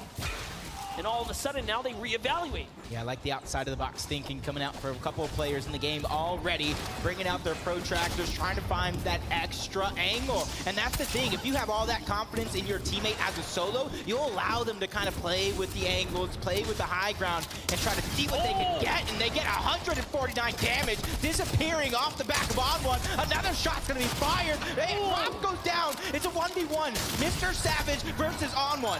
Savage wants none of it. He wants none of it. He finishes it up.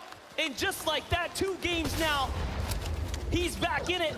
Meanwhile, Malibuk and Merstash, one of the greatest duos we expected to show up today, put on such a performance, have been met with so much resistance every single turn. There's a new great team waiting for them. This has been probably their least favorite duo to meet, though. Yeah, Chapix and Tayson. It does look like they're fighting over the vault that is right below him. Doesn't want to let that one go easy. But you got to be careful because there's a 3rd team landing towards Cloudy Condos, another team towards the north in the form of Kanata and Macwood that could be lending that helping hand, trying to get that Storm Surge damage for themselves and make your job that much harder for Malibuk and Mustache.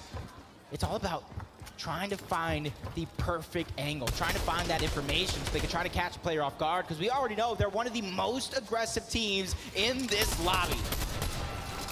See it. You're waiting, trying to capitalize on any opportunity here. We all know what Tayson is capable of. One of the most winningest players in the European region. He has done it all. He has proven it all. All that's left is for him to show up in person and put the numbers up. But it's no easy task right now. Malibuk and Merstash are so good playing defensively right now. They're doing a great job, but Tayson is slowly, inch by inch, getting closer and closer. He won't let that piece control go over. Tayson has tried a few times, but you try again. Eventually you'll find some success. They're able to take it just for a few seconds, but the longer you fight this far out of zone, it's gonna get more and more dangerous because we got a little bit of a north zone going on. These guys are gonna have to end this one sooner than later, even if they both choose to disengage. Merstash fighting back here, trying to regain the walls here. Oh, that's a nice one. Huge tag on Chapix here, nicely done. He's gonna open things up, allow him to get some more territory, and closer he walks with Tayson. Fights back. The 4X FNCS champion is all of a sudden now with his back against the wall here. But no, he's hurt. Malibuk says, forget that. It takes him down, and now it's up to Merstash, and no, he finishes it off too. And Chapix is left running, trapped now, inside the box. Oxygen starting to run out. He fights back, but for how much longer? Chapix does so much damage. He loses the wall, and no more shield now, and it's all over. Chapix and Tayson fall. And for Malibuca and Merstash, that is huge. Because not only does it get you elimination points, it gets you the Storm Surge, so you don't have to worry about it later in the game as Chimp and Scram trying to get things going for them. Chimp, one of the most consistent players in NA East. And you got Pamsu and Vatch on the other side, also from NA East, so they have a lot of familiarity in terms of fighting against each other. Scram is going to be the odd man out, and you see him trying to find some separation because him and Chimp are not that close together. And all it takes is for both of them to kind of bum rush into one box and kind of end their run.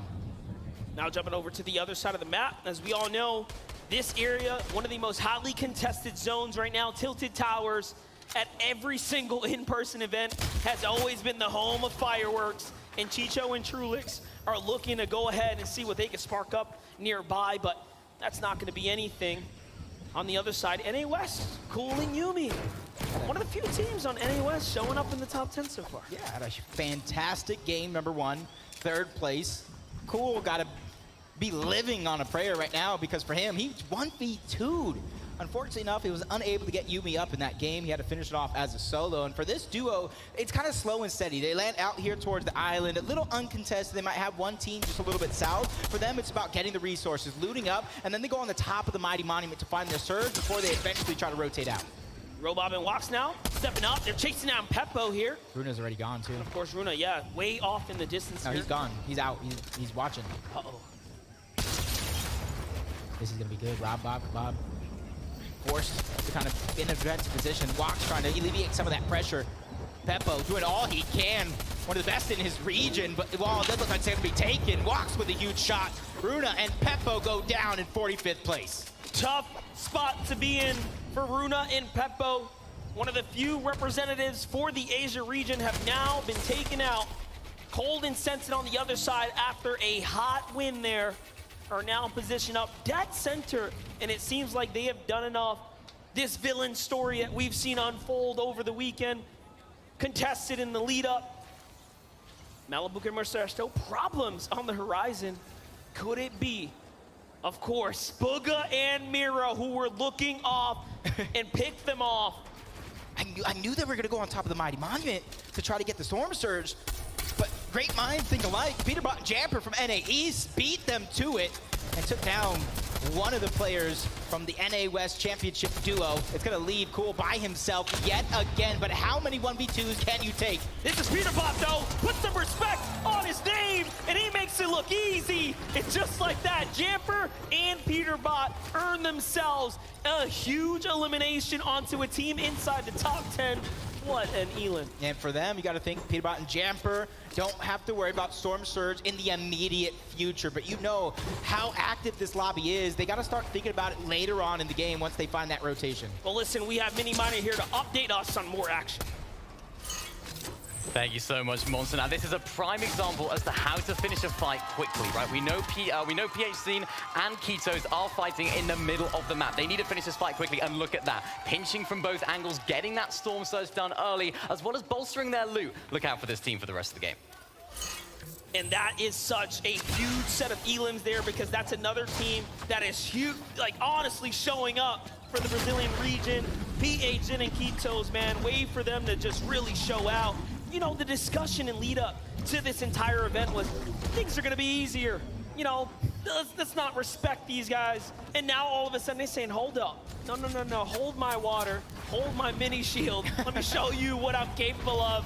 And I am so impressed by what we have seen so far. And you're seeing a lot more activity in this game than the previous two, because they're starting to fill each other out. They're realizing how hard it is to get Storm Surge later on in the game, so they're trying to get it as early as possible, so that when they end up in those close zones, they're boxed up, they can pick and choose when they have to peek, instead of Storm Surge saying you have to go or you're going to go back to the lobby.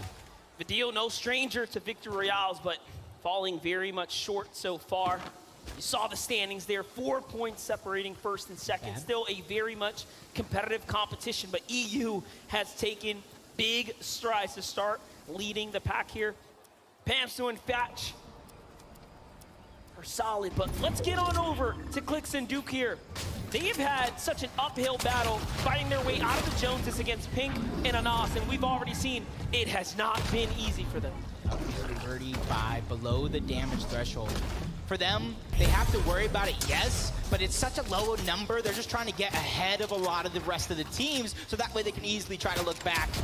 And the shot still coming in from the high ground. There goes Duke trying to poke a couple of shots. He finds some good damage, but takes some as well. Going to be above the damage threshold. So once again, they can find a way to kind of rotate forward. And I want to see them do that now because history says when Clix and Duke fall behind the zone, they somehow find a way to kind of not have those good games.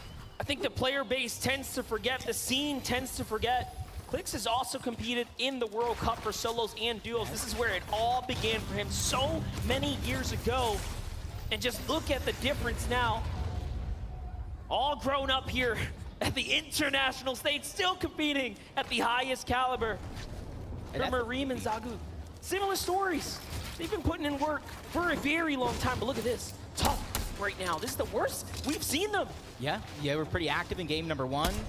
Trying to do it again in game number 2. Game number 3, 164 below the damage threshold. The lucky thing for them is not only are they right at the edge of zone, they have rotation right above them, they have elevation right above them, so they're going to be able to kind of lay their eyes on the land and try to find the shot. But Bevy and Vortex are under siege yet again. Luckily for them, they're 153 above the damage threshold, so they can pick and choose. Do we fight this here? Do we kind of wait a little bit longer? And it looks like they're just going to peek, try to get even more surge, and hunt down these teams as Vortex takes a huge amount of damage. Vortex versus Vortexers for a secondary. Don't be confused. Two very different duos.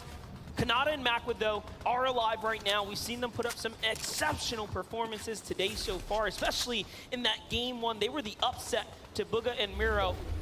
Game 2, not quite where they wanted to be, but this here is a chance at redemption. They find Robab and walk on the edge of zone. Malibuca from the storm to the new safety of the zone. It's not looking good, though. He has lost his teammate. Yeah, early games, they were below on damage, not getting too aggressive. And you see the A's duo taking out Brazil as well. King went down, but that's Jason Basil above Malibuca. Do they know he's weak? That is the biggest thing, because if they know he's a solo and they know he has a total of 86 HP and shields, you know as well as I do, they're probably gonna go, but that's information that they lack. Well, don't yell too loud. Let's go ahead and jump into Bad Sniper and Noah Riley right now. They're starting to eye up the competition on the other side of the wall as well. You can see they're just looking, but hey man, there's something about these extremely healthy builds. You know, no one really wants to fully commit a full mag inside. You have to start deciding for yourself. Are they in a world of trouble? Can I actually do it? And Bad Sniper says, instincts speak louder here. I want to step up. I want to take this fight right now. He heard Fab's shield get cracked by Storm Surge, and he immediately looked that direction. Bad Sniper and Noah Riley coming out with a vengeance here in game number 3. Right around the corner, though, you got to watch out. Cammy and Seti is there, but back on board this fight where Malibuca is still alive by himself. Jason Basil, they're trying to attack right now, but Malibuca doing a good job. He's doing everything that he can. Pressure from so many angles. Is he going to be able to escape? Let's see it go down. Jason Basil have an incredible win rate in these close game battles in the early zones, and look at that. All of a sudden now they add to it, padding the stat, making it look nice and solid. Clix and Duke thought about it. They say, no, OCE boys, you got it. I'm getting out of here. And that is so much respect because they are so far below the surge as well. They could have easily stood there and fight. They need it more than anyone. And as do, oh my gosh, our game leaders, Seti and Cammy, are actually below the surge.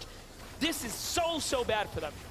They just need to be able to find a position front side of zone, but they think it's the less traveled, but there's so many teams in front of them. 3 directly on the right, 3 directly on the left. Oh, no. 1 is behind them, and it's hot on their heels. That's Noah Riley, that's Bad Sniper. He was shot by Cammy, box to box, he's knocking on the door. He wants to finish this one off inside of Storm. Nobody really having HP to kind of regenerate, and Cammy and Seti go down. And Bad Sniper gets to represent for France. They're taking down our Polish duo alongside Noah Riley as well. Way to do it there. Switzerland has to be happy, but let's jump on over to Rezon, who is, of course, representing for the EU side and Germany. But let's see it. Aqua looks for something. He's got Duke in his sights for Duke. Claps back, and Aqua's hurt. He loses reason, but Aqua manages to find a 2-for-1 special and cleans things up. Yeah, Duke was getting chunked out by the zone. He had 2 players hot on his heels. It's not the exact position you want to be in, but these guys can show up at any moment in any game. But for them, they're down 3. And one shot, 2 elims, a very rare occurrence. When you're that good, you're that good. That is true. Here's an Ass and Pink. We already know. Now, their biggest problems are down. They're out. Kitos and PHN, here they are, looking to continue to hold their position. They're 100 above the surge. They are just around that top 5 position leading into game 3, what is almost the halfway mark of the competition. And Brazil could not be prouder to have them representing here. You see, jumping on board, Bob Kebab is already down. He is out. Chimp's gonna be able to get 2 more points in the elimination for himself, including Storm. Surge just walks. He has no shield. He has no HP to regenerate. Just 50 HP total left to his name. And those 2 launch pads. But that's also what worries me, is those 2 launch pads, because he has a far rotation to go, and he's gonna have to probably use both of them with short pads in order to get there. That's right. He's looking to go ahead and make that move. There's nothing in front of him. Meanwhile, Miro and Bugha, decisions for them as well. How do they want to move out? They hear the launch pad go off. They say, hey, let's save ours. Come up here. Let's go ahead and recycle that. Can they find it? There it is. They do get it.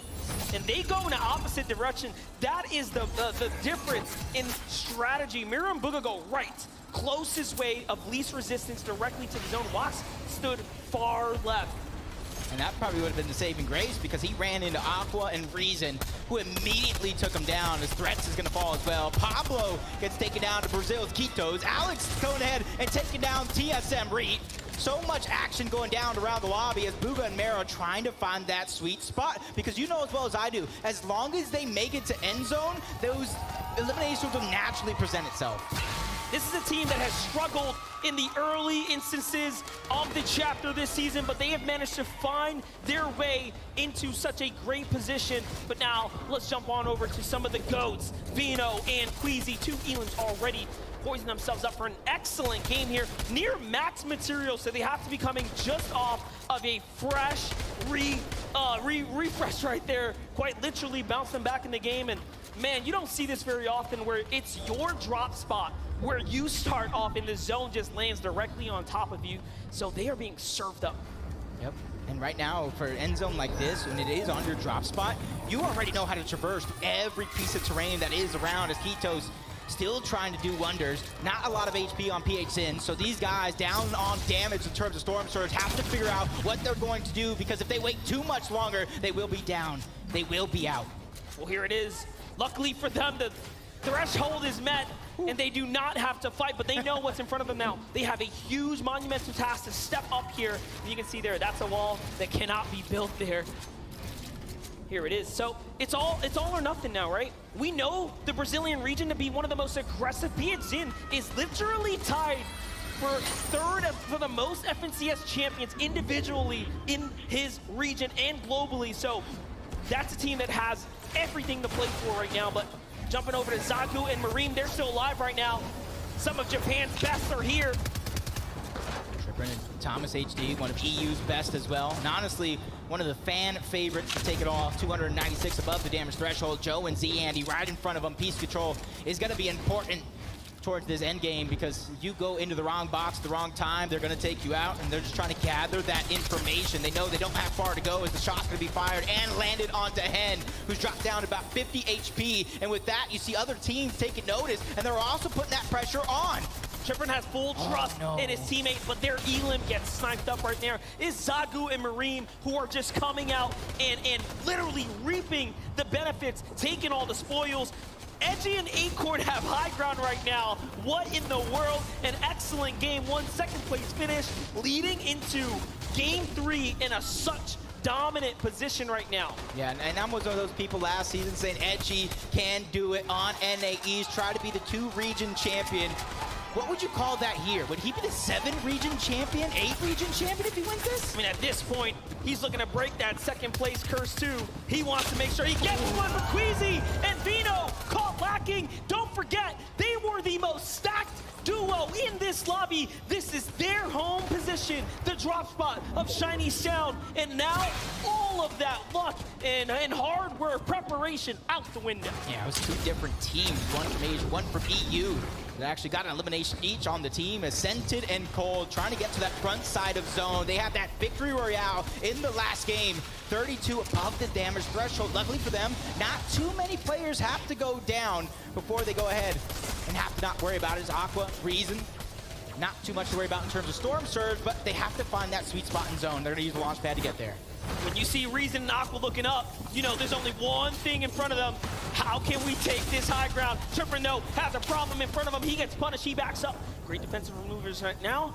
Okay, and Thomas takes the lead. He says, hey, you go ahead, pause down, heal. I'll continue to tarp out. We have the zone right here. See Andy and Joe, even with a messed up finger, Joe is not gonna allow him to stop playing for the big positions right now, and he's got this high ground. It doesn't even look like it's been affecting him at all. Yeah. Look at this, 3 Elans. Booga's low down. He had all the mats to hold on to that high ground with 7 move in zone, even if it's contested. Reason A and Aqua trying to fight for it, but they're gonna get stuffed. They're gonna get shut down for now, and you can see the pressure from Joe and Z Andy. They're looking towards the backside of zone, and they're putting shots on players who are suffering the Storm Surge. Oh, he goes for the low pad. Aqua wants to get down to the low ground here. No reason to play for the builds. He doesn't have enough to make it. Is Reason behind him is the real question. Meanwhile, another endgame for Kitos and PHN. They have 4 Elans representing for Brazil right now, and they are almost inching their way to the top 10 right now, but Cold and Scented are right in front of them. This is where they do the most work. This is where they play best. Yeah, they're just recycling a lot of those builds towards the low ground. Trippin trying to take that cheeky shot to the backside of zone. Elevation up, Thomas HD probably leading the charge, making sure that these guys are on the same page through and through. Booga backside of zone, 2 men miss. He's just trying to go ahead and stagger himself out, and he found an elimination on the Jew. More HP for him, and look at the resources he found. And it's huge right now. He is managing to fight his way through. He finds another one there in the zone. A huge tag is going to keep him alive right now, and look at him start to sprint here. But no, he's hunted down and taken out back by Thomas HD. And all of a sudden now Thomas has all the extra refreshes here, but he's starting to run out. Is he going to go for low ground, or is he going to continue to hold out here? Reason has a decision to make as well. Off to the side he goes. This player's in front. Cold is down. We saw that exchange. It's a big one. Yep, he's just trying to stay alive. Reason's doing a good job staying ahead of zone. And now he just has to med stuff to find a way to stabilize. It's Thomas HD. He's trying to stagger himself towards the backside of zone, running out of ticks onto that med. Oh. A huge shot's going to be fired. Thomas HD is trying to stay alive, but he goes down. Zagu from Asia strikes again. It's just not enough. Zagu says, I am here to play, and put some respect on us. Scented is going to fall to EU Scram. And again, Zagu is now by himself. Chrome Splash comes out. He finds his teammate. Does he get the save? Now this is what you want to see. A big save here in the ultimate low could change the entire story. This could be huge for Asia. This could be huge for Zagu and Miram. But Joe and Ziani, they have the high ground. Oh no. He wasn't able to get the revive off. This is going to be huge. He's the only solo left in the world of duos. Oh no, but he knows that's enemy build. He goes up, the side jump. He has enough. He takes high ground, but no. Ziani's here to back him up. He goes for the falling shot, doesn't quite find it. Chimp and Scram, Healed is going down, and they are having an opportunity here, but no. Chimp does not take advantage.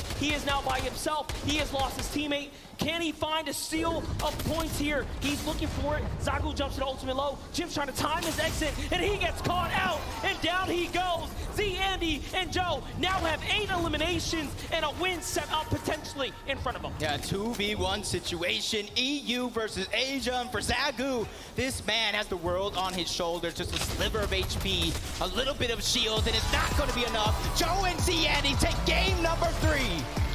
EU claps back once again and takes game 3 with the big win finish there. But what a performance for Zagu and Marine to show up. That is an incredible way for them to go ahead and make a statement today. Yeah, incredible indeed, because it's all about consistency, not necessarily getting a victory royale in every single game. If they can keep this up at this pace, it'll do wonders. But for EU, Joe and Z, Andy, they take the game and they have all the momentum now. And this is what I love about in-person events, because they get to take that walk straight to center stage, and we actually get to hear from the competitors. What a treat for us to really dive inside the minds of these players, right? To understand what makes them tick and how they find the success. Kelly, please give us the update. Joined here by Zandy and Joe. Everyone make some noise for our Game 3 winners. So I swear, I was watching the game and I saw Acorn and Edgy had height. I turned around, looked back, and then you guys had it. How were you able to take it? We just fed it up and cleared 90 to the sky limit. It was absolutely incredible. Not only did you get the VR, but you also walked away with 9 eliminations, I believe. Is aggression a big part of your play style? Yeah, we want height, just spraying down, getting kills. So from now on, are you guys going to be going for height every game, or is it mostly circumstantial? We'll see.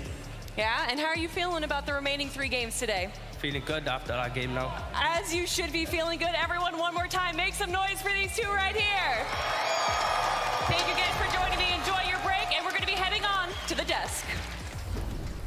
Joe and Zandy, victory royale in game number 3 of the FNCS Invitational. A huge way to show up, and not only the victory royale, but accompanied by 9 eliminations. Tokata, that's what you want to see on this stage. It's what you love to see, right, Zeke? Those big VRs that boost you up in that leaderboard. I mean, we saw Queasy and Vino dominating the high ground in the first 2 games initially, but Joe and Zandy now showing how it's done, not only securing the VR, but also with a good amount of Elix. And you know what's more impressive, right? This is a very, very north zone. These guys land all the way down to the south, down in Synapse Station, just before the zone started closing. It was 5th zone, I believe it was. They had 3 eliminations. They sorted out their Storm Surge early on. They got the materials, and they were able to take high ground so effectively. I like the way they played it too, Takata. They were playing one up front side, one up back side. No one was getting up there. I love how they've adapted. They were actually originally going to be contested by Baka and On1 in the Synapse Station, but now having it uncontested, they have to figure out how to get that damage, you know, before the late game and not have to worry too much about those rotations, but they've done it, and it's showing. Looks so good here, especially to finally be able to kind of, to get those wheels moving, right? To get these players finally in that place where they can say, look, okay, game 1, regardless of what has happened in previous 2 games, we're all ready to go, and we're ready to put numbers on the leaderboard. Let's take a look at said leaderboard and see how things are shaking out. Remember, we have another 3 games left today. We'll be back tomorrow for the last 6. Queasy and Vino now tied with Meram and Zagu. And I just gotta say, the international teams here, Japan, Brazil, y'all are showing up huge. This is what you love to see from an international event. Queasy and Vino were fan favorites coming in from EU, but now seeing Meram and Zagu tied for that first place spot. Remember, Queasy and Vino, they got knocked out in 6th zone this last match. They had a very strong first 2 games, but this 3rd one was not so strong. But if you want to get that first place spot, you have to stay on top, and that is what the duo from Asia is doing. Yeah, and things were looking peachy for them, right? They were picking up eliminations, they were looking good, they had the materials to go for their classic high ground take, but unfortunately, it couldn't quite work out for them, right? They were just getting sprayed from all different angles. Maybe it was a positional issue, maybe Queasy might have to take blame for that, but you know what? There's still plenty of games to go. You gotta hope that they can just make the adjustments, right? It's fine, they're still in first place, right? Even with the situation, they go down in 21st place. In that game, they're still in first overall in the leaderboard. But for right now, why don't we toss it over? Adam is standing by with Vortex. What's he got to say? Thank you very much, Zeke. Here, actually, Hen was just complimenting me on my. I smell a candy floss or cotton candy kind of smell. I'd love to take credit, but it could be the points you've scored thus far. 2nd place in game 2. Hen, how are you feeling after the first 3 games of FNCS Invitational? Not good enough. Obviously, we got 2nd place in the 2nd game, but the 1st and the 3rd game weren't good enough. And hopefully we can fix that after the break. Yeah, that's about it. I mean, Vortex, coming into this competition, you say it's not good enough. Do you set real high expectations every game? Do you set certain things you must do on a game-to-game basis each time? Yeah, we did okay the first 3 games. First game I did a dumb mistake, and yeah, we need to fix it. Gotcha. And I think when it comes down to this competition as well, playing against the rest of the world, there is a pressure, but there are still 9 games to go. 9 games to go. That sounds like fun. That sounds like fun indeed. Thanks very much. Massive shout out to Hen and Vortex. Let's head back to Zeke on the main stage. Just kidding, Adam. Surprise for you here. It's actually me, Vivid, on the stage. Shout out to the players. Game number 3 is done. Into the halftime we go. Some of the players will have an opportunity to make some changes, just like Bugha and Miro have. As you can see here, some of those early games, the Storm Surge wasn't necessarily looking in their favor, so they're actually going to go ahead and make sure to prioritize some of these tags before they're even fully loaded up. Miro right here has a pistol, and he's still making sure to find those opportunities in that early game. Now, of course, this is something that we love to see out of Bugha and Miro. This is something that they usually do. Move just to the north of them over here at this area, set up on this hill, and find plenty of tags throughout this early game to make sure that they are set on Storm Surge. And they actually sit up here for so long that Hannah and Vortex are not even expecting them to still be up there. And they get this nice sneaky beam in here to make sure that their Storm Surge is looking good. And then listen, this is the adjustments I was talking about. Look at this. Bugha and Miro sitting all the way back in the storm, knowing that Malibuca and Merstache have been making this late rotate with the balloons as well, to make sure that they get some Storm Surge tags on them as they fly through the air. He does get the knock, ultimately doesn't find the elimination, but the adjustments are being made, and that's what we love to see. Now let's check out what Zeke has for us. Thank you so much, Vivid, for that breakdown. As we come back to the desk, we have a very special guest joining us here on the analyst desk. It's none other than Cypher PK. You guys can give it up. I mean, we all know Cypher is pretty incredible at everything he does. I mean, you can hear the fans absolutely losing their minds. Cypher, how's it going, man? Okay. Yeah, that's awesome. That's awesome. How are we feeling so far about these games? The first 3 underway, done. We have 3 left. What are your thoughts? It's been exciting, man. We've seen some crazy changes, right? I mean, we went into it kind of having expectations. We thought, we thought these teams were going to do well. We saw the Queasy and Vino, of course, still doing very, very well. But some of the smaller regions, some of the maybe lesser-known players have turned up today. It's been great to see. We've seen changes in strategy, of course, as well. Some crazy zones that have really put these teams to the test of time. It's what you love to see, though, right? In an international competition like this, teams from all over the globe popping off, right? I mean, the leaderboard right now, I saw some predictions coming into this tournament, and they did not look like the leaderboard is reflecting currently. Yeah, that's right. We are back here on the analyst. Sorry about that, Cypher. I forgot to turn on your mic. That was on me. It's all good. It's all good. Welcome. How are you feeling now that everyone can hear you? I'm feeling great. First Fortnite event since World Cup, and you guys blew it out of the water. That's awesome. What are you thinking about the competition so far? How are you enjoying the games? Well, it's great to see some of these players in a LAN environment, and because there has been one in such a long time, a lot of these players, this is their first ever in-person event. So it's a completely different kind of shock when you're playing in front of a crowd and you hear the cheering and roaring. So some of them are veterans, some of them have LAN experience, and that is going to benefit them, but then the rest are kind of here for the first time. Yeah. Is there a duo you feel like you're following? You're like, yo, I'm vibing with this duo, and then maybe one that you're like, yo, these are the ones I think are going to win? Well, the duo from Japan, I'm glad to see a smaller region pop off on an international level, so I'm kind of rooting for them. That's right, dude. Zago and Maron, they are absolutely, it's weird too. They're just running around, and it's wherever we look, their action, they're just there. They're just hey, there's action over there. I want to be there finding eliminations. Who are you hoping to see change things up as we kind of move into the later half of the day?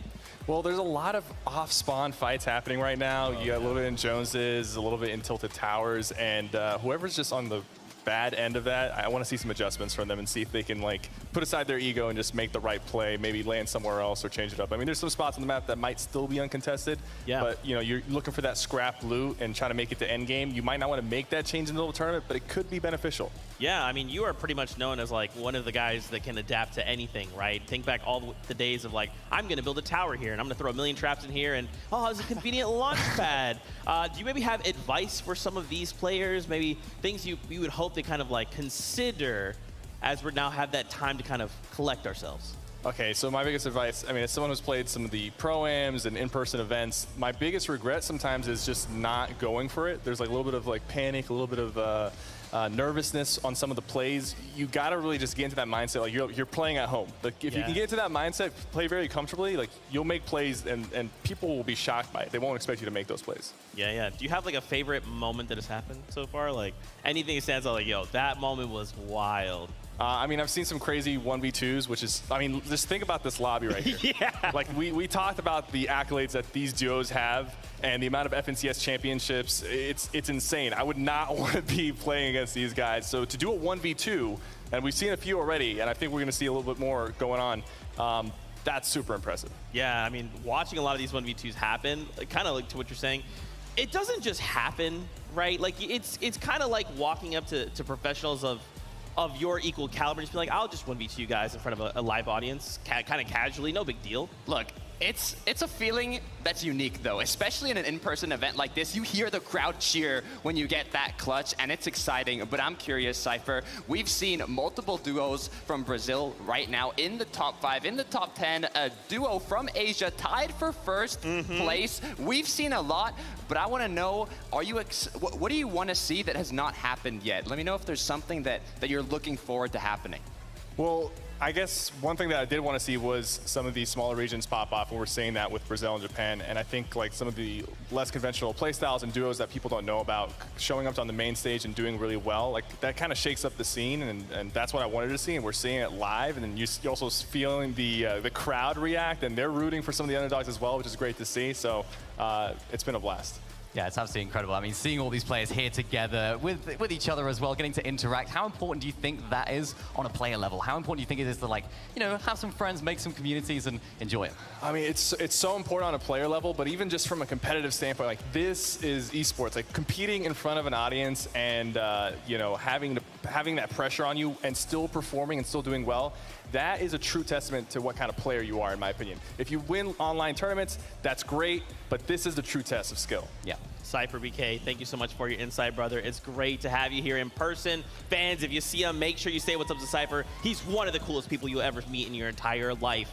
The players are currently on a little bit of a break as they collect themselves, so why don't we go hang out with the casters, Monster D-Face and Jacob PR. Thank you so much, Zeke, there for, of course, introducing us. Now, listen, all that hype about what your favorite moments, look, I want to talk about what I've loved the most so far. Let's talk about how this script has been flipped way upside down. Not a single person expected, I think, what we've seen today. And for me, the Brazilian region, Ed in the 2v1 situation there on the outside of zone, wait for him to clutch up. And then PHC and Iquitos coming through, putting up incredible performances so far.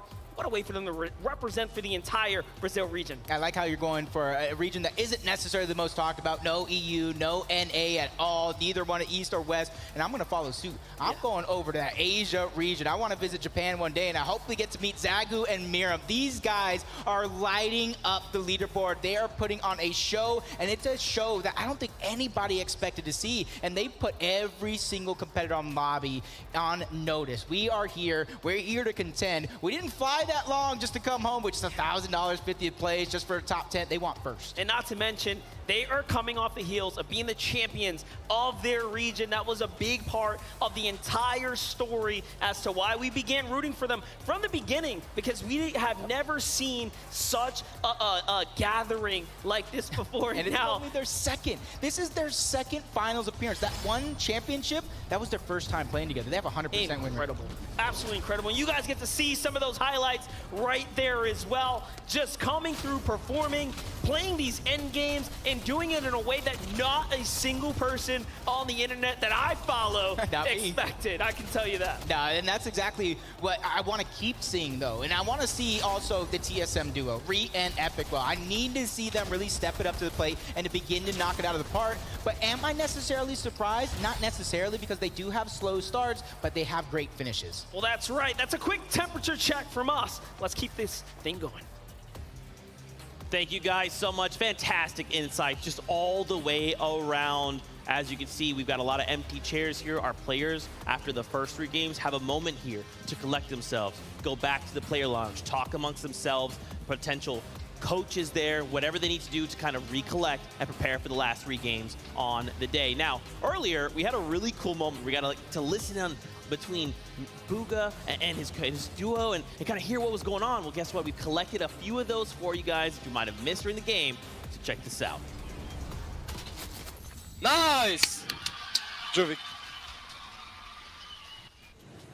You see clicks on them? Yeah, they're here. Yeah. I see. Raiding the thing. They slid. They're running away. I'm gonna go towards them and get some search, okay? Okay. Go to the pond and farm. Come down. That's stupid. I'm trying 3 more. 1v1v, 6 way, 6 way.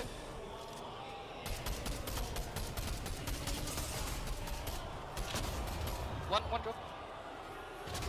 Let's go. More HP. Dead? No! Lucky.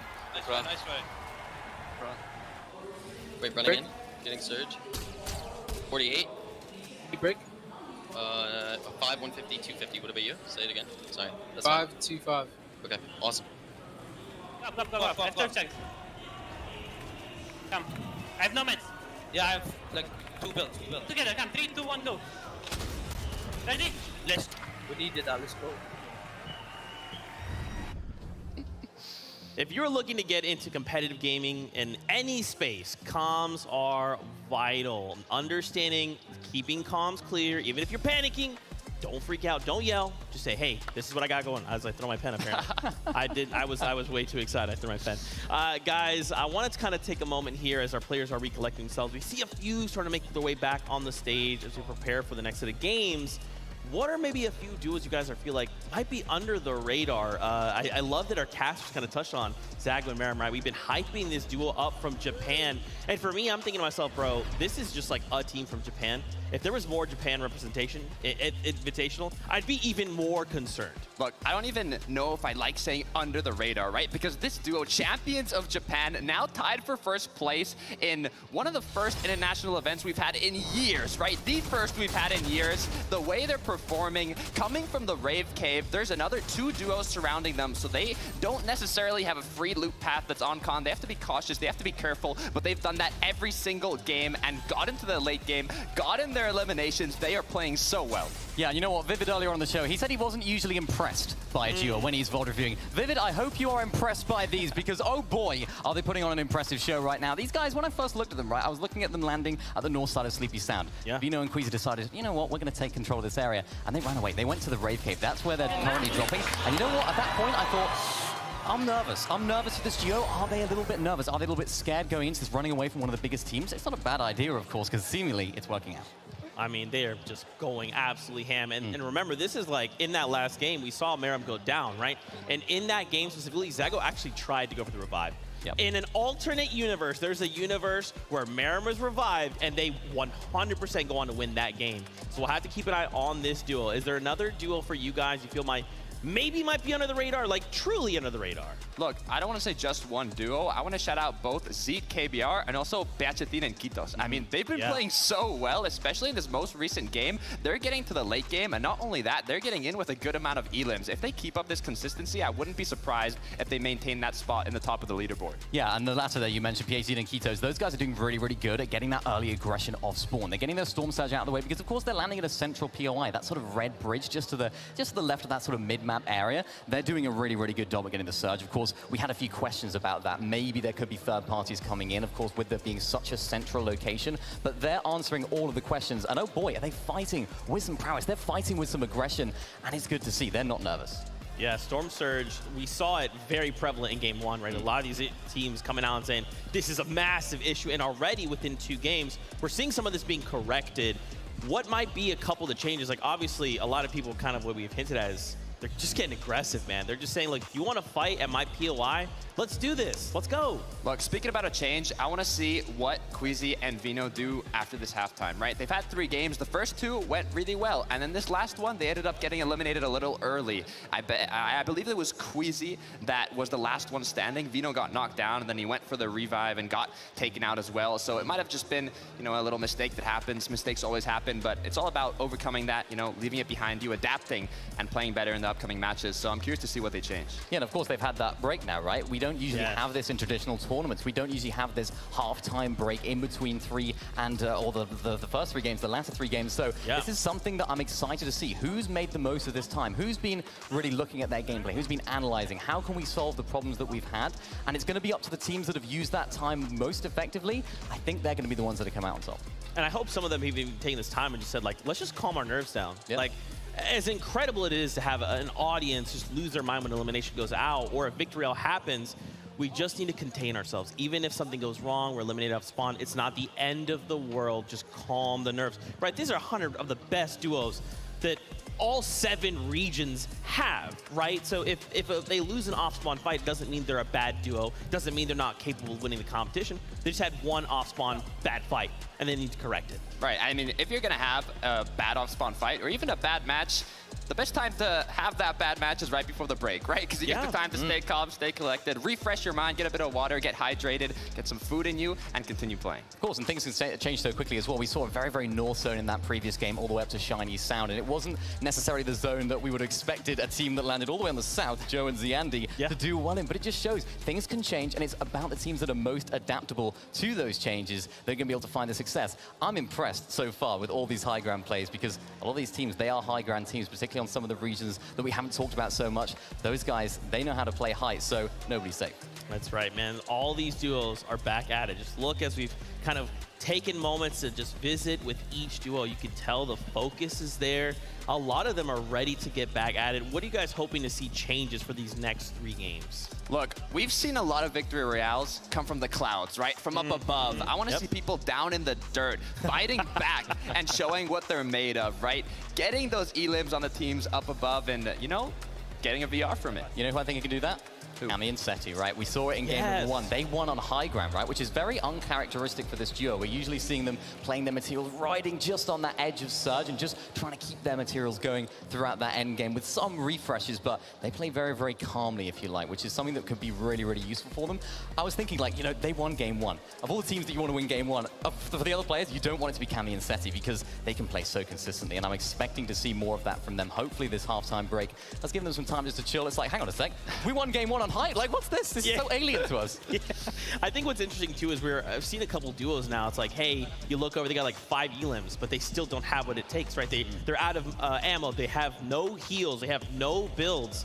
Why is that? If we're capable of finding 5 eliminations on a stage like this at calibers like this, what are we lacking? There's so many types of engagements that you can encounter during a match, right? It could be early game engagements that staggered out and lasted a long time. We have Merstash and Malibuca going against Tayson and Chapix. I mean, those 2 duos alone are literally titans of their own region, and having them go head-to-head, those engagements can last a little while, and if it takes a long time to finish an engagement, you lose a lot of materials, you lose resources, you lose shields, and even if you end up coming out on top from that engagement, you've already used everything, and it's difficult to come back from that. And of course, I mean, look at the lobby, right? Let's just take a look at it, because everyone in this lobby is incredible. They're not going up against the likes of me and you. They're going up against some solid players, and they're proving. Yeah, I'm a walking 50 shield refresh. Don't even worry about me. I can vouch. We do have Adam and Kelly standing by. Friends, over to you.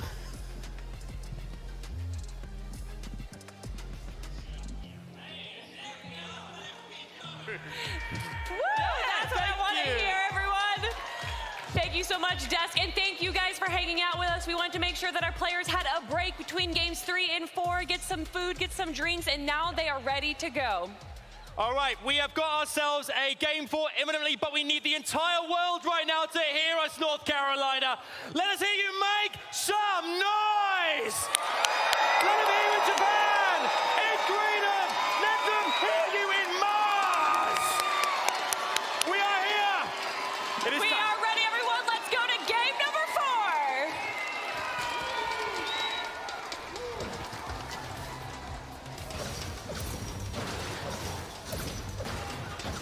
Now that's what we like to see. Let's go ahead and just pick things up and get right to it. Game 4 is underway. The players are already landed off the battle bus. If you were walking around, take a seat, because it's time to get into the action. And it's already looking like Kanata trying to get busy. Taking down Vortexers for the first elimination of the game. Ascented trying to put shots on into the distance. It does look like Cole got a knock onto Pars. The angles and the pressure is already coming out. These guys have been battling all weekend long for that contested drop spot in the middle islands. And with Pars dropping, Raze has the world of pressure on his shoulder in this game. And it's so crazy because we didn't think they were going to be able to do it. Get past this, what feels like crazy hurdle. Being contested on an in-person event should honestly cross you out of the equation here, but not for these competitors. They don't let that little inconvenience stop them. If anything, they weaponize it. They've turned it into surge tags. They've turned it into great standings. even Sagu and Marine here from Team Alba representing for their entire region at the Rave Cave. Yep, this is huge. You got Thomas, HD, and Tripper, and Commandment and Avery all landing towards the Rave Cave. Luckily enough, this is one of the biggest POIs with a ton of loot to go around. And you're kind of seeing not too many early game fights going down over there as Kitos and PH Zin trying to have that early game that they want, because for them, they've been doing so consistent lately out of this drop spot. Not too much contesting going by, and for their Storm Surge, they have so many players around them so they can gather it. Now what's crazy is that the story of Brazil is W key, but not for them. They've made all their points through placement. They actually have some of the lowest eliminations overall. When you stand them against the others inside the top 5, they're actually at the lower spectrum. But Vico and Marine here starting to get into some dangerous territory. You can see the reality tree is no free position by any means. You have Retake and crew up above, Z-Andy and Joe, who have just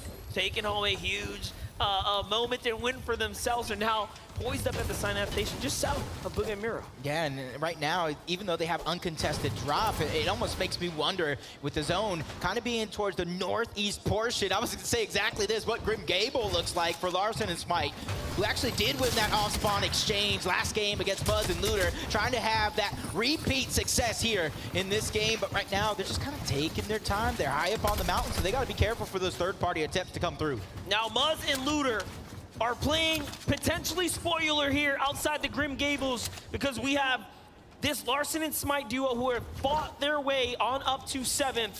And again, Elims are the name of the game for Larssen and Smite, but this is where they have built their reputation, fighting in the early game, managing to get so much experience being contested season after season. It started way back north where Vino and Queasy are, but hold up, Larssen finds one, the trade is good, and Smite gets the other, and down goes OCE, Muzz, and Looter. That was a fantastic play by Larssen, reading him like a book. He turned the page and got an elimination as Mr. Savage strikes again. On1 goes down. Baka has to go ahead and figure out what to do next as iDrop's trying to get those angles. Right now, they're just trying to alleviate the pressure, but the Brazilian duo that you're talking about, King and Mr. Savage, they're looming in the distance, waiting for that perfect moment to strike.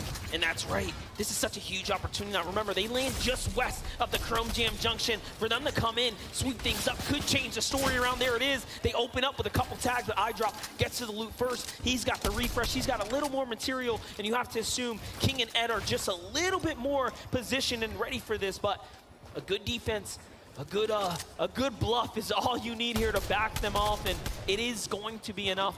King and Ed don't get to show us what they're made of in a clean 2v2.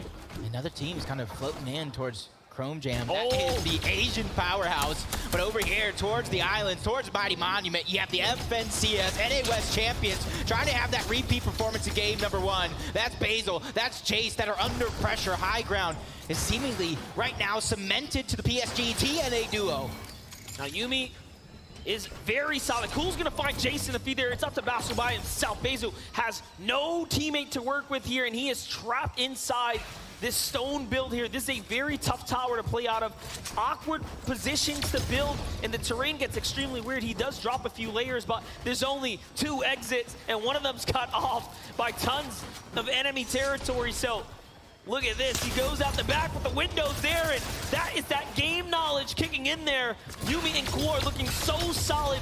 This is what they do on a day-to-day basis, isn't it, Jacob? Yep, this is exactly what they came to do here with that stunning performance last season. Even though it was a 2-day competition, they ran away with it on day 1, and when push came to shove, they held on to it in day 2 to take home that crown.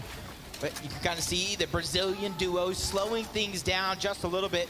They thought it was going to be an easy third party on a Mr. Savage and Baka and On1, but it wasn't as easy as we thought. Definitely, and of course, plenty of highlights as well. Let's get caught up with how this unplayed and unfolded. So On1 just gets snuck up on there. You saw all the Chrome builds. He says, no, I'm not going through that. We're going to go and take the easy path here.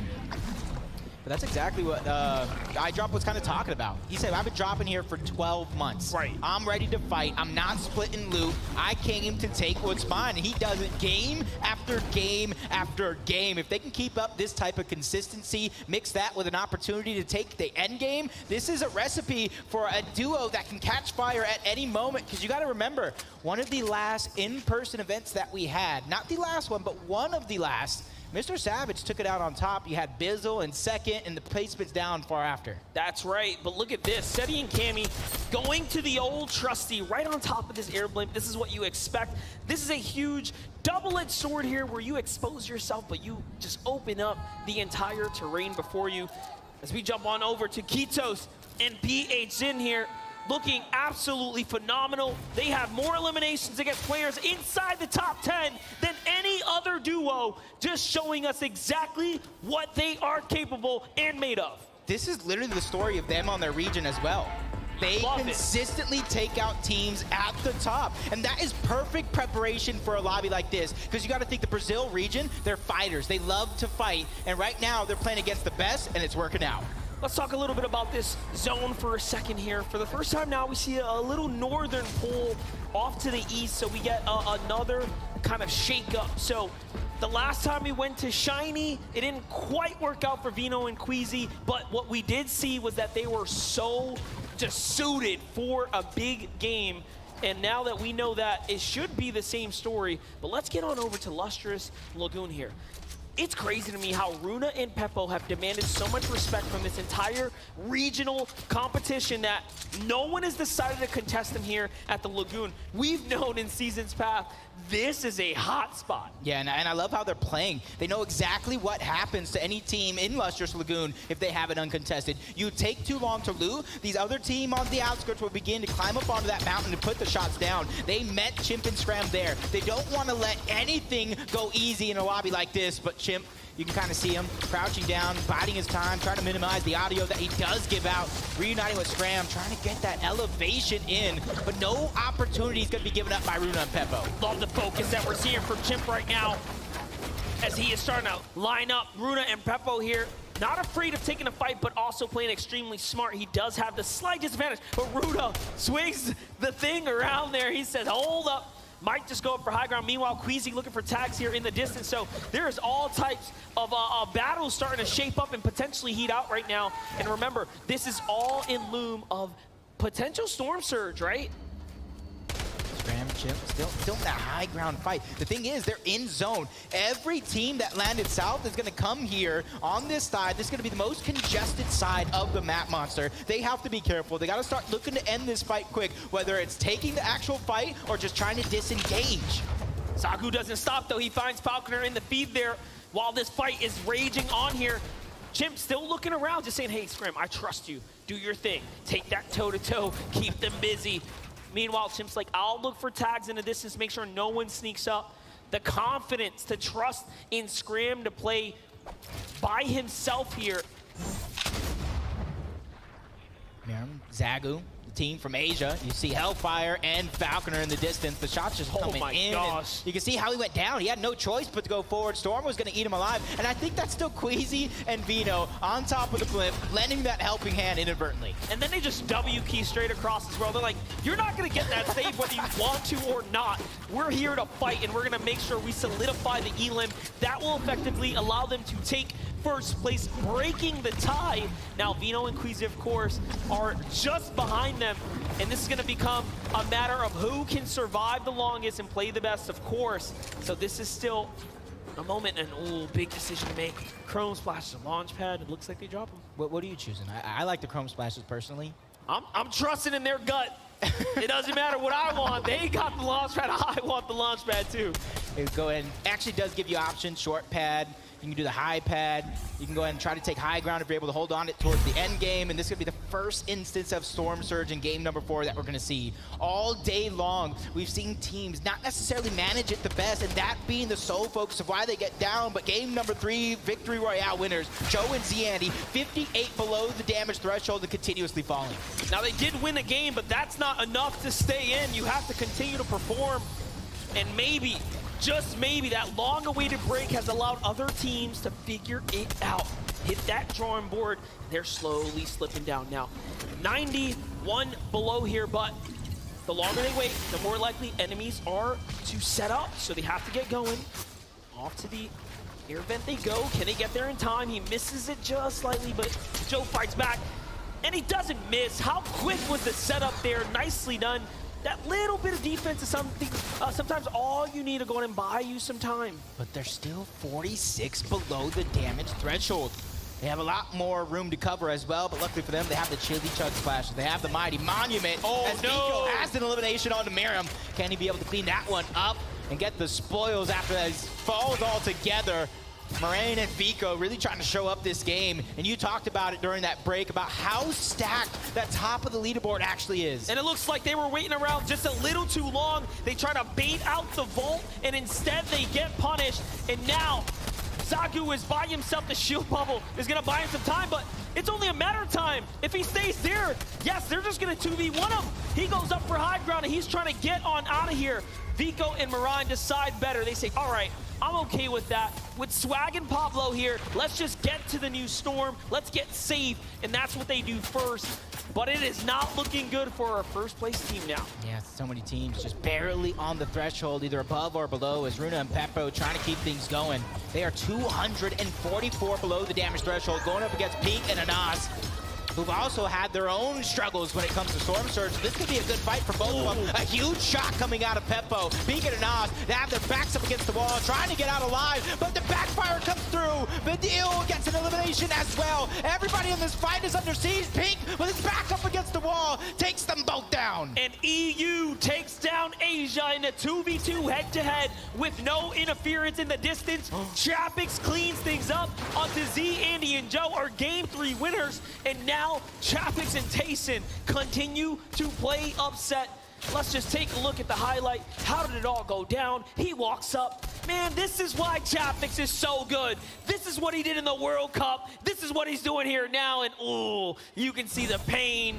That was a tough one. Yeah, that's definitely tough here, but luckily for them, they did get that victory royale. They're at the top side of the leaderboard. One bad game does not decide your future, as Queasy and Vino under siege yet again. Just a sliver of HP. Storm Surge doing its wonders, but they have 10 splashes. But Vino has to try to get him out. That means Queasy has to alleviate some of the pressure with the builds. But shots coming in from the distance. Luckily for them, it's another team that is struggling to surge, so they're not the sole focus of the lobby just yet. Now this is insane. First place has already lost a teammate. Now Vino and Queasy, who are in second, just points behind, are so hurt here, and the surge is continuing. They will have to take this fight. That's not an easy duo, and that one isn't either. This is looking very, very tough now for Queasy and Vino. As Miriam gets knocked down again to Edgy.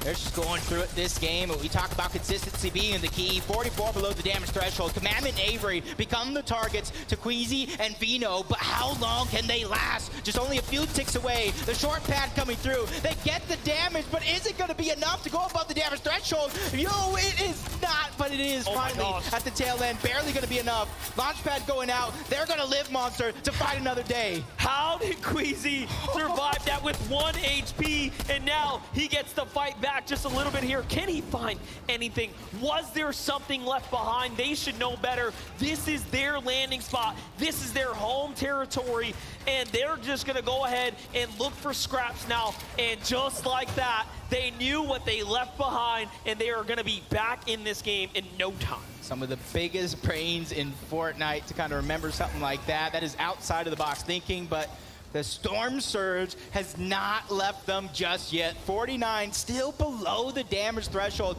Commandment and Avery, I don't know how they made it out alive either, but they're still doing a good job this time around. 187 above the damage threshold. Let's see what they can do when it's not going to be a worry. Let's not forget, these are our previous NA East champions, but hold up, Vino says we need some Elins, but no, he gets taken out, and Queasy, it's up to him, and he falls too.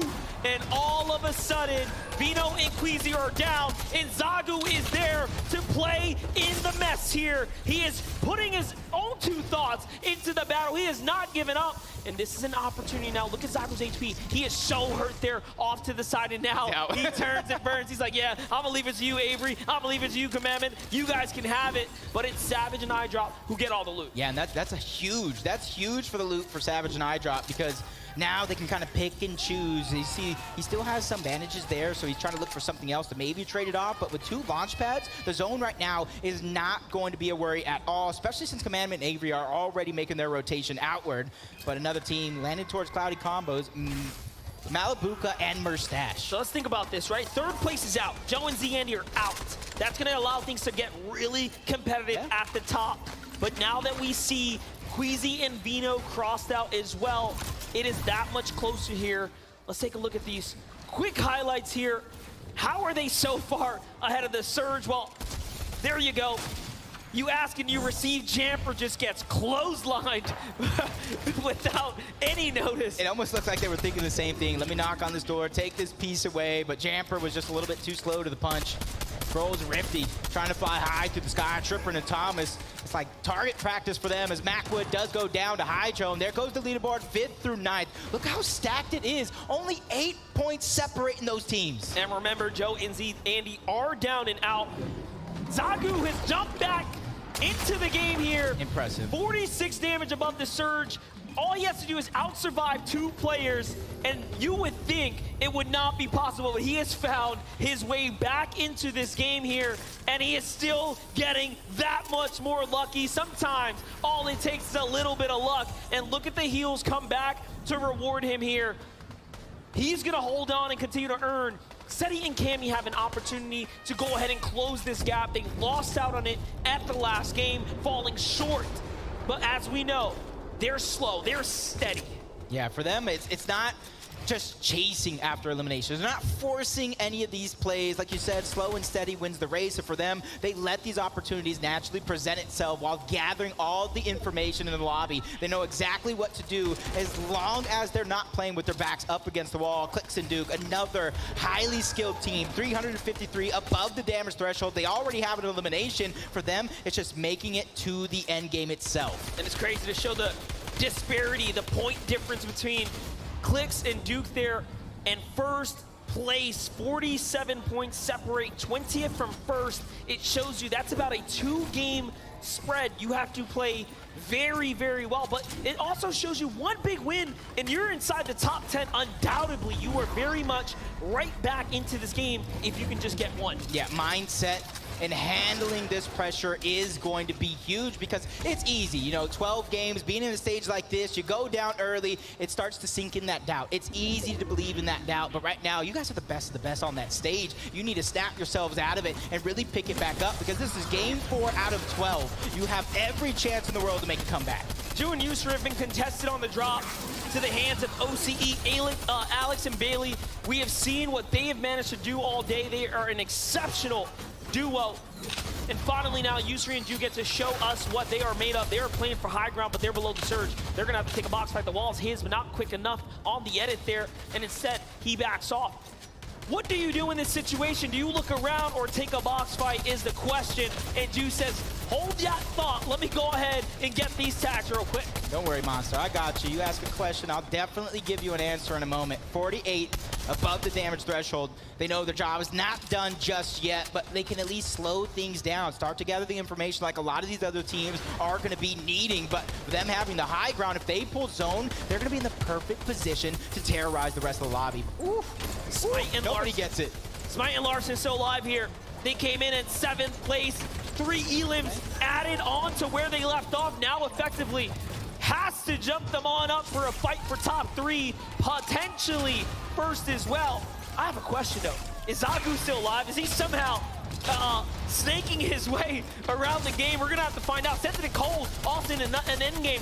That consistency paying off right now as we know it should. Sentinel and Cold are just proving that they are so good at Fortnite, no matter what the setting is, online or in person. And the team, after that first game, is finally finding their rhythm. 251 above the damage threshold. 3 eliminations so far. 3 Chili's Chug Splashes onto Merstache. So you got to imagine on the other side, probably having some rotation as well. But Scented and Cold right now trying to find a way to stabilize. 29 below the damage threshold. Luckily for them, though, that's not too much. That's one good shot, but the same thing happens to them. They're under pressure. 19 HP, trying to get the splashes off, but now Zone is taking them out. Cold goes down. down. It's all to Scented. And it looks like Acorn and Edgy were just waiting for that wall to open up, and there it is. Acorn is the one who finds Cold, and Scented is now left to do it by himself, but he has been here before. That is where he feels most comfortable. Meanwhile, Pink and Anath, they have so much catching up to do. They have already picked up 5 elims. This is exactly the type of pacing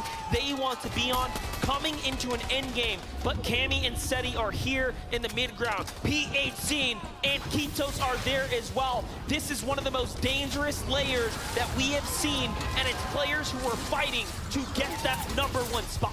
Oh, but Scented, he was able to take down Thor, but he needs that Siphon to come through, and it goes in just in the nick of time, trying to stay alive. Chili Chug Splash to try to go ahead and gain the speed to get to the outside of zone. Somehow Anath is down. You got to thank Commandment and Avery for that one. So now Pink is left as a solo. What can he do with only 3 builds to his name?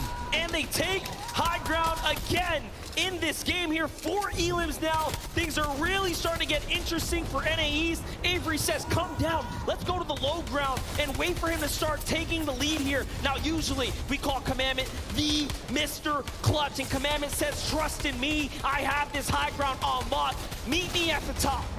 Yep, for one of the most insane end game finishes for the FNCS Chapter 3 Season 3 Championship. They're looking to do it here again in this game as Malabuka's by himself. He ends up into the box, takes another player out, a huge Siphon and refresh to come through just in the nick of time. That was Ed from Brazil who went down, but he's doing a good job. Malabuka immediately beelining to the front side of zone. And back to Pink here. Look at Pink's perspective. He's on that low with 7 elims. He has not stopped picking up. Malabuka continues to fight though. Ustree's gonna fall there, and a quick elim. Someone's behind him though. Now he turns around, and it's just enemy territory everywhere. Which way are you gonna go, son? That's the zone. Larson and Smite are still alive. This is where they do the most work, but no, it's not enough. They get wiped up and taken out. Shot missed. Duke Clicks take advantage in the blink of an eye. Another end game. They're trying to move up to the top leaderboards as Thomas HD goes down. Trippin feeling the pressure as a solo here.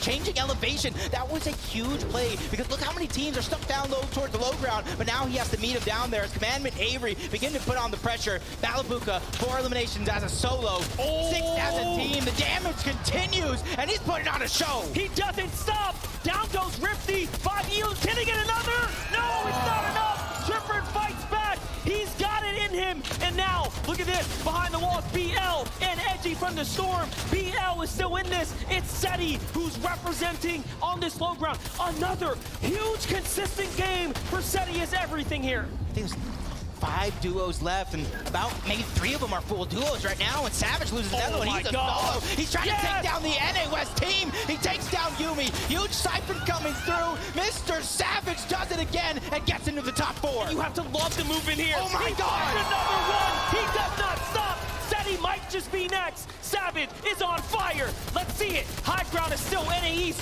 1v1v2. Commandment and Avery have everything working for them as Savage is looking to do so much work. But Seti says, hold up, I could find a chance here. He needs to pick and choose this wisely. Do you go for 2 elims on the low ground or a chance at first? And down goes Savage. Seti knows better. And it's a great game for Commandment and Avery. A huge victory royale and a huge boost for the NAEs champions of Chapter 3 Season 3. Commandment and Avery switched up their games after halftime, and it pays off big. And that's why you have to love that little moment where the players get to hit the drawing board. Look at that smile on Commandment. You love to see it as they have managed to put up a huge win and represent.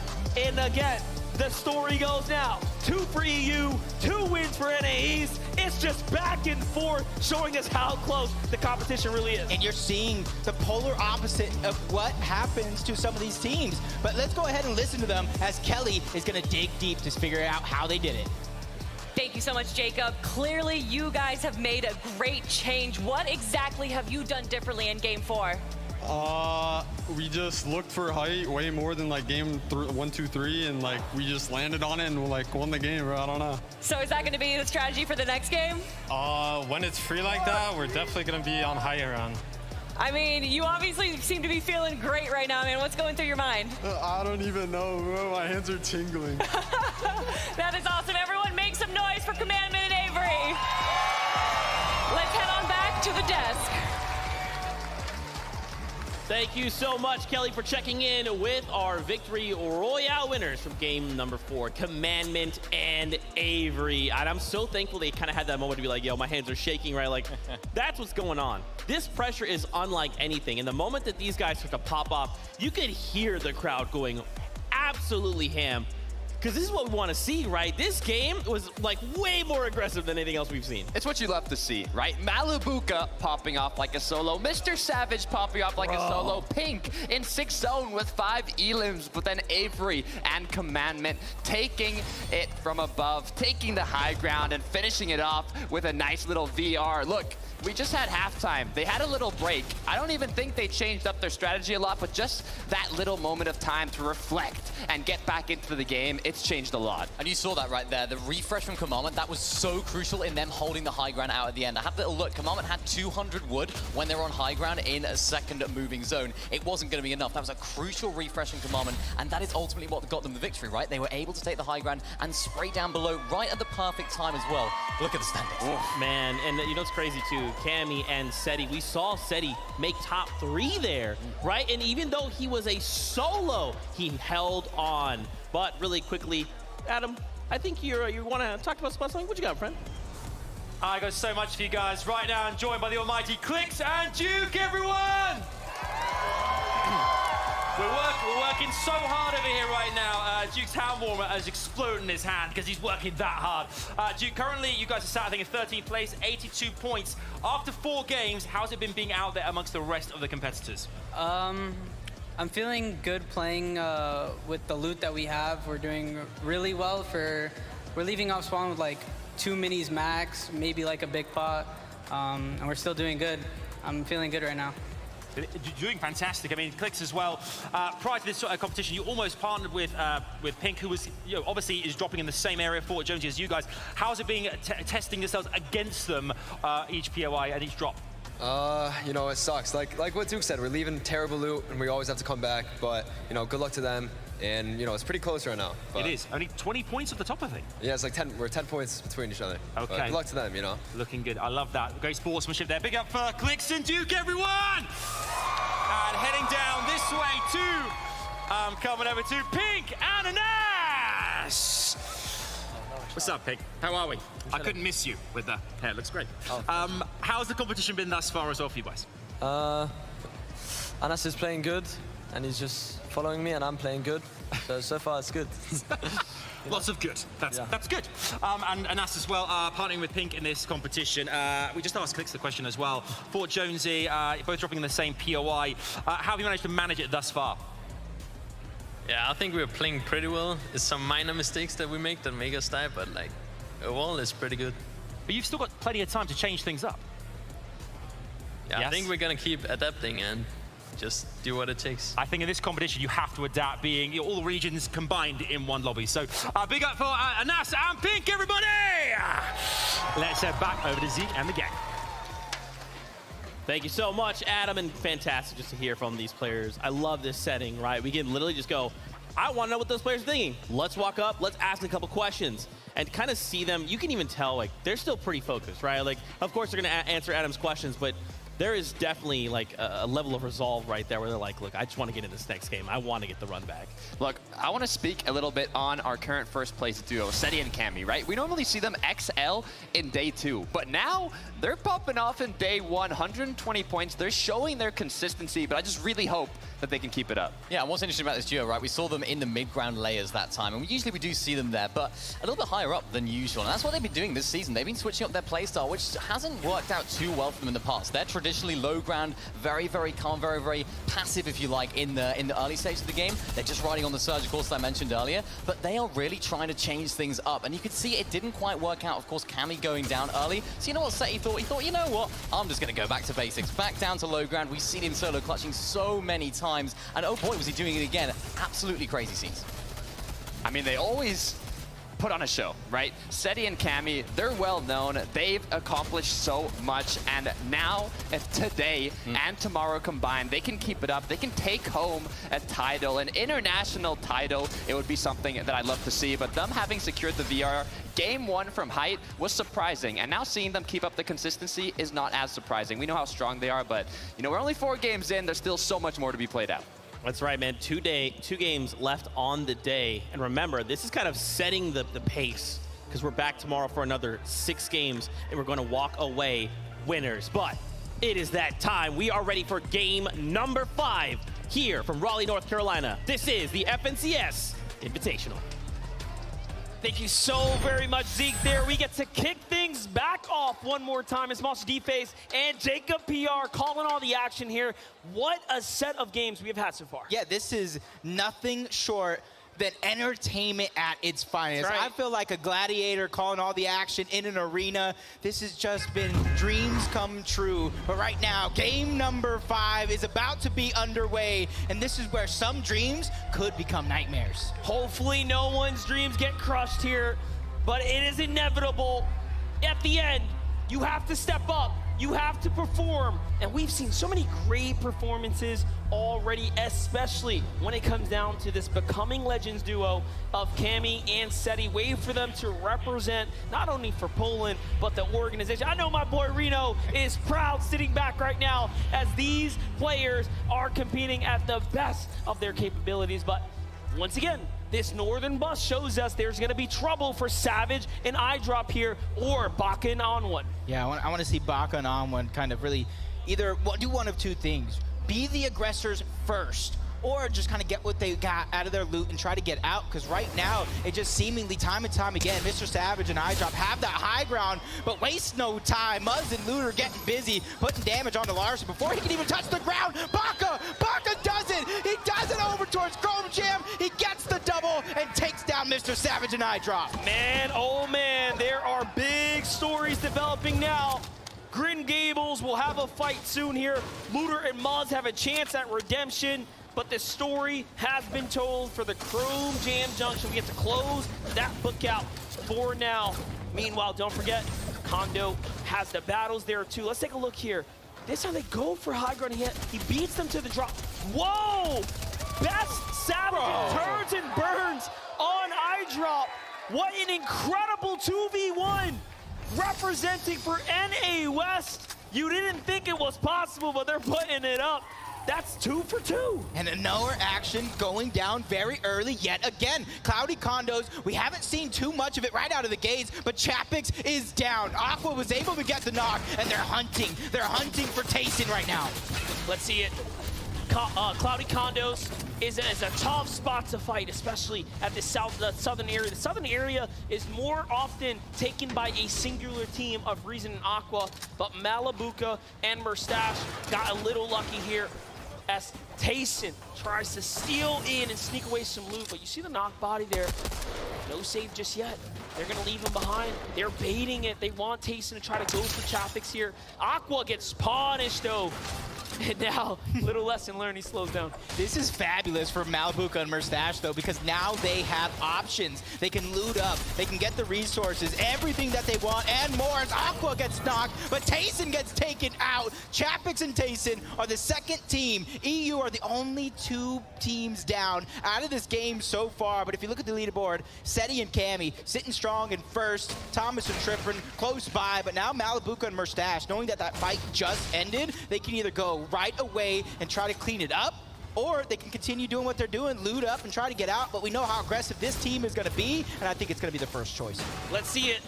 There's still a chance. There's still time left in the ticker here, but things are not looking too hot. Let's jump on over to Larssen and Smite. Larssen and Smite, Grim Gables. This is now, again, the second time we get to catch it real early where they have this slight advantage. The last time it was Looter who fell first and then left it all up to Muzz. It's looking like this might be the same story once again. Looter and Muzz, notably not that successful in early game battles versus Larssen and Smite as a comparison who have such better odds just historically.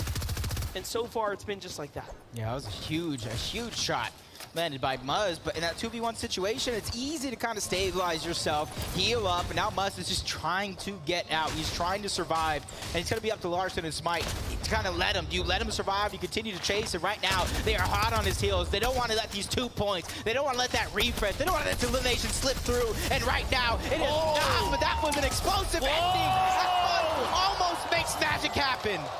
Smite says, you want a show? I'll give you a show. Hold this pickaxe. And down goes Muzz. What a way to really assert yourself here. Meanwhile, on the other side, Vico and Marine push up on Retake and Novice here inside the box. Vico with a quick finish and then steps over to the side. He 2v1s at the reality tree as well. And oh, the punishment there, that's tough, but it happens. Yep, and the fights, they continue all around. Pink and Anas, they're trying to do it yet again, but it's not Clix, it's not Dukes, it's Peterbot and Jamper this time around. What are they doing And here? they're ready to fight. They're ready to take it to them. And this is what happens when teams go the last couple of games struggling to Storm Surge on an uncontested drop. They're trying to get active. They're trying to find what damage they can gather. And for Peterbot and Jamper, it does look like they bit off a little bit more than they could chew because Pink and Anas have every single advantageous position right now. Yeah, but Peterbot, Jamper already picking up big end games. They know how to navigate these early game situations, and more importantly, Peterbot is just gross when it comes down to head-to-head. That is not a player you can sleep on by any means, and Jamper is a veteran. He does not get the credit he deserves. He has put in so much work for years now on the NA East region, and he always seems to fly under that radar. What more can do? And this is a respectable disengage, right? They come on in and say, oh, look, these guys are healthy. I don't know where's Clix and Duke maybe, you know, let's get out of here. Yep, and now you can see Rob, Bob, Kabab, and Wax trying to bring it over towards Chimp and Scram, towards the outskirts, and another team looming in the distance. That's Peppo and Runa. And another team coming from the Lighthouse. That could be Pamsto and Fatch. Who knows? Either way, we're going to have a house party in a couple moments. Let's see it, the breakdown, though. Looking for the chop here. It's held on by nothing, and now it starts toppling over, but there are players in the distance here making it tough for them, ruining their plans. But down come Chimp and Scram. So, okay, there is a little development here. They do get to reset. Blind shots into the bush. Robobs is like, hold my mini shield. Let me show you what I can do. And he hits some huge, huge tags there. Peppo and Runa, though, are looking at Chimp right now, and oh, they open fire, but no tags there. Yeah, and you can kind of see Chimp and Scram. Chimp, like you're talking about, one of the most consistent players on the NA East region.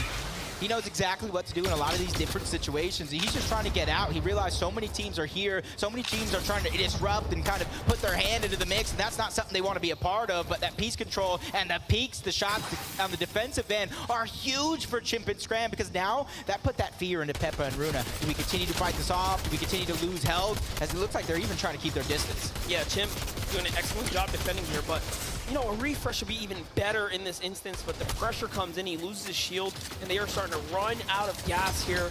Robob and Wax walk up to the wall. They say, hey, Chimp, we thought we forgot about you. But no, too much pressure from Runa and Peppo, and they leave the damage to them. And they go ahead and take this as a small W to Scram.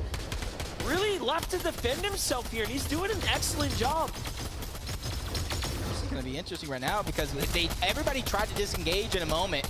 But at the same time, they're so close together, there's only so much you can do. But Runa, he takes a huge amount of damage. They got to figure out a way to stabilize right here. But Chimp and Scram, they know so many teams are around. They don't want to bite off more than they can chew. They don't want to put themselves in a position they might later regret as the shots are still coming in. Scram goes down. Chimp under siege. He's trying to figure out a way to survive. He has no fields left to his name. Rabab Kabab as well. Every single one of these players are now going to be stuck in zone. This is crazy. Runa and Peppo start to fight back. They have the shield chug there, and it's going to allow them to go ahead and heal back up. And now they run in to the zone, hunting for Robot. Peppo's like, no, I want this fight. Robot plays the low ground. Runa comes to support, and all of a sudden he is trapped like a mouse chasing cheese, and it might just be all over here. 10 HP, moments are ticking. Runa's down, he's hurt, but Wax falls first, and Peppo gets the first elimination there for his duo. 1 HP for Runa. Whoa. He got the med miss to stay alive. Can they? Okay, there's another rift there. I was going to say, I thought they were going to get the rift in time, but there's another rift there. Not too much to worry about for them. But every one of those teams that were fighting there that might not be the most healthiest are still going to have to go through Pamsto and Fatch. But on board, Belusi and Hyjo, they're feeling good. They got themselves a spot in his zone. Yeah, and you know what? This is a perfect time to catch up with Vivid with a mid-game analysis. Guys, the action is popping off so much so that we missed the fight over here at Chrome Crossroads. Alex and Billy haven't had the best of starts to the day, but game 5 here, they find these 2 early eliminations, and we know that they love to play the higher ground. Just we want to show you guys these reactions. They're so happy to find this as well. The dances come out. We'll have to see what type of momentum this uses for them. Excellent. And now we jump over with PH, Zen, and Kitos, who are sitting up on high ground, you know, hands off the desk, relaxing right now, just soaking in what an exceptional day it has been for them. They have played so well, and the zone is now going their way, so for the first time, we have this zone pulling far northwest. This is the backyard of King, Ed, Merim, of course, and Zagu here. Excellent players up top. This could be actually a recipe for success for the Asian powerhouse, the Japanese team, to kind of take a big game and take up that first place spot right back. They're right now in center zone. They have the highest elevation in the lobby, and a couple teams all around in case Storm Surge does become a problem. As Commandment and Avery over still towards Rave Cave. They have Launchpad to use. They have enough rotation. So they're going to be one of the last teams to leave the spot altogether. And again, just excellent. Commandment and Avery coming off of Victory Royale, zone pulling their way. This is a perfect recipe to take that momentum and bring it on home. So we are watching several teams now literally catch a little bit of that favor in the feed. Hellfire finds Bugha, and down he goes. Trouble in Chonkers down south. That's that late zone rotate, and that is what happens when the zone pulls far north. You could do your little dead side western rotates, but at the end of the day, there are players waiting there too. It's just textbook reads. Oh, I saw on the feed there just a few seconds ago, Queasy and Vino, they were able to get a knock onto, I think it was Merim or Zagu there for a moment. Are they going to be able to kind of run up and clean it up? I think they got the elimination altogether. Now keep in mind, Marine coming into that last game, they were in first and second tied leading, and they have fallen to 5th. So this is a huge opportunity here. That's where you take it into your own hands, take full control of that one. And you can see he was just out of position. You cannot be out of position in a lobby like this. That is what is going to be a decision you regret for the rest of your life. But Merim, we see Zagu pick up a ton of points as a solo last game. Now it's Merim's turn to return the favor. And you see what he does here. He recognizes, hey, wait a second. That's scary. Vino and Queasy might know I am the solo. I think I've been outed. Let me defend myself to the west and put all of my focus on Vino and Queasy so they do not sneak up. Excellent plays right there. Just smart play. We're seeing what Asia is capable of. Meanwhile, Seti, Cammy, inside the Storm. This is their home territory. Dead center, more or less on the split. And now they get to hit that rotate. PH Zen and Kitos from Brazil. We talked about them, 186 below the damage threshold, but they're a team that can pop off at a moment's notice. They have the most eliminations on players in the top 10 on 6. Look at that stat, flies up right when I'm going to read it right there. But the 189 below the damage threshold, that is so concerning for me, but it looks like Vincent and Arthur are closing the distance. They might be below as well. This is between 2 teams, 2 powerhouses trying to land big shots. PH Zen loses his teammate, 2v1 situation. Arthur and Mixon trying to get into the box. This is the first time we see PH Zen lose his teammate this early in the game. This is a huge development for him. And notice the problem is he didn't quite get to the zone early enough, and Z, Andy, and Joe capitalize on that solo opportunity, and PH Zen falls. And now they have a chance to fall down the standings here quite substantially. This is really beginning to open up and become much more interesting. And let's not forget, 5th place again is Merim, left by himself as well. So this is the second game now too where the Japan duo is struggling here. Yeah, and you can see outside of zone, 270 above damage threshold, and this is exactly the plays that you have to make, especially on a team that's looming into the distance. Basil in a 1v2 situation, he tries to peek and take a shot, but 2 prime shotguns are better than 1. They take him down in a blink of an eye. Baka trying to carry that momentum from the early game, but only 62 above the damage threshold. That's something that is looming in the back of their mind, and they haven't even left Chrome Jam Junction all game long. That is true. And they have King and Ed, some of the regional dangerous fighters right there. We saw what Ed can do. He took out 2 of EU's finest. by himself inside the storm while being pressured. Snacky returns a huge favor onto Duke there, so down he goes as Clix managed to find a trade too. So for them, it's still a tough situation, an even worse story unfolding here as Merstash and Malibuca are being lobby focused by Clix on the rotate now. So all around, tough spot to be in here. Merstash barely holds on and survives in, so no knock there. That could be the difference maker. Thomas got 2 on the Hen and Vortex, not just one. You see Fabs trying to reunite with Snacky. Malibuca and Merstash also in the distance. For them, that shield keg was absolutely needed, especially since they're only 67 above the damage threshold. Oh, but I was just going to say, soon we might have to turn our focus to Peppo and Runa. They find Clix right above Snacky and through. Cammy and Seti put the shield bubble on the boat, and they are gone with a clean rotate right up the river. That is just a 500 head play. Look at the play right here. We absolutely love to see these crazy strategies play out, and there's a reason they are up at the top. This is just outside of the box thinking at its finest. That is the freest rotation I think we'll see all weekend long. And they're only 85 below the damage threshold. That's not much at all. No, they're below. They don't have heals. This is a very tough spot to be in for Cammy and Seti, as they have a true chance to once again break away with a big lead here. But they are, you know, fighting with one hand tied behind their back. Peterbot, shields get dropped. Clown finally goes down. Huge siphon for Peterbot. As just, like I just said, his shield just got dropped. Now you're looking at a short pad from Revsguard, trying to make it into zone. As soon as Peterbot hears that, he might try to recycle it, but nobody wants to leave this one just yet.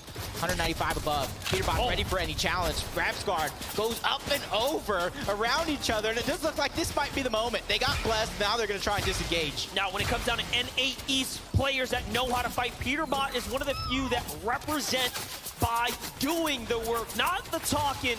He is one of our most leading elimination leaders on the NA East region in general. So for Revsguard to make the rotate out is an excellent decision there, but he is met with Pamsu and Thatch firing directly inside. But we jump on over to Cammy and Seti. The story continues here. They need a tag. They need more than that. Kanata opens the box. They look to fire back. Nothing comes out of it. And now they say, hey, we got to get to these boxes. Maybe it's more important. Maybe it'll be easier to box fight. But Cammy falls to Bad Sniper. And it's up to Seti to do it all. Can he get pretty much a full Elim worth of damage here? Oh, no. I didn't mean to curse him. Luckily for him, no more. He instantly goes down. I was going to talk about the launch pads, the push game to shove. But now Joe and Z Andy found 2 more launch pads and so much room to work with as Malibuca and Merstash. 2 eliminations. No shield to work with. I'd say not much, but none at all to work with as Fast gets one on the swag as well. Malibuca and Merstash, they are in the most congested side of the map right now. They're going to need everything they got to try to stay alive, other than that launch pad. But with no shields on Merstash, that could be a risky play. And what's crazy, remember, Cammy and Seti falling. They were in first place, 11-point lead over Trippard and Thomas. Third place of PA, Jin, and Kitos. We already talked about them just being completely devastated there. And here's the updated standing. Thomas, HD, and Trippard have a chance to catch up. Smite and Larson, Vino and Queasy as well. This is such a competitive FNCS Invitational. If we've ever seen one, especially after just 4 games, and now the 5th is unfolding before our eyes. Top of the leaderboard, stacked like pancakes in a Waffle House right now. It's Thomas and Trippard, 2 eliminations at the edge of zone. And right now, there's so many teams on the outskirts. They can continue to peek and just put so much pressure on the lobby before they figure out what's next. The choices are definitely there. You see Acorn and Edgy, they're sitting clean. They found themselves a nice spot. Belusi and Hydro as well. Not too many teams on this side of the map, and this is what we would call the slower side, to where you don't have too much to worry about, especially if you're Acorn and Edgy and you're 676 above the damage threshold. That allows you that flexibility, that allows you options to pick and choose. Do you want to go ahead and put pressure on another team? Do you want to rotate around the map? The choice is now theirs. But a team that might not have those same choices is Malibuca and Merstash. They're only 105 above. We talked about the lack of resources that they have.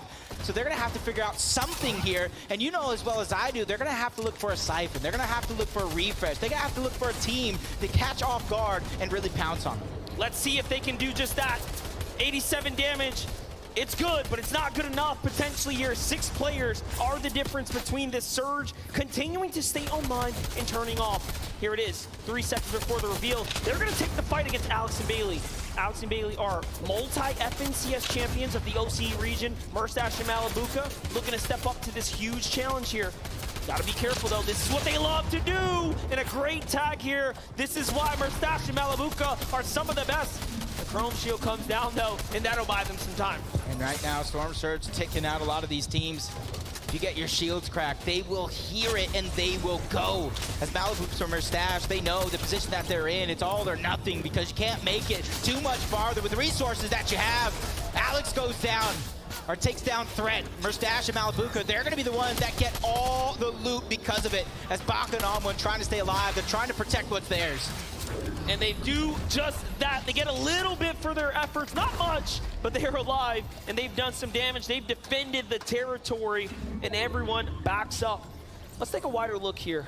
Fadil has to give up the high ground. Everyone's making a rotate. Thomas HD and Tripper still a launch pad in the bag as they get to half and half out. This is excellent.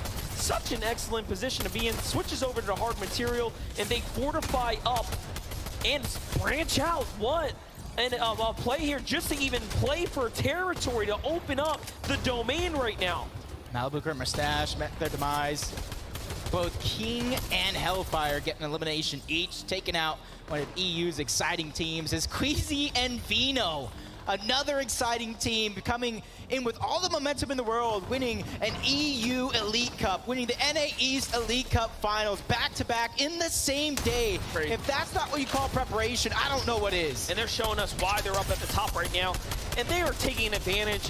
A northwest zone is excellent for a team like Vino and Queasy. They find Anas down low. That's going to be their 4th elim. Pink does not stand a chance if they decide to focus together, but it's more important for them to maintain the position right now. And this zone's going far. It's going to cut back towards Acorn and Edgy side. Scented and Cold have more of a dominant rotate here, and this is all shaping out to be a great game. Look at that mountain. They got to go down the hill and then back up the hill. This is literally going to be a roller coaster ride of an end game. And if you don't have a launch pad, if you don't have chrome splashes, I wish you best of luck. Well, we do know if you do, Cold and Scented go ahead and put the chrome splashes to the use here, to the test, and they jump right over that bush and into it. It's going to be a great spot. Meanwhile, everyone else takes to the high ground. Peppo finds an elim, and Yuumi is going to fall there too. He is the victim of the loot that we are watching get sniped up by Larson and Smite here. You know, they called it though. They called it's going to start at the drop spot of Grim Gables. They take out Muzz and Looter, and they keep things going. Repscar peaks at the right time, finds the shots on the Cool. Another elimination going over.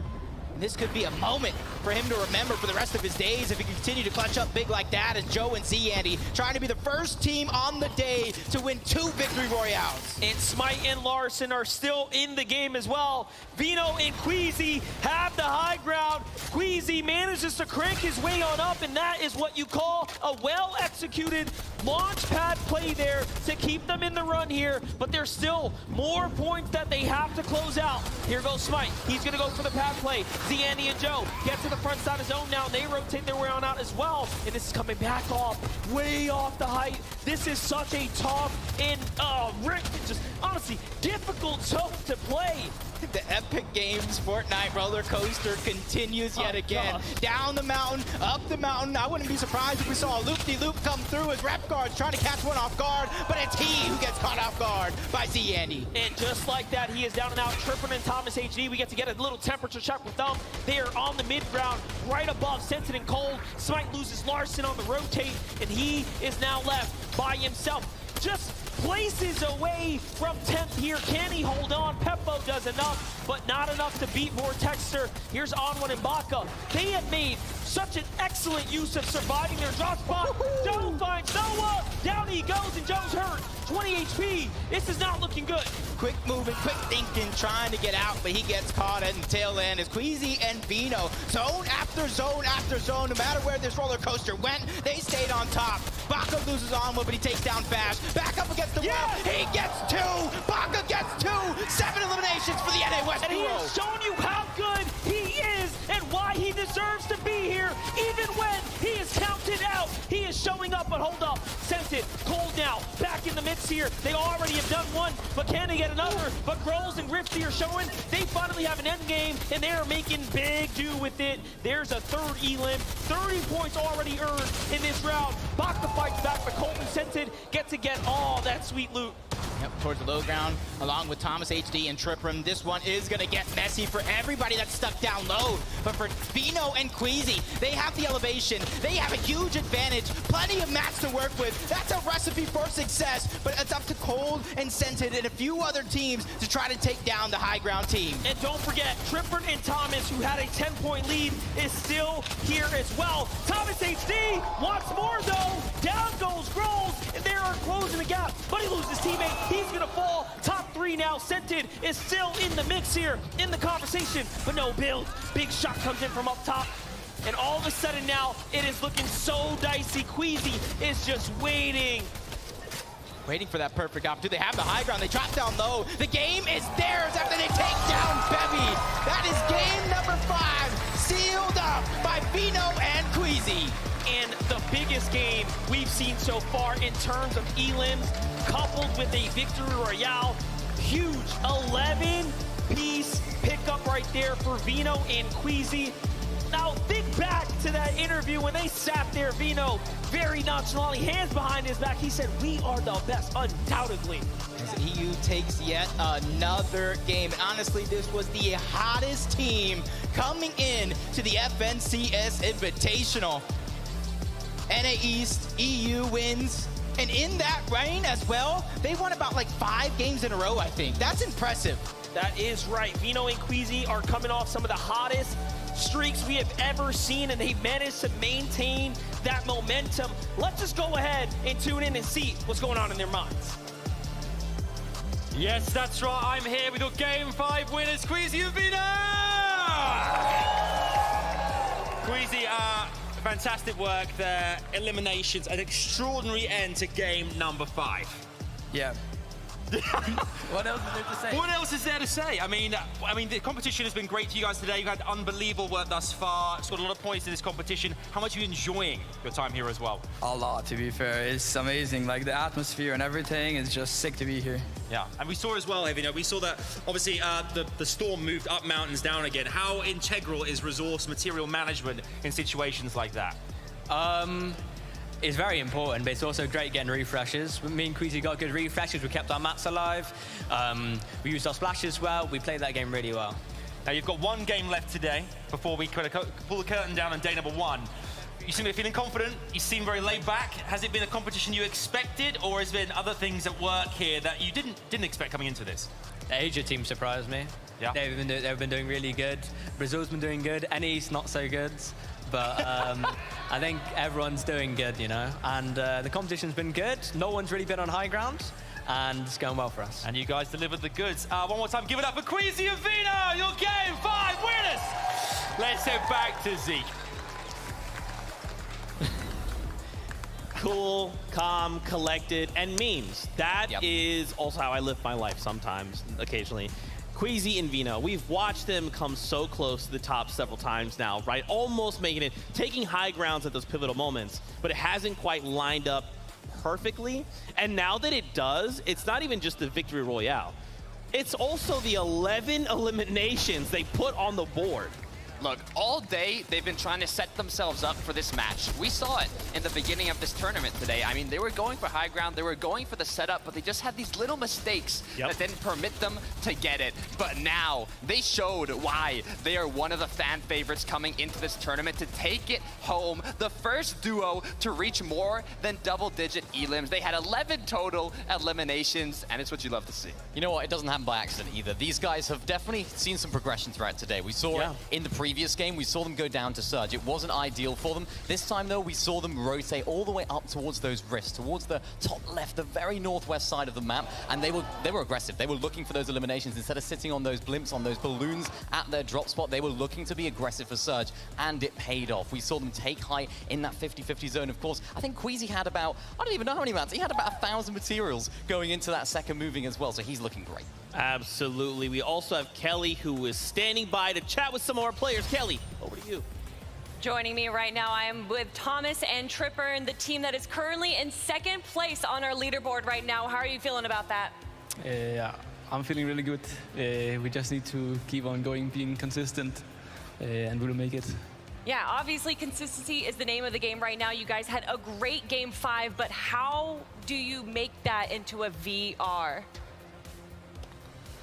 I don't know, like, we played mid ground most of the game. I think we should either commit it to high ground or low ground to win the game, but we're just playing for consistency, so it doesn't really matter. Yeah, and obviously consistency is working for you guys. You're doing a great job on the leaderboard. Good luck in the Game 6. Guys, let's head on back to the desk. Thank you so much, Kelly. Shout out to Thomas HG and Tripper, and they are currently holding strong in second place. And if you look at that little dash, that means they've not gone anywhere, right? And I do want to highlight them for just a single moment. 2 games back, we watched Malabuka go on an absolute tear, but then Tripper said, nah, son, this is my lobby, take a seat, and that's how they're still holding strong. We have to kind of talk about the top 10 here, right? With only a single game left to go, we're setting ourselves up for tomorrow, right? And Thomas HG and Tripperin, they're looking real good. I mean, they're looking more than good, Zeke. Queasy and his duo partner, we're in the first place spot, but second place, that's Thomas Tripperin, and they are playing so well. Just looking at their highlights here, they're setting themselves up for the late game, and just now with the interview with Kelly, you saw they're still always thinking, right? What can change? What can we adapt to? How can we play better? How can we take home that trophy? Yeah, and these are 2 very, very talented solo players. For those that don't know the region very well, of course, Trippin and Thomas, those guys are incredible solo players. We've seen solo clutch after solo clutch from both of them in the Elite Cups, in the Cash Cups leading before that, and they are just a dynamic duo when things go well. Sometimes things can be a little bit difficult for them when they do get split up. You know, they have to rely on the other person. We've seen that a little bit throughout the Elite Cups this season, but they're bringing it all together now, and oh boy, is it looking good. I also want to talk about Smite and Larson. This is a duo coming from NA East, right? And they have 5 total FNCS Finals appearances together. Now, it's a lot, but it's also the fewest out of any NA East duo competing here today, but that is not showing because even though they have the fewest FNCS Finals appearances, they're in the top 3 right now in this event. That's right. Everyone currently is looking, right, to just try and say, okay, look, the first 6 games, we just want a strong footing as we go into those next 6 games tomorrow. I guarantee you there's strategies, little things that these players are holding on to for those last 6 games. I do want to turn our attention back to the standings. We continue to kind of go top to bottom here, Mini Miner. Obviously, Queasy and Vino, massive, right, to now jump up into first place, up by 5 spots after that game. If it happens again, we could be in trouble. We could be in trouble, and I think the rest of the lobby could be in trouble as well, because you don't want Queasy and Vino to be playing as good as they are. It all sort of formed together for them in that final game that we just saw right there. So if they're on form, they can definitely make a push for this one. Yep, that's right. Kelly, you are standing by with some more players. Let's hear it. That is right. I am joined here by Ed and King, our Brazilian region players right now. You can already hear the audience going crazy for you guys.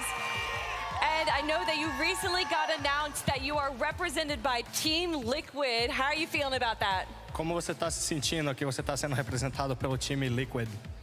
Eu me sinto incrível porque é time que eu sempre quis entrar e eu me sinto muito realizado de estar na Team Liquid. I'm really excited to be in this team, and I always dreamed of being in it, so I'm really excited about it. And I'm sure they're proud of you. Thank you so much. And then, of course, King, you've been around since the World Cup days. What is it like to be back here on the stage? ¿Cómo te sientes estar de vuelta acá? Para português ou espanhol? Okay.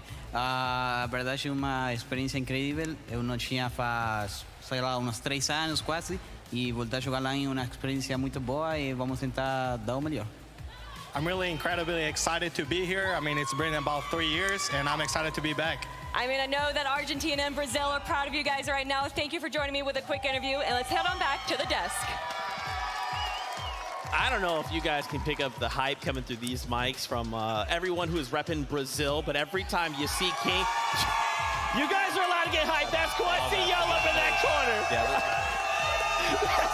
that's right. Ed and King sign. They're holding up the flag. You love to see it. Now, really quickly, as we gear up for game number 6, we come back to the standings, right?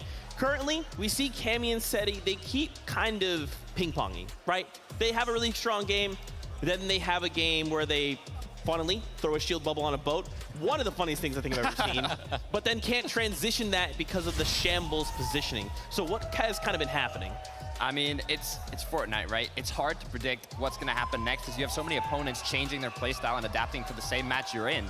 But knowing Cammy and Seti, they know how to deal with it, right? They can adapt stronger than their opponents that they're facing against, and it's all about doing it in the most effective way possible. Yeah, Storm Surge for this duo at the moment is kind of a little bit of a problem, of course. So many teams that I noticed they were fighting on the edge of zone. Not many teams are rotating in early on enough, and I think that makes Cammy and Seti run into a few issues, right? Because they're, of course, landing in a very central position. They rely on a lot of teams rotating in into their domain to get their Storm Surge. Of course, we saw it with the boat rotate as well, the boat-tate, as we call it. We can call it that. But yeah, they were looking strong. But of course, when you have that shield bubble, you can't shoot out as well. So they were lacking on the surge tags in that end game. And unfortunately, they didn't quite have the answers. They got a little bit desperate. Things didn't work out too well. Seti, I was hoping that he would solo clutch, but wouldn't quite happen. That's right, and it's okay, right? It's fine. We're still sitting in top 5. Everything is okay. We've got one game left to go. With a single game left, what are some adaptations we're hoping to see? Because remember, this is it for the day, and then we have all night to VOD review. We go back to the hotel, we try and get more games in, we talk to our coaches, our duo mates, etc., and come back stronger tomorrow. Look, you said it yourself, right? It's one game, but it's really 7 games left, right? This is the last game of the day and 6 more to be played out tomorrow. This last match is just about doing it the best you can, and when you're really going to be reviewing, studying, seeing what you can change up is going to be overnight for day 2. Yeah, this is such an important game for these teams, right? Especially if you're looking for a little bit of a change up. So for these teams that are thinking, you know what, let's try and change things up in day 2, this is the time. This is the time to test things out, because what better practice than the lobbies themselves? I mean, we saw it with Vico and Marine as well, of course, landing at the Tilted Towers area. They've sort of shifted their rotation over towards the reality tree. We saw them fighting out there, of course, Vico doing so well to close out those eliminations on the team that were landing there, and they're switching things up, and they're a prime example of a team that's thinking, you know what, things aren't quite working out at Tilted. As we know, it's a bit busy, so let's switch things up, let's go to the reality tree, and that's ultimately what these teams are hopefully going to be doing tonight. That's right, a lot of these duos, man, look at them, look at the focus. They're waving to the camera, which we love and appreciate, but they are lasered in. They're thinking to themselves, they understand, right, with one game left, okay, what are the things we need to do to accomplish? What do we need to just kind of say, look, this is it, we left our mark, and we can walk away happy. I think for me, Zagu and Mero, like this team that we saw pop off, they've kind of gone a little bit radio silent. What do we think's happening here? I mean, we've seen them. They've been having a bit of trouble doing enough damage or even staying close together. I've seen 2 times now. One of them, Miriam was left alone, and the other is Zagu was left alone, having their duo partner get eliminated. So I'm not sure if it's because they're not playing together enough, if rotates have changed from their opponents and it's cutting them off while they're trying to get to zone. Yeah. There's a lot of possibilities, but they really have to focus on seeing what went wrong after those initial matches and see what they can change going into day 2. They were trying, though. Of course, they made a really, really solid rotation up towards that Rifts area. They had just the best position on the map. And as you mentioned, Takata, they were a little bit split, right? They didn't quite execute it to perfection. Of course, Queasy and Veno, they decided, you know what, let's just take them out. We'll take this position, and ultimately that's what won them the game. But it's just a little bit of confidence, maybe a little bit dropping potentially with this duo. We saw it early on. The aggression was what made them so impressive. So that set them apart from the rest of the teams here, and that were really, we admired it, right? We admire their confidence in fighting. Maybe now they're thinking, actually, maybe we need to tone it down a little bit, when in fact, keep it up, you know, keep up that aggression, because if you're toning it down, you're not getting the Storm Surge tanks, you're not getting the damage that you need to make it to endgame.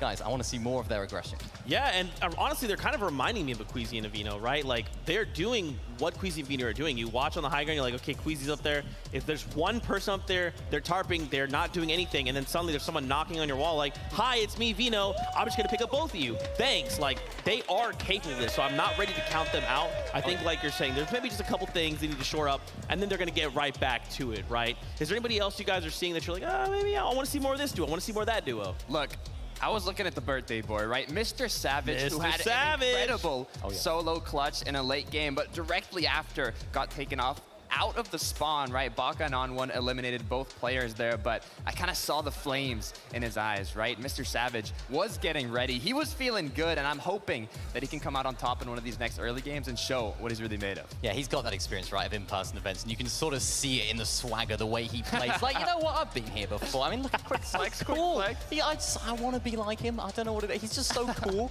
And it's reflecting his gameplay as well. He is really taking the game to Storm. He is really popping off in the end game. He's performing, and he's not showing any signs of nerves. He's really just 2v1ing. We're seeing 2v1s. We're seeing some crazy clutches, and that's what you need. At this level, you need to have those individual pop-offs, because without it, you can't make your way to the top of the leaderboard. And on screen right now, we've got Reet and Epic Whale. In case you didn't know, Epic Whale, a 6-time FNCS champion, paired up with Reet, who's on controller, representing controller gang.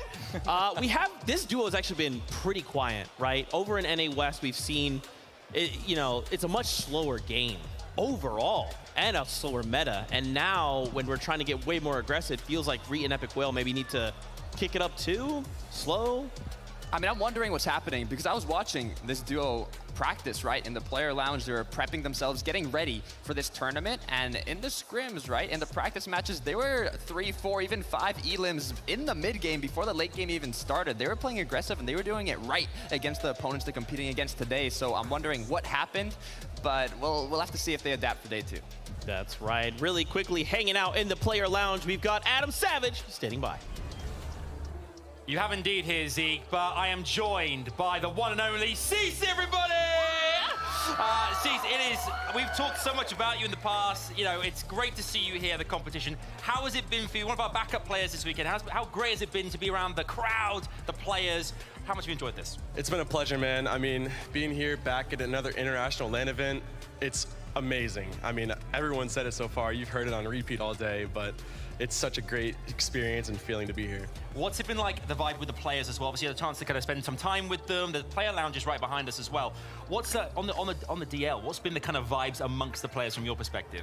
Cold-blooded. Man, these guys are locked in, especially some of these EU players. Headphones on, listening to music. Yeah. They don't play around. No, they are focused. What does this mean for the community as well? A competition like this, like FNCS Invitational, it seems it's been massively well received. Dude, I mean, we've been waiting for this to happen. I mean, obviously COVID delayed things so much since World Cup, but it's such a great time to experience, see all the fans and see the whole community, the whole competitive scene all together in one area. It's awesome. It's really awesome. And you're awesome too. Thank you. Thanks so much. One more time, give it up for Cease, everybody! What legend. Let's go back. Cease, one of just the coolest people I think I've ever met. Got to hang out with him a couple times over Media Day. Legitimately one of the coolest people, so thankful that he could be here. I want to set the stage here for us. Once again, we take a look at the top 10 coming into this game. Now, please don't try to freak out. Your Brazilian team in 10th place. PhZin, Kitos right now sitting on a tiebreaker. Vortexers and Bevies. Look, I want to talk about this duo, Bejatin Kitos. They have 25 FNCS finals appearances. PhZin alone has 4 FNCS championships, and Kitos with 1 for a total of 5 together. This is a duo that dominates their region, and seeing them in top 10 internationally on the stage, it's really something you love to see. Yeah, they're no slouches as well. I've been doing a little bit of voting, having a little look at how they play, and oh boy, are they aggressive. They're very, very confident in the way they go about things, and of course, in endgame as well, they're looking strong. What they often do is they rotate towards the front side of the first moving zone just to get ahead of all the other players, and that's why we're seeing them really making the most of their materials, right? They don't have to build, they don't have to make those tarps into the front side because they're already there. It just shows that there's different strategies that maybe we haven't seen too much of that are really on show today. That's right. We saw him in 8th place there, Scented and Edgy. Once again, Edgy always hitting that 2nd place. Now, of course, 2nd place is still absolutely incredible, but he wants that 1st place, and he wants to do it on a stage like this. Look, but if he's able to keep getting 2nd places, and it's able to get them that trophy, I think it's okay, right? As long as you're able to consistently get those points, make your way up the leaderboard, it's what you want to see. That's right. Ladies and gentlemen, here in Raleigh, North Carolina, y'all need to make some noise because this is the last game here of the day. This is game number 6 of the FNCS Invitational. Let's run it one more time. Here we go. Game number 6 is just moments away, and we get to close out this crazy day 1. Yeah, and you're already seeing from game number 1 all the way till here, it is action-packed, and that action continues to improve and continues to get better each and every game that we watch. That's right, and listen, Fortnite is at its best when we get to see everyone go head-to-head from all of our favorite regions, but listen up. there is only one more round in front of us, which means there's no time to lose out now if you want to be set up for day 2. Yeah, and honestly, if you didn't necessarily have the best day, don't worry, because game number 6 is about to start. And if you are at the bottom half of that leaderboard, it's not always how you finish. Or it's not always how you start, it's how you finish. And a lot of these teams, they can finish strong. Well, listen up. Let's give it up one more time for Game 6 here for our players as we start to load onto this battle bus. Here we go. Different bus path this time around. And a good chance for an off-spawn Cloudy Condos. 5 games we didn't see too much. Or 4 games we didn't see too much, but in that 5th game, that's when we saw a lot of activity. And it helped a team like Malibuca and Mustache, who wasn't necessarily in the fight. They got the surge and they got out right away. That's right. Well, listen up as things start to get ready here and we settle in. Looks like we're gonna have to gear up this battle bus one more good time, and it wouldn't be a fun event if we didn't just give you a little bit more airtime for some of our favorite players while we were at it. So give us a moment here. Take a look at the focus of our players. Jacob, we have ourselves still one more game left today. Yeah, and just take note, that victory royale there from Queasy was his 8th straight finals with a VR. That is impressive. That means Queasy and VRs go together in finals like peanut butter and jelly, spaghetti and meatballs. They are a duo, so you better watch out, Vino. Not only that, Vino was talking about how NA East hasn't shown up. I was looking at that top 10. I saw 3 NA East teams on that top 10 leaderboard. But not only that, they are 3 contested NA East teams showing up. So there really has been some crazy performances and put-ups. But let's go to send on over to the analyst desk. Let's just continue to gear this thing. Thank you guys so much. Sorry about that. We're making sure all of our players are on that battle bus and ready to go. We cannot miss anyone on this pivotal game here in game number 6, the last one on the day. Now, if you're just tuning in, welcome. This is the FNCS Invitational. You've missed a lot, but hey, we're happy you're here now, and there's a lot to talk about. Starting with Queasy and Vino. These guys have been absolutely running the EU region as of late. And now, after winning that last game, 11 eliminations, they are sitting pretty in first place. I mean, they were the first duo to break the double-digit elim record at this tournament, right? Previously being 8 eliminations, but now 11 for this duo. I mean, they're playing very well. Vino. Queasy and Vino, incredible. Well, let's talk about Vino, right? Yes. How good is this guy, right? We got 17 eliminations on the day today. That is the most of any individual player, and consistently, FNCS final after FNCS final, this guy is doing the most damage in the lobby. He is an incredible fragger. We can see it, 5,932 damage dealt. That's a lot of damage that he's outputting, and he's really helping. We saw it in that previous game. We saw the refreshes. He's helping them out so much, and when you have a high ground playstyle like they do, he's really putting on a show. Yeah, and we've watched a lot of the moments, right, where, again, it's like Vino just says, oh, Queasy, you need me to go eliminate a threat? Yeah, man, I'm down. Like, let me just hop down there, get a bunch of refreshes, and bring all the stuff back, and then we're ready to go again. But I think, too, Vino has actually shown quite a bit of, he's evolved as a player, right? When Vino first hit the scene, he was just this, like, aggressive player. He's like, I want to W key every single person in my face. But now he understands, like, okay, this may not be the moment, but when that moment arrives, I promise you I will be knocking on your wall. Look, not only having the strong mechanics, but also that strong mentality, it's what you need to be a top-tier professional player. But I want to see if any of these other duos are going to be able to contest the high ground as much as they have been doing, especially in day 2 with more time to adapt, right? We have duos like Alex and Bailey coming from OCE. I mean, at one point, I believe they had On Height in their name, right? Because of how much they like going for the high ground. So I'd like to see some more teams up there going for the clouds and seeing what they can really do. But we mentioned it, right? Vino, his progression of play, I think his overall play style has developed so much, but it's also, he's got so much of a smarter player, right? He used to have his name as Tundra IGL. So he's not necessarily taking on the IGL role in this duo, but he has the brain to take it on. That's right, another duo sitting here in your top 10. It's Thomas HD and it's Tripper and Thomas HD.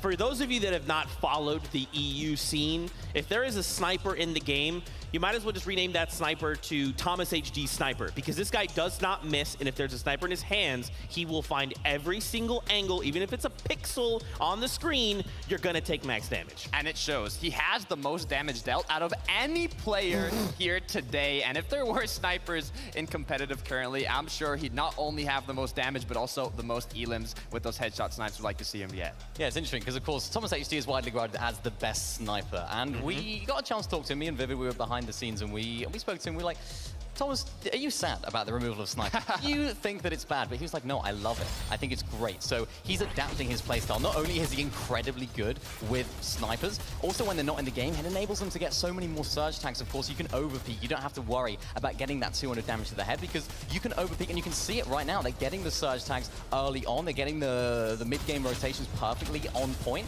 and they're playing the mid-ground layers as well. They just bounce off each other so well. And I'm curious to see what they're thinking about now, right? Being in that top 3 spot with just Queasy and Vino right above them, right? It's all about figuring out what they can do to overcome their opponents, right? The consistency they need tomorrow to get the trophy. What will they change? What can they do? Or maybe they'll just, keep playing the same, hope they make less mistakes, and that's all they have to do. Yeah, I mean, we know Thomas HD is kind of one of those players that says, like, I have to be the best. And if I'm not the best, I will continue to grind until I am. You pair him up with Trippin, who's just mechanically insane. I mean, we've watched him shut down Malabuka, right? When he's in situations where he's by himself, he still finds points. He finds high placement. So it's cool to see these guys finally come together. They've been doing for like 3 seasons, 4 seasons since the beginning. I don't even know at this point. I mean, that's another interesting fact to bring up, right? There's a lot of duos here that have been competing together. They're like brothers, right? They're like companions. And then we have other newly formed duos, right? King and Ed, first tournament competing together. And they kind of have that synergy disadvantage, right? That some of these other duos might have. Yeah, it's definitely true, but it's not showing, of course. We can see them popping off every single time, particularly that Ed 1v2 clutch that we saw earlier on. I know the guys at the back there really, really liked that one. They were cheering a lot for that.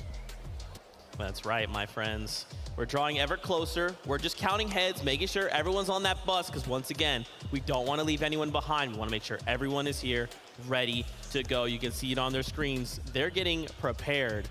And I just got to say, it's been an honor and a pleasure to be here with this amazing crowd here at the Raleigh Convention Center. You guys are just losing your minds, and that's what I love to see. That's right, that's right. We have 1 game left to go. And guess what? I'm getting word. It is that time. Game number 6 of the FNCS Invitational starts right now. Let's do it one more time here in Raleigh, North Carolina. It is game 6 of the FNCS Invitational. Jacob, we get to close out day 1 soon. And this is going to be a huge closeout event. 5 games, 5 different Victory Royale teams coming out on top, just going to show that it's honestly anyone's game at this point. That's right, and we've seen so much new attempts and ways for this to all play out. We gave the players time to go ahead and think about how they want to strategize, but here it is. Let's see if it was all worth it. Game 6 is in front of us. Once again, let's make some noise for our players as they take board the battle bus. And that time that you were talking about for preparation has run out. Everybody now taking their position on the map. We've seen wonders over towards Chrome Jam Junction. We've seen so many fights go down towards Fort Jonesy as well, but honestly, interesting enough, neither of them involved these 2 teams going at it off spawn. Not only that, the coast has 2 teams as well, so there's so much going on in this area. We've seen it play out a few times now, round after round, but this is a first take at Clix and Duke not necessarily being right on top of their opponents, Pink and Enough there. They've given each other some space, and this is, honestly, last game vibes are here. It just makes sense. Everyone wants to take it slow and try to play this one out. Yeah, that's respect to them too, because they know the position that each of them are in. You know what I mean? If you go ahead and take that fight and it doesn't go well for either one of you, that's kind of throwing away that game. So they want to split the loot and try to get more on their path to the center of the zone. But just like very many games before, we're going to have a little bit of a northern zone, which looks like it bode well for Queasy and Vino yet again. Can you believe Smite and Larson are in 3rd place being contested at the Grim Gables? What a way to play some Fortnite today for them. It looked like it was all over when you viewed the paper and you crunched the numbers, but they have really turned all that lemon into lemonade. Yeah, I believe they lost game number 1, but I think that was the game 1 jitters of an international stage. That's the right. first in-person Fortnite event in quite a long time. They shake those off, and they're rising to the occasion. NA East, best hope right now to close out day number 1 with a top spot. You can see Vico over towards Reality Tree. Lost Bride pretty early, and that was Retake and Novice who also land over here. Hey, listen, I'm from the Bronx. I know all about being scrappy. Vico and Miran are clawing their way up out of the mud here, officially breaking back into top 20 with those 2 elims right there. That's a big point swing for them. It's going to mean all the difference. What's wild about these 2-day formats is anything can happen right now. We have seen teams just in this bubble area range jump all the way back up. You have to stay consistent. Larcenist might get defended off of their drop effectively. They're pushed out by Muzz and Looter. So that fight will continue. We jump on over to Savage and iDrop versus Bakken on one. Not that 50-50 we saw before. This one's going to be a little bit prolonged, and I think that kind of sits a little bit better for iDrop and Mr. Savage, simply because iDrop knows this POI like the back of his hand. He knows exactly where to get the loot. He knows where a lot of the chests are. He knows every single thing, and he also knows any pathing in order to disengage in a lot of these fights, but it does look like the TSM duo, Epic Whale, strikes first, taking down Scented. That's a big elimination right there, as well as Scented and Cold, and one of the few NA East teams inside of that top 10. And for them to fall to the hands of Epic Whale just around the Tilted Towers is definitely not a part of the plan. Marine finds Falconer in the feed there, but Peterbot and Jamper looking to continue their battle here. We talked about these contested coastal battles, and now we get to see it unfold for the first time from the beginning. Going up against Jace and Basil. So this is going to be an interesting one, because sooner or later, you cannot continue to go down. The chest is down there, and that's where Basil's at, and he's actually just trying to get out. He's trying to escape. You already know that he lost his teammate, trying to do wonders as a solo, and finish off the day strong, because that's the thing. FNCS NA East Chapter 3 Season 3. After day 1, Commandment and Avery were in 9th place. Day number 2, they had the comeback for the Ages to take the top spot, as Peterbot takes the elimination, but flies high to the sky, just a little too high. The shots are coming in. He's finally able to land on his 2 feet and try to stabilize. That's what Peterbot is known for. On1 and Baka, though, fight back here. The last time they won their drop, they turned that into a monstrous endgame, and now they're clawing back in. Savage already down. iDrop. Can they do it? Baka in the mix here. Actually, Savage is on the run right now.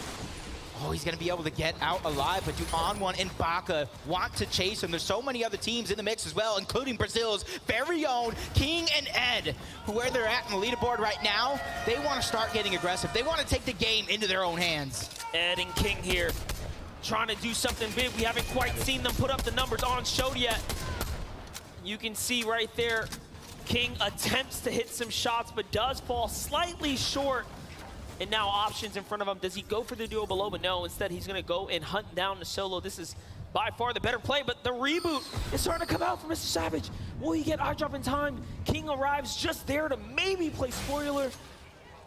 But again, this fight over towards Cloudy, it's those same 2 teams, while Malibuca and Mustache are always trying to find an angle so that way they can get the damage they need for Storm Surge and try to get out alive. And I think Ed even found Peppo somewhere, but no, they're actually chasing down Mr. Savage, and they're going to clean that one up.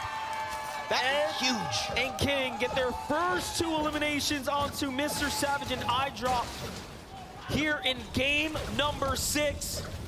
Huge deal for him right there. And lucky for us, we are hot on the replay. Take a look there, out the sky. Ed wastes no time. He says, King, you might have missed some shots before, but I got your back.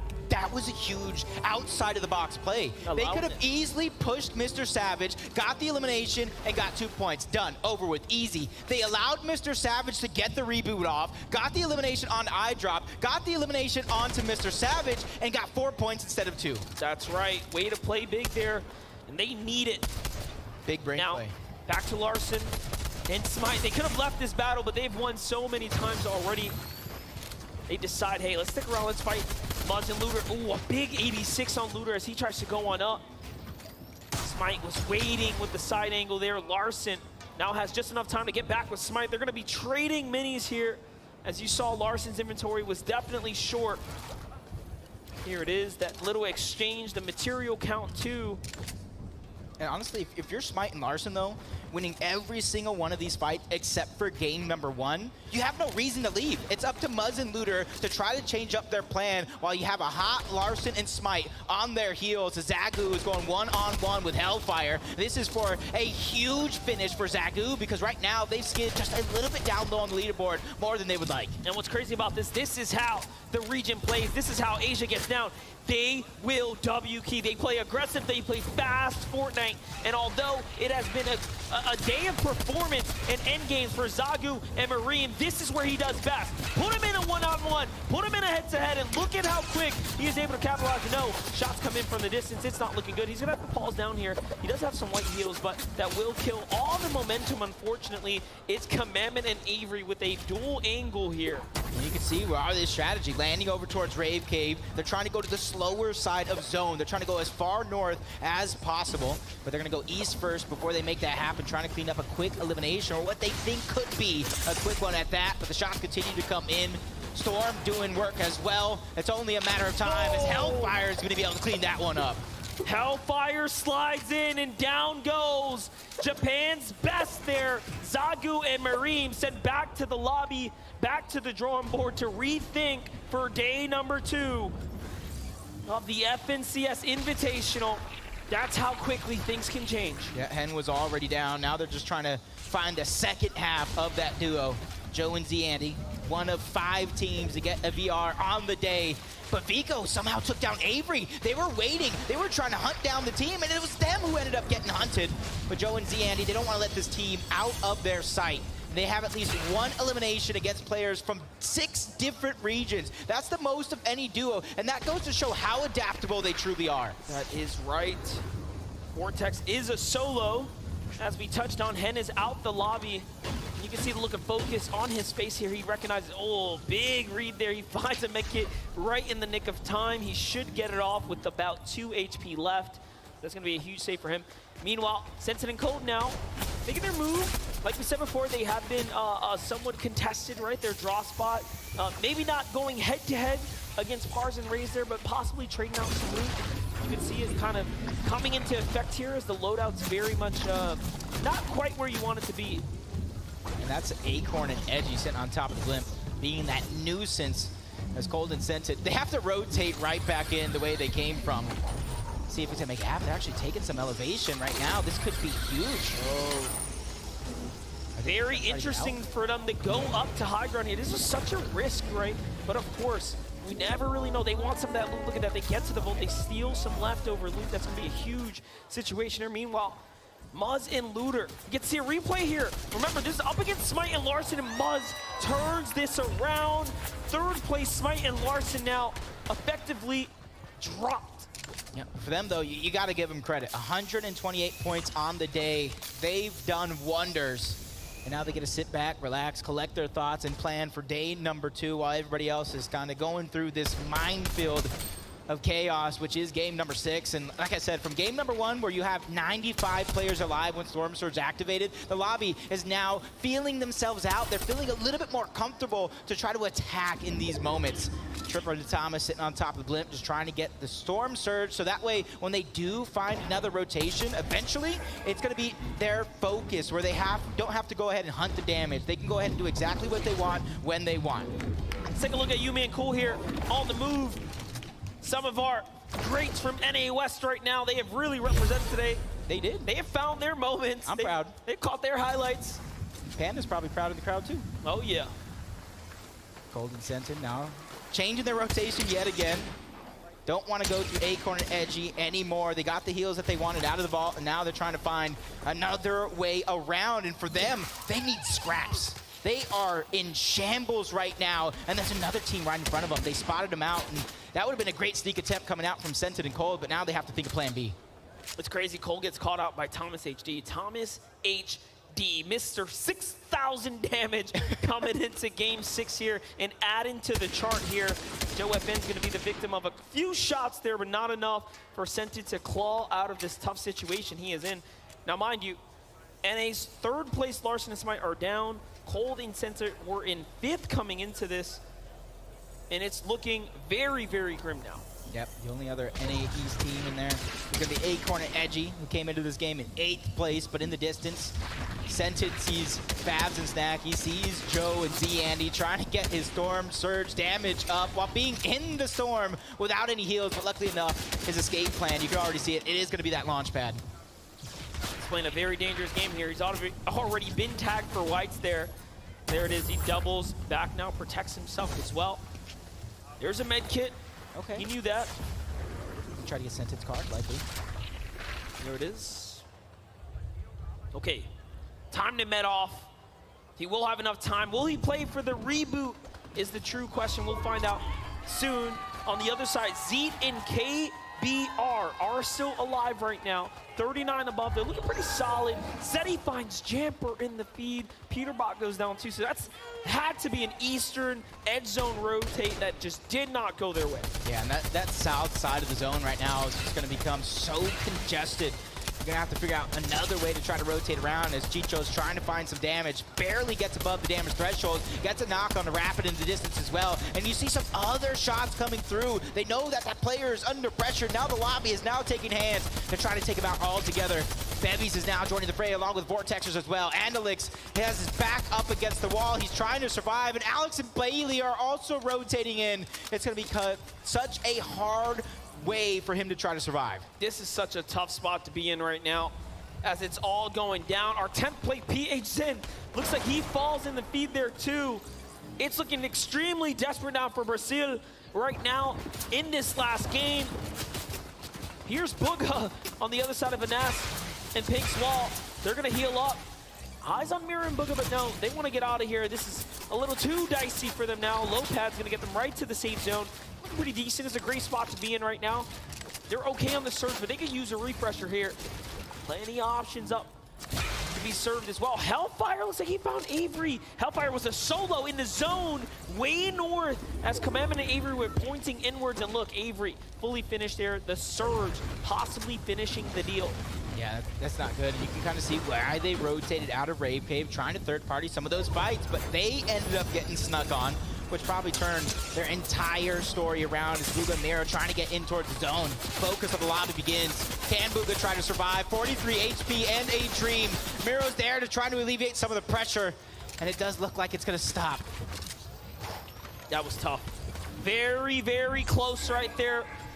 Usually when that happens, it's all over, but luckily the teams decided, nah, it's the last game. I can't burn all my resources if I cannot pick up the loot, so everyone slows down. For Taste and Chapix, they are very much comfortable right now. No pressure on them, but there's a lot of players in this vicinity here. Movement, little scarce. Now the Macwood over there, Pars and Raze surviving as well. Cammy and Seti trying to take that top spot back. You hear the analysts, they're having great games, and then they're kind of having a little slip-ups here and there. But luckily for them, this is day number 1. As long as you keep it competitive, you'll be in the mix. And look at our top 4. Top 4 is all EU right now, Monster. That is right. 21 points for Cammy and Seti to catch up to Vino and Queasy. But that top 3 is just European territory right now. Vino, Queasy, Thomas HD, Tripburn, and of course Cammy and Seti all fighting for that top 3 currently.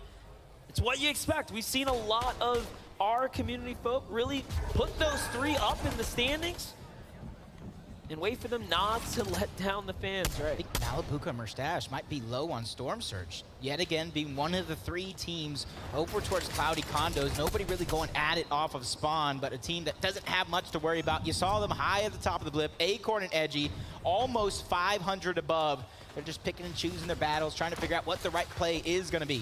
And it does make you wonder, although Malabuka and Murstache are contested, being below the surges means that, hey, that first game was a wake-up call.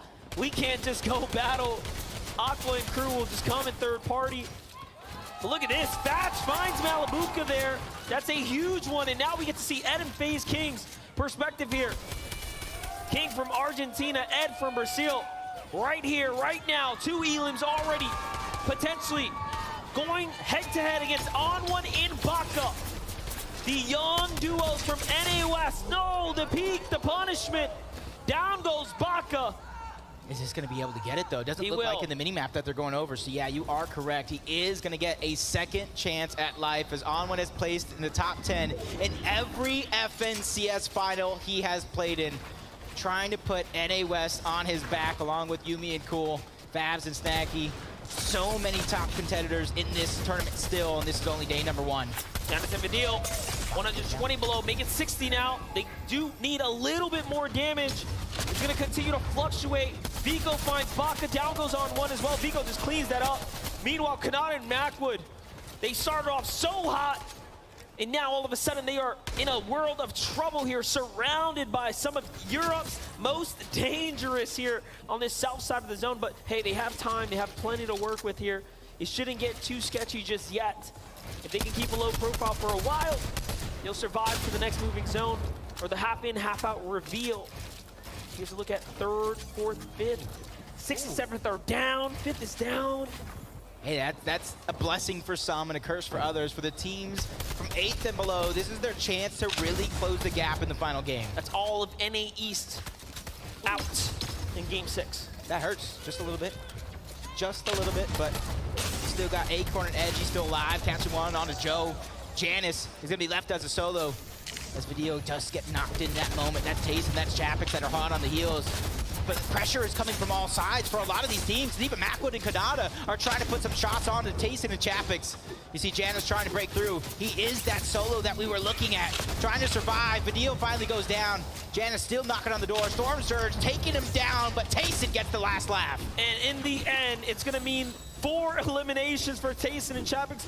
They absolutely needed it. They were slipping so far behind, well outside that top 20 bubble. Way to make a hero's effort push in Game 6 to set yourself up for a good day 2, but they still have a long road in front of them. They have to close out this round. The zone is gonna pull far northeast. It's on a little piece of a zone, so if you have that mountaintop just right there, you're gonna be in a sound and strong position for Edgy and Acorn. They'll be some of the last to jump on over. And we said we want to see Epic Whale and Reed. They're just above sitting down, so this might be their game. But first, Vino and Queasy have to show us why they're in the lead. And they don't really have to do anything here. Look at the loot right now. They're on the edge of zone. They have some high ground. All these players flying through the sky. Easy shots. You're just like serving it up on a silver platter for a team that has been playing this good, but only 7 damage below the threshold. And let me tell you something, this is not bad for a team that lands north and then has this half-in, half-out pull north. It makes a big difference when you are already positioned there and this comes your way. Now they just have to worry about damage management and closing out this last game. But you can see Tripper and Thomas HD are there as well. They have that same story. They are very much close by. Here's our high ground kings, Reet and Epic Whale, the 6X, and of course Reet, a multi-FNCS winner himself, going head-to-head against Refsguard right now. They're starting to crank up, but Reet does not want to give it up, not just yet. He jumps down. This is what he does best, is take those fights, but no, plays a little smarter. He has to play for the end game. And I saw Pink and Anas go down to Pars. He's finally starting to heat up. Tayson gets another one. Kanata as well. Refguard as a solo stole Hideaway from the TSM duo. That is absolutely insane right now. But you got to take note of where they actually landed, though. They still landed at a high enough layer so they can take it back at a moment's notice. Just need to evaluate the situation. No need to burn material this early. Smart play. It's the best play. Vino with a huge tag there. Shield crack there. That's going to go ahead and get him a little excited. But Acorn and Edgy now revealed themselves to his layer as well. He's not too happy about that one. You see him back up just a second there. Meanwhile, Refsguard on high ground by himself, just looking down here, enjoying the view. But 130 damage is what he needs. He gets 4 tags. That's great, but not enough. Here comes the big drop, and he hits it. Okay, he stays in the game. Almost seeing his life flash before his eyes, just a few centimeters in the wrong direction. He goes down, he goes out, but Queasy and Vino are trying to go up. They're trying to take the game by storm, and they get it, Monster. They got the high ground for now. But it's not for free. They do have a duo on their heels. Who is it? It's Refsguard, who tried to fight for it, but he is not going to be successful this time around. High ground can get you one thing that we know for sure, and that's amazing placement if you can ride it out when you're a solo like that. That was an excellent attempt. But now, back into the heat of things. Seti, Cammy, 2 Elims, another end game. And their biggest threat, Tripburn and Thomas HG is alive. Acorn and Edgy, NA East's last hope potentially in this lobby, still in the run. Saw threats go down to the bottom half of the map. That's Trulex and Chicho taken down. Kanata falls as well. Ed's gonna get one. Queasy Vino trying to go ahead and put themselves outward so they can continue that damage. Zeets is solo, stuck in the outside of zone. 4 floppers to work with. The Siphon comes through onto Ed. This is an opportunity for him to pick out placement points while being outside of the zone. Not only that, Clix is still alive too, but here's Tayson. Tayson's gonna fall inside the storm now. It's up to Acorn and Edgy, making their way up the outskirts here. Look at the clean rotate here from Acorn. He is just exceptional, but we get to jump into Duke. 200 HP, now down to 72, make it less than that. It's not looking good. From 0 to hero, he's trying to claw his way into this. They find a player on the edge. No Elim there. Duke has to fight back, and down he goes, and it is all over. And once again, we might be seeing our first team who is setting up for a back-to-back. Back-to-back, that is going to leave them with all the confidence in the world to end day 1 and go into day 2. They have 10 eliminations onto Vico from the low ground. He's trying to have a comeback for the ages to close out day number 1. Shots onto Triprum, a huge amount of damage. He drops him down as well, but goes down altogether. Valiant effort by Vico. It is a worst-case scenario for Thomas HD because his biggest threat is on high ground, but Reet is fighting back. Reet takes down Queasy on height. He is turning this around and trying to turn this into potentially a solo game. Meanwhile, Thomas finds Wops. Thomas still alive, and Reet falls there in the end. Look at Thomas holding the low ground. Chicho's right next to him. Trulix hurts him too, but Vino has the grip of height. Acorn waiting on the side. Out of builds, he's gonna have to come down too. It's all over. The gas tank is empty. Down he goes, and now off to Seti. It's Cammy and Seti, the only 2 are left, and they find another one. Vino trying to put wonders. 1v2 situation. What can he do here to take home the big prize and end with back-to-back victory royales to end the day? But a team looking to take first place back. Cammy and Seti, and they try to steal it away by getting that VR to end game 6. And they get the first game. They get the last game of day 1. What a story for Cammy and Seti. Becoming legends must be so proud right now of these players. They put in the hard work, they put in the effort, and wait to watch it pay off. That is huge for them because they're not like a lot of these other teams who are consistently fighting to get to the top of the leaderboard. They play their play style through and through, from the drop spot all the way to the end game. They're one of the few teams, time and time again, that has their own spot. They call it the Cammy split, and it works out every single season. And now they get to take that victory lap to center stage, where they will be greeted by Adam Savage for a quick update. And Adam, please tell me how they do it. Right now, they're looking mighty fine. Give it up for Cammy and Seti! GG's, boys! 2 victory royales out of 6 games at FNCS Invitational. That must feel amazing. Yeah, it's really amazing.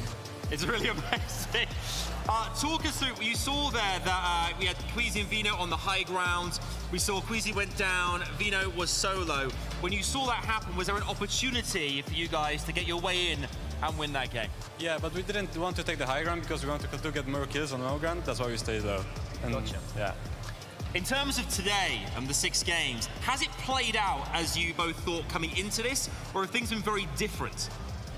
Like, we died 2 games to Surge, like, we planned everything differently, but it didn't went as we planned it. We just adapted.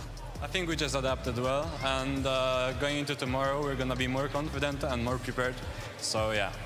Talking of preparation for tomorrow, what do you do now? Do you go back and review VODs? Do you kind of work on strategy, or do you relax? Like, I think relax and VOD review.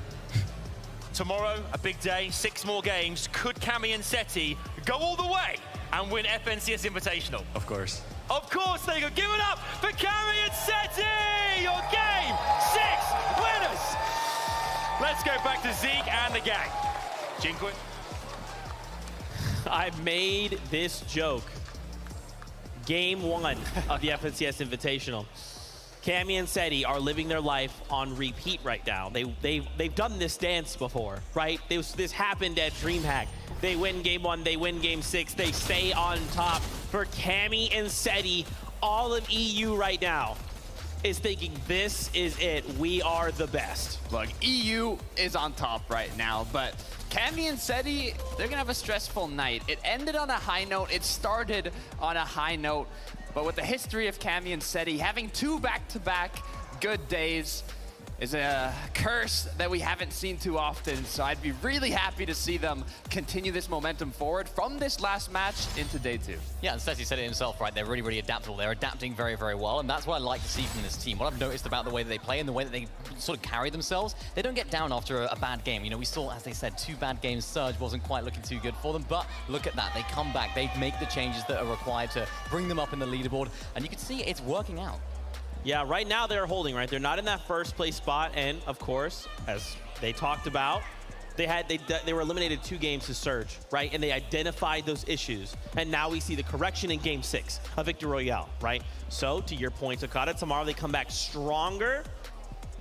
We can see them win it all. Look, the tricky part is they did adapt very quickly and effectively in that last match. They had a difficult mid-section of the tournament, but the thing is now overnight, those duos that didn't have the best day 1 will also change. They'll also adapt, and maybe the adaptation that Cammy and Seti had for this last match won't be valid in day 2. We will find out. Right now, we have Kelly standing by with the duo in first place. Kelly, take it away. Everyone, I am joined by Vino and Queasy, our first place team out of day 1. All right, so this is a stat that was happening, I think, even before Game 6 was going on, but you had the most solo eliminations with 17 elims. I'm sure that is even more now. How do you do it? I'm the best player in the world. I love it. I love the confidence. But how do you know when to go for the elimination and when to, like, step back? It's nice having a balance. It's good having a balance. We have chugs, so a lot of the time when we're playing high ground, I can drop back and look for kills, especially when I have the Ranger shotgun because of the range on it. And that's when you can at least get a lot more kills. And I used the Ranger shotgun really well the other game. I got a kill on the Asia team, Zagu, I think, and that led us to winning that game. I mean, obviously, it's not just winning you the game, but it's also winning you the whole tournament right now. Queasy, after that VR in Game 5, to almost do it again in Game 6 as well. I mean, obviously, you're going into day 2 pretty confident. Yeah, of course. I mean, the lobby is not that hard. I feel like we should have been way better than we are right now. We had, like, a hard choke in Game 4 and 5, I think. Or no, Wait, you got the VR in Game 5. 3 and 4. But yeah, other than that, feeling confident going tomorrow. I mean, obviously, you guys are doing something right. You're in first place right now. Good luck in day 2, and thank you for joining me here for an interview. And we're going to head back on to the desk. Thank you so much, Kelly. And this is just, like I talked about this earlier on in the day. Vino is a player who is constantly evolving. I just want to kind of consider how this could have gone differently, right, for Cammy and Seti. It was a 1v2 against Vino, and it's because Reet played spoiler and eliminated Queasy. In the same other universe I talked about, you know, this one earlier on in the show, you know what I'm talking about. Yeah. In this other alternate universe, Queasy's still alive, and then we see a true 2v2 against Queasy and Vino versus Cammy and Seti. The way these guys have been playing, I think it would have gone to Queasy and Vino. Look, we could have seen the back-to-back Victory Royale from Vino and Queasy, right? They had it all lined up. But I'm also, happy to see what we saw, right? When Cammy and Seti got the VR, it was the first VR from down in the ground, right? On the low ground. They managed to secure it. All the Victory Royales came from that high ground up above, so it was great to see a little change up. But that change up was because Queasy ended up going down and Vino was left in the 1v2. Yeah, we saw it, right? We saw Queasy going down, but of course it opened the floodgates for the players down below to really just rack up eliminations, rack up the placements as well. And there was a few moments here I thought, well, you know what? We talked so highly of Vino, and you could tell by the interview, he's oozing with confidence. I could feel it from over here. He could clutch this, right? He could clutch this 1v2. Couldn't quite work out for him, though, although we've seen it do him so many times. Yeah, and I don't want to take anything away from Seti and Cammy. They are phenomenal players, and they deserve that victory royale in that moment. I just want to see some good Fortnite, man. And in this alternate universe, we got to see a 2v2 against two of the greatest in the world. Now, I do want to take a moment. I'm getting word that none other than Adam Savage is sitting by with one of our duos currently in the top 10. It is Smite and Larson. That is right. Thank you very much, Zeke. Smite and Larson, everybody! Bear in mind, Smite and Larson are an average size. I'm just an anomaly. I am massive. Guys, it's been an amazing day. 7th after the first 6 games. You must be feeling great. Was there a target prior to this after day 1 that you aimed for, and did you exceed expectations? Well, we tried to end around 150. We didn't really reach that, but off spawn, we did way better than we thought we would, and it was amazing. Talking about off spawn as well, obviously Muzz and Looter, Grim Gables going head to head. Larson, how many of the 6 battles did you guys win? We won 4 out of 6, but it should have been better. It should have been 6 though, but it's all good. We saw your reaction as well. We loved seeing your reaction to some of the moments. You look like you're enjoying yourself and getting quite passive aggressive at the same time. Yeah, I had to let them know that they're trash, and we're beating them every game tomorrow. Okay, I like the fighting talk here as well. Smite, going into this evening as well, how do you guys prepare for day 2 tomorrow? Do you go and relax, or is it back to grinding this evening? We're gonna go over VOD, see what we did wrong, and fix it for tomorrow, and we're gonna hopefully win every game. Okay, everybody, Smite and Larson, thank you so much. Let's head to my man Vivid on the main stage.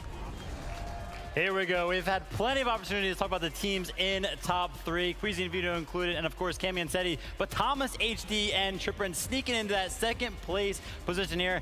And you know, I want to check in, see how they were doing all spawn. Obviously, they are landed over at Rave Cave alongside Commandment and Avery. How are they getting out of this so unscathed, right? Every single game, you can see here, it's kind of this race to this balloon and mountain position over here. And this game, Thomas, HD, and Trippin win that race. They instantly poise up on top of this balloon and on top of this mountain. And basically what this allows them to do is sit here for pretty much the rest of the game. And this is where they get a lot of their storm surge from. But it also allows them to control pretty much this entire side of the map. Since they are so high up on that higher ground, they can just fire down shots on anybody that decides to rotate through. So as you can see here, look at the map. There is not a single soul around them. And that's really, really good coming into the rotations that are going to happen for the end game. And then the balloon is awesome, right? Because it does provide you with that immense high ground, but then they can also just use it for those rotations that I was just mentioning. Of course, that is not possible if they aren't allowed to control that much of an area. So well done for them. Coming into day number 2, I want to see more of that out of them.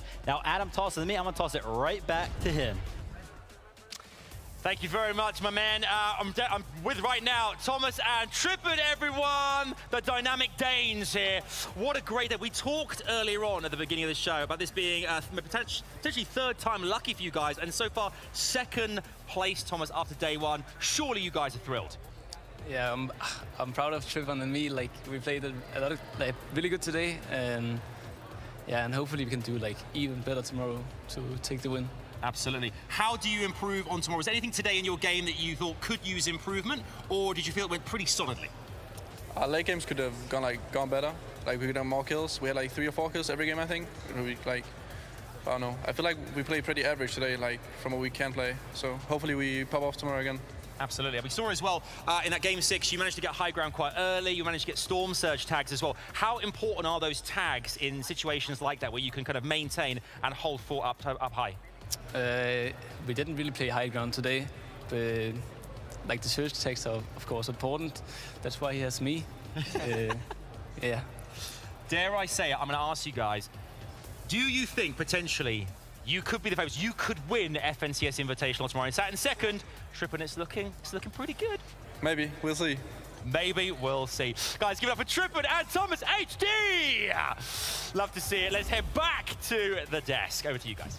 Thank you so much. That's crazy. Adam did an interview with Smite and Larson and said he was the anomaly. I guess there was 3 anomalies there. I'll see myself out. Don't worry about that. MDF, Jacob, before we say goodbye, we want to get your thoughts on the day. It has been a great day indeed. Listen, I enjoyed every single moment of this awesome competition. I've been entertained through and through from games 1 to game 6. It honestly exceeded my expectations. And you know what? The player that stood out the most to me, the duo that stood out the most to me. To us. To us, for sure. It has to be Mereem and Zagu. representing for the Asia region, the Japanese powerhouse, the champions of the Asia region. Let's talk about it. Yeah, and honestly, could you even believe that this is their second FNCS finals together? They played together last season. They took home the Axe of Champions, and they're looking to do it here yet again. But no story would not come without its ups and downs. They had a good start to the day, not necessarily the best start in the end, but they're still exceeding my expectations. And if they can somehow come out on top with that same fire tomorrow, it'd be amazing. And that's the interesting thing about the way this all played out. You had these first 3 games, they popped off, and they could have probably took that momentum, but then we hit that small break, right? Everyone gets to reset, reevaluate, and all of a sudden, it was a tougher back half. So tomorrow, they get the full day to reset. If they can kick things off and stay explosive, I think we'll be in for a great show. Yep, but that's going to be it from us. You guys, thank you for enjoying this great day. That's right. Take it away. Thank you so much, Jacob and MDF. Joining me right now, I have Marim and Zargo, the FNCS Chapter 3 Season 3 title winners right now. And I have to ask, how exactly did they achieve that Chapter 3 Season 3 win? シーズン3の勝ちはどうやってできたんですか？ビクトリーロイヤル、ハイグラウンドを取ってビクトリーロイヤルを4回したんで勝てました。はい。We were able to do that because we were able to capture the high ground about 4 times, and that's why we were able to win it. High ground always wins games, and I do want to ask, obviously the Invitational is a very big deal. What has your preparation and practice been like? この大会はもう本当に貴重な機会でどのような練習をしてきたのかっていうのが聞きたいんです。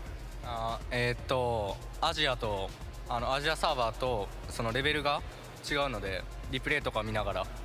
Zago, Marim, I really appreciate it. And obviously, you guys started the day off. You want me to translate that? Oh, I'm so sorry. So, yeah, there's quite a big level difference in terms of the players on the Asian server. So we just tried to, reevaluate how we performed by revisiting the replays over and over again. And obviously, you're going to be revisiting those replays today. What are you going to be doing to prepare for tomorrow? まあ今日のリプレイも見て明日までの、準備は何をすると思いますか？そうですね。まあダメだったところを改善して明日もっといいプレーできるように頑張りたいと思います。So we're going to try and reevaluate what we did wrong so we can improve upon that and do our best to win tomorrow. I would love to see it. Thank you guys so much again for joining me here for an interview, and we're going to head back on to the desk. A fantastic interview there. And I just got to say, before we kind of wrap up the day, the thing that's impressed me the most is just how humble a lot of these players have been. Obviously, there's been quite a bit of smack talk, sure, this is competition, that's going to happen, but you can tell for a lot of these players when they are kind of talking about their gameplay, what they want to improve on, there is that level of respect. Like, look, I am trying to be the best at this, and I'm aware that I'm not yet. I got to do a couple things, and then I'll be there. And I think that's kind of my key takeaway. It's an understandable reserve celebration, though, from the players, because you have to keep in mind, this is only day 1. The first 6 games, we might have found a conclusion for our top 10 leaderboard today, but tomorrow could be a different story altogether. A lot of these players have already talked about the fact they want to basically run it back with the VOD reviews, see where they can try and correct some of the mistakes or just moments that didn't necessarily go their way earlier on. But I do have to give it to EU. They kind of ruined the pattern for today because we had, for every single game today, EU, NA, EU, NA, and then EU, EU for the Victory Royale finishes. Look, they did a great job, but I'm also impressed on how every region performed, right? 7 regions competing today.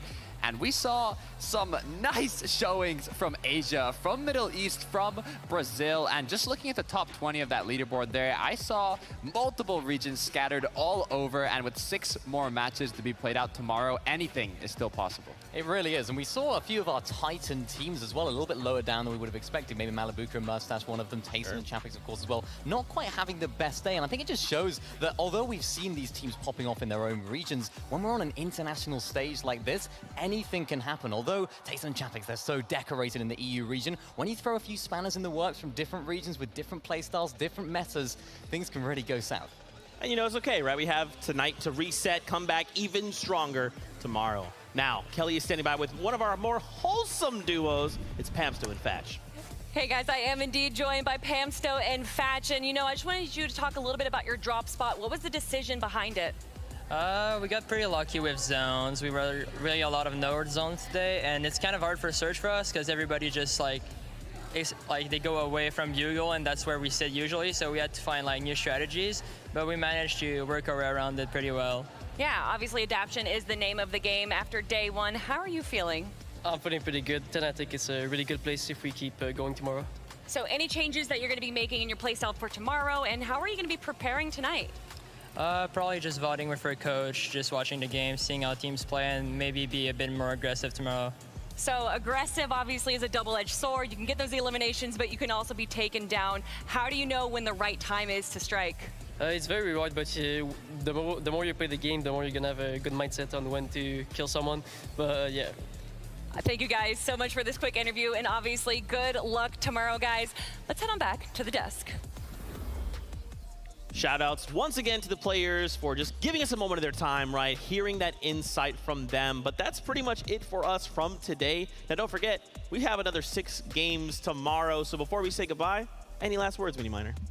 So many, but so little time, right? But we've had an incredible day today. We've had day number 1 of the FNCS Invitational. It has been so much fun to see all of these different teams popping off. We've seen high eliminations. Vico in that final game, 10 eliminations on his own, just to highlight one. It's just been crazy, and I'm excited to see what changes in day 2. There's really nothing like it, right? An international event to this caliber, we haven't had it in years. The emotion from the crowd, the expressions of the players, the excitement from the solo clutches, and the roaring you hear from the audience. It's really something that's unique, and it's got a special place in my heart, and it feels amazing to live it once again. I'm just ready for day 2 already. Like, I kind of wish it could just be tomorrow already. Well, we don't have to wait all that much longer. Fortnite fans, we love y'all so much. Remember, tomorrow, coming back at you, 6 games, 1 incredible trophy, all live from Raleigh, North Carolina. We love you. Keep yourselves safe. And as always, we'll see you on that battle bus. Beep, beep.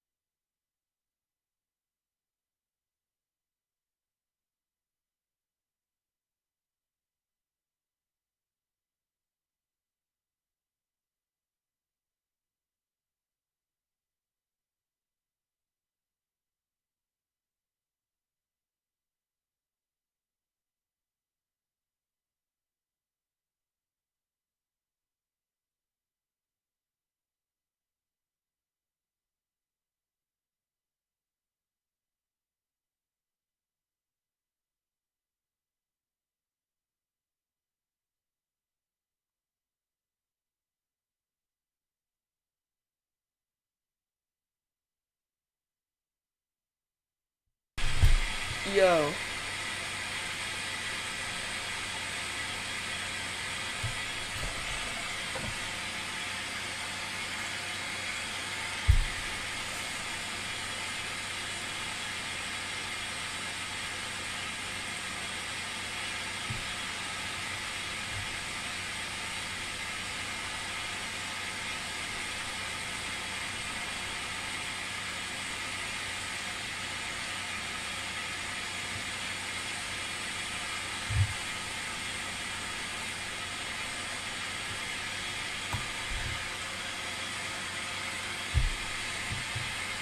You're about to die to an actual ground.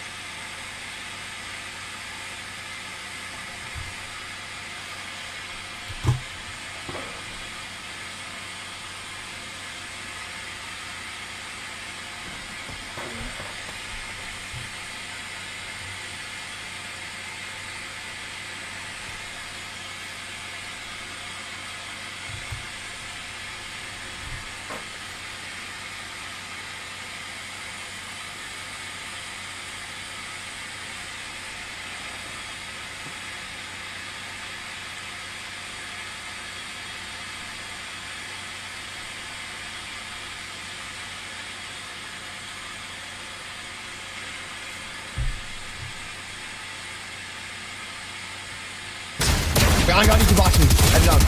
Clicks. Head down. Trust me on this. Build teams. Trust me. Clicks. Trust me. Build. Build. I think we should build. What's your heals? Just shut up. What's your heals? Double med. Okay. Oh wow, what the fuck? Alright. And then double med me. Yep. And then take some of these. Nice, bro. And then have your pump reloaded. Oh, 5 more. Okay, have your pump out. Oh, not yet, we're good. Out. Ready? I'm playing with you. Ready? Chill left. Oh, that's your job. I hit 100. Chill.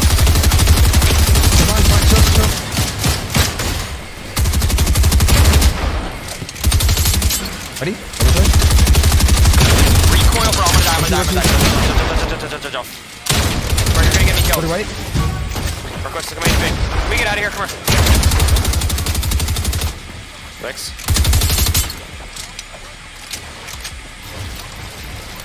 Deep heals. They have a lot of heals, Quicks. I'm gonna shit on real quick. Is that 2v2? No, it's all good. Yeah, see it?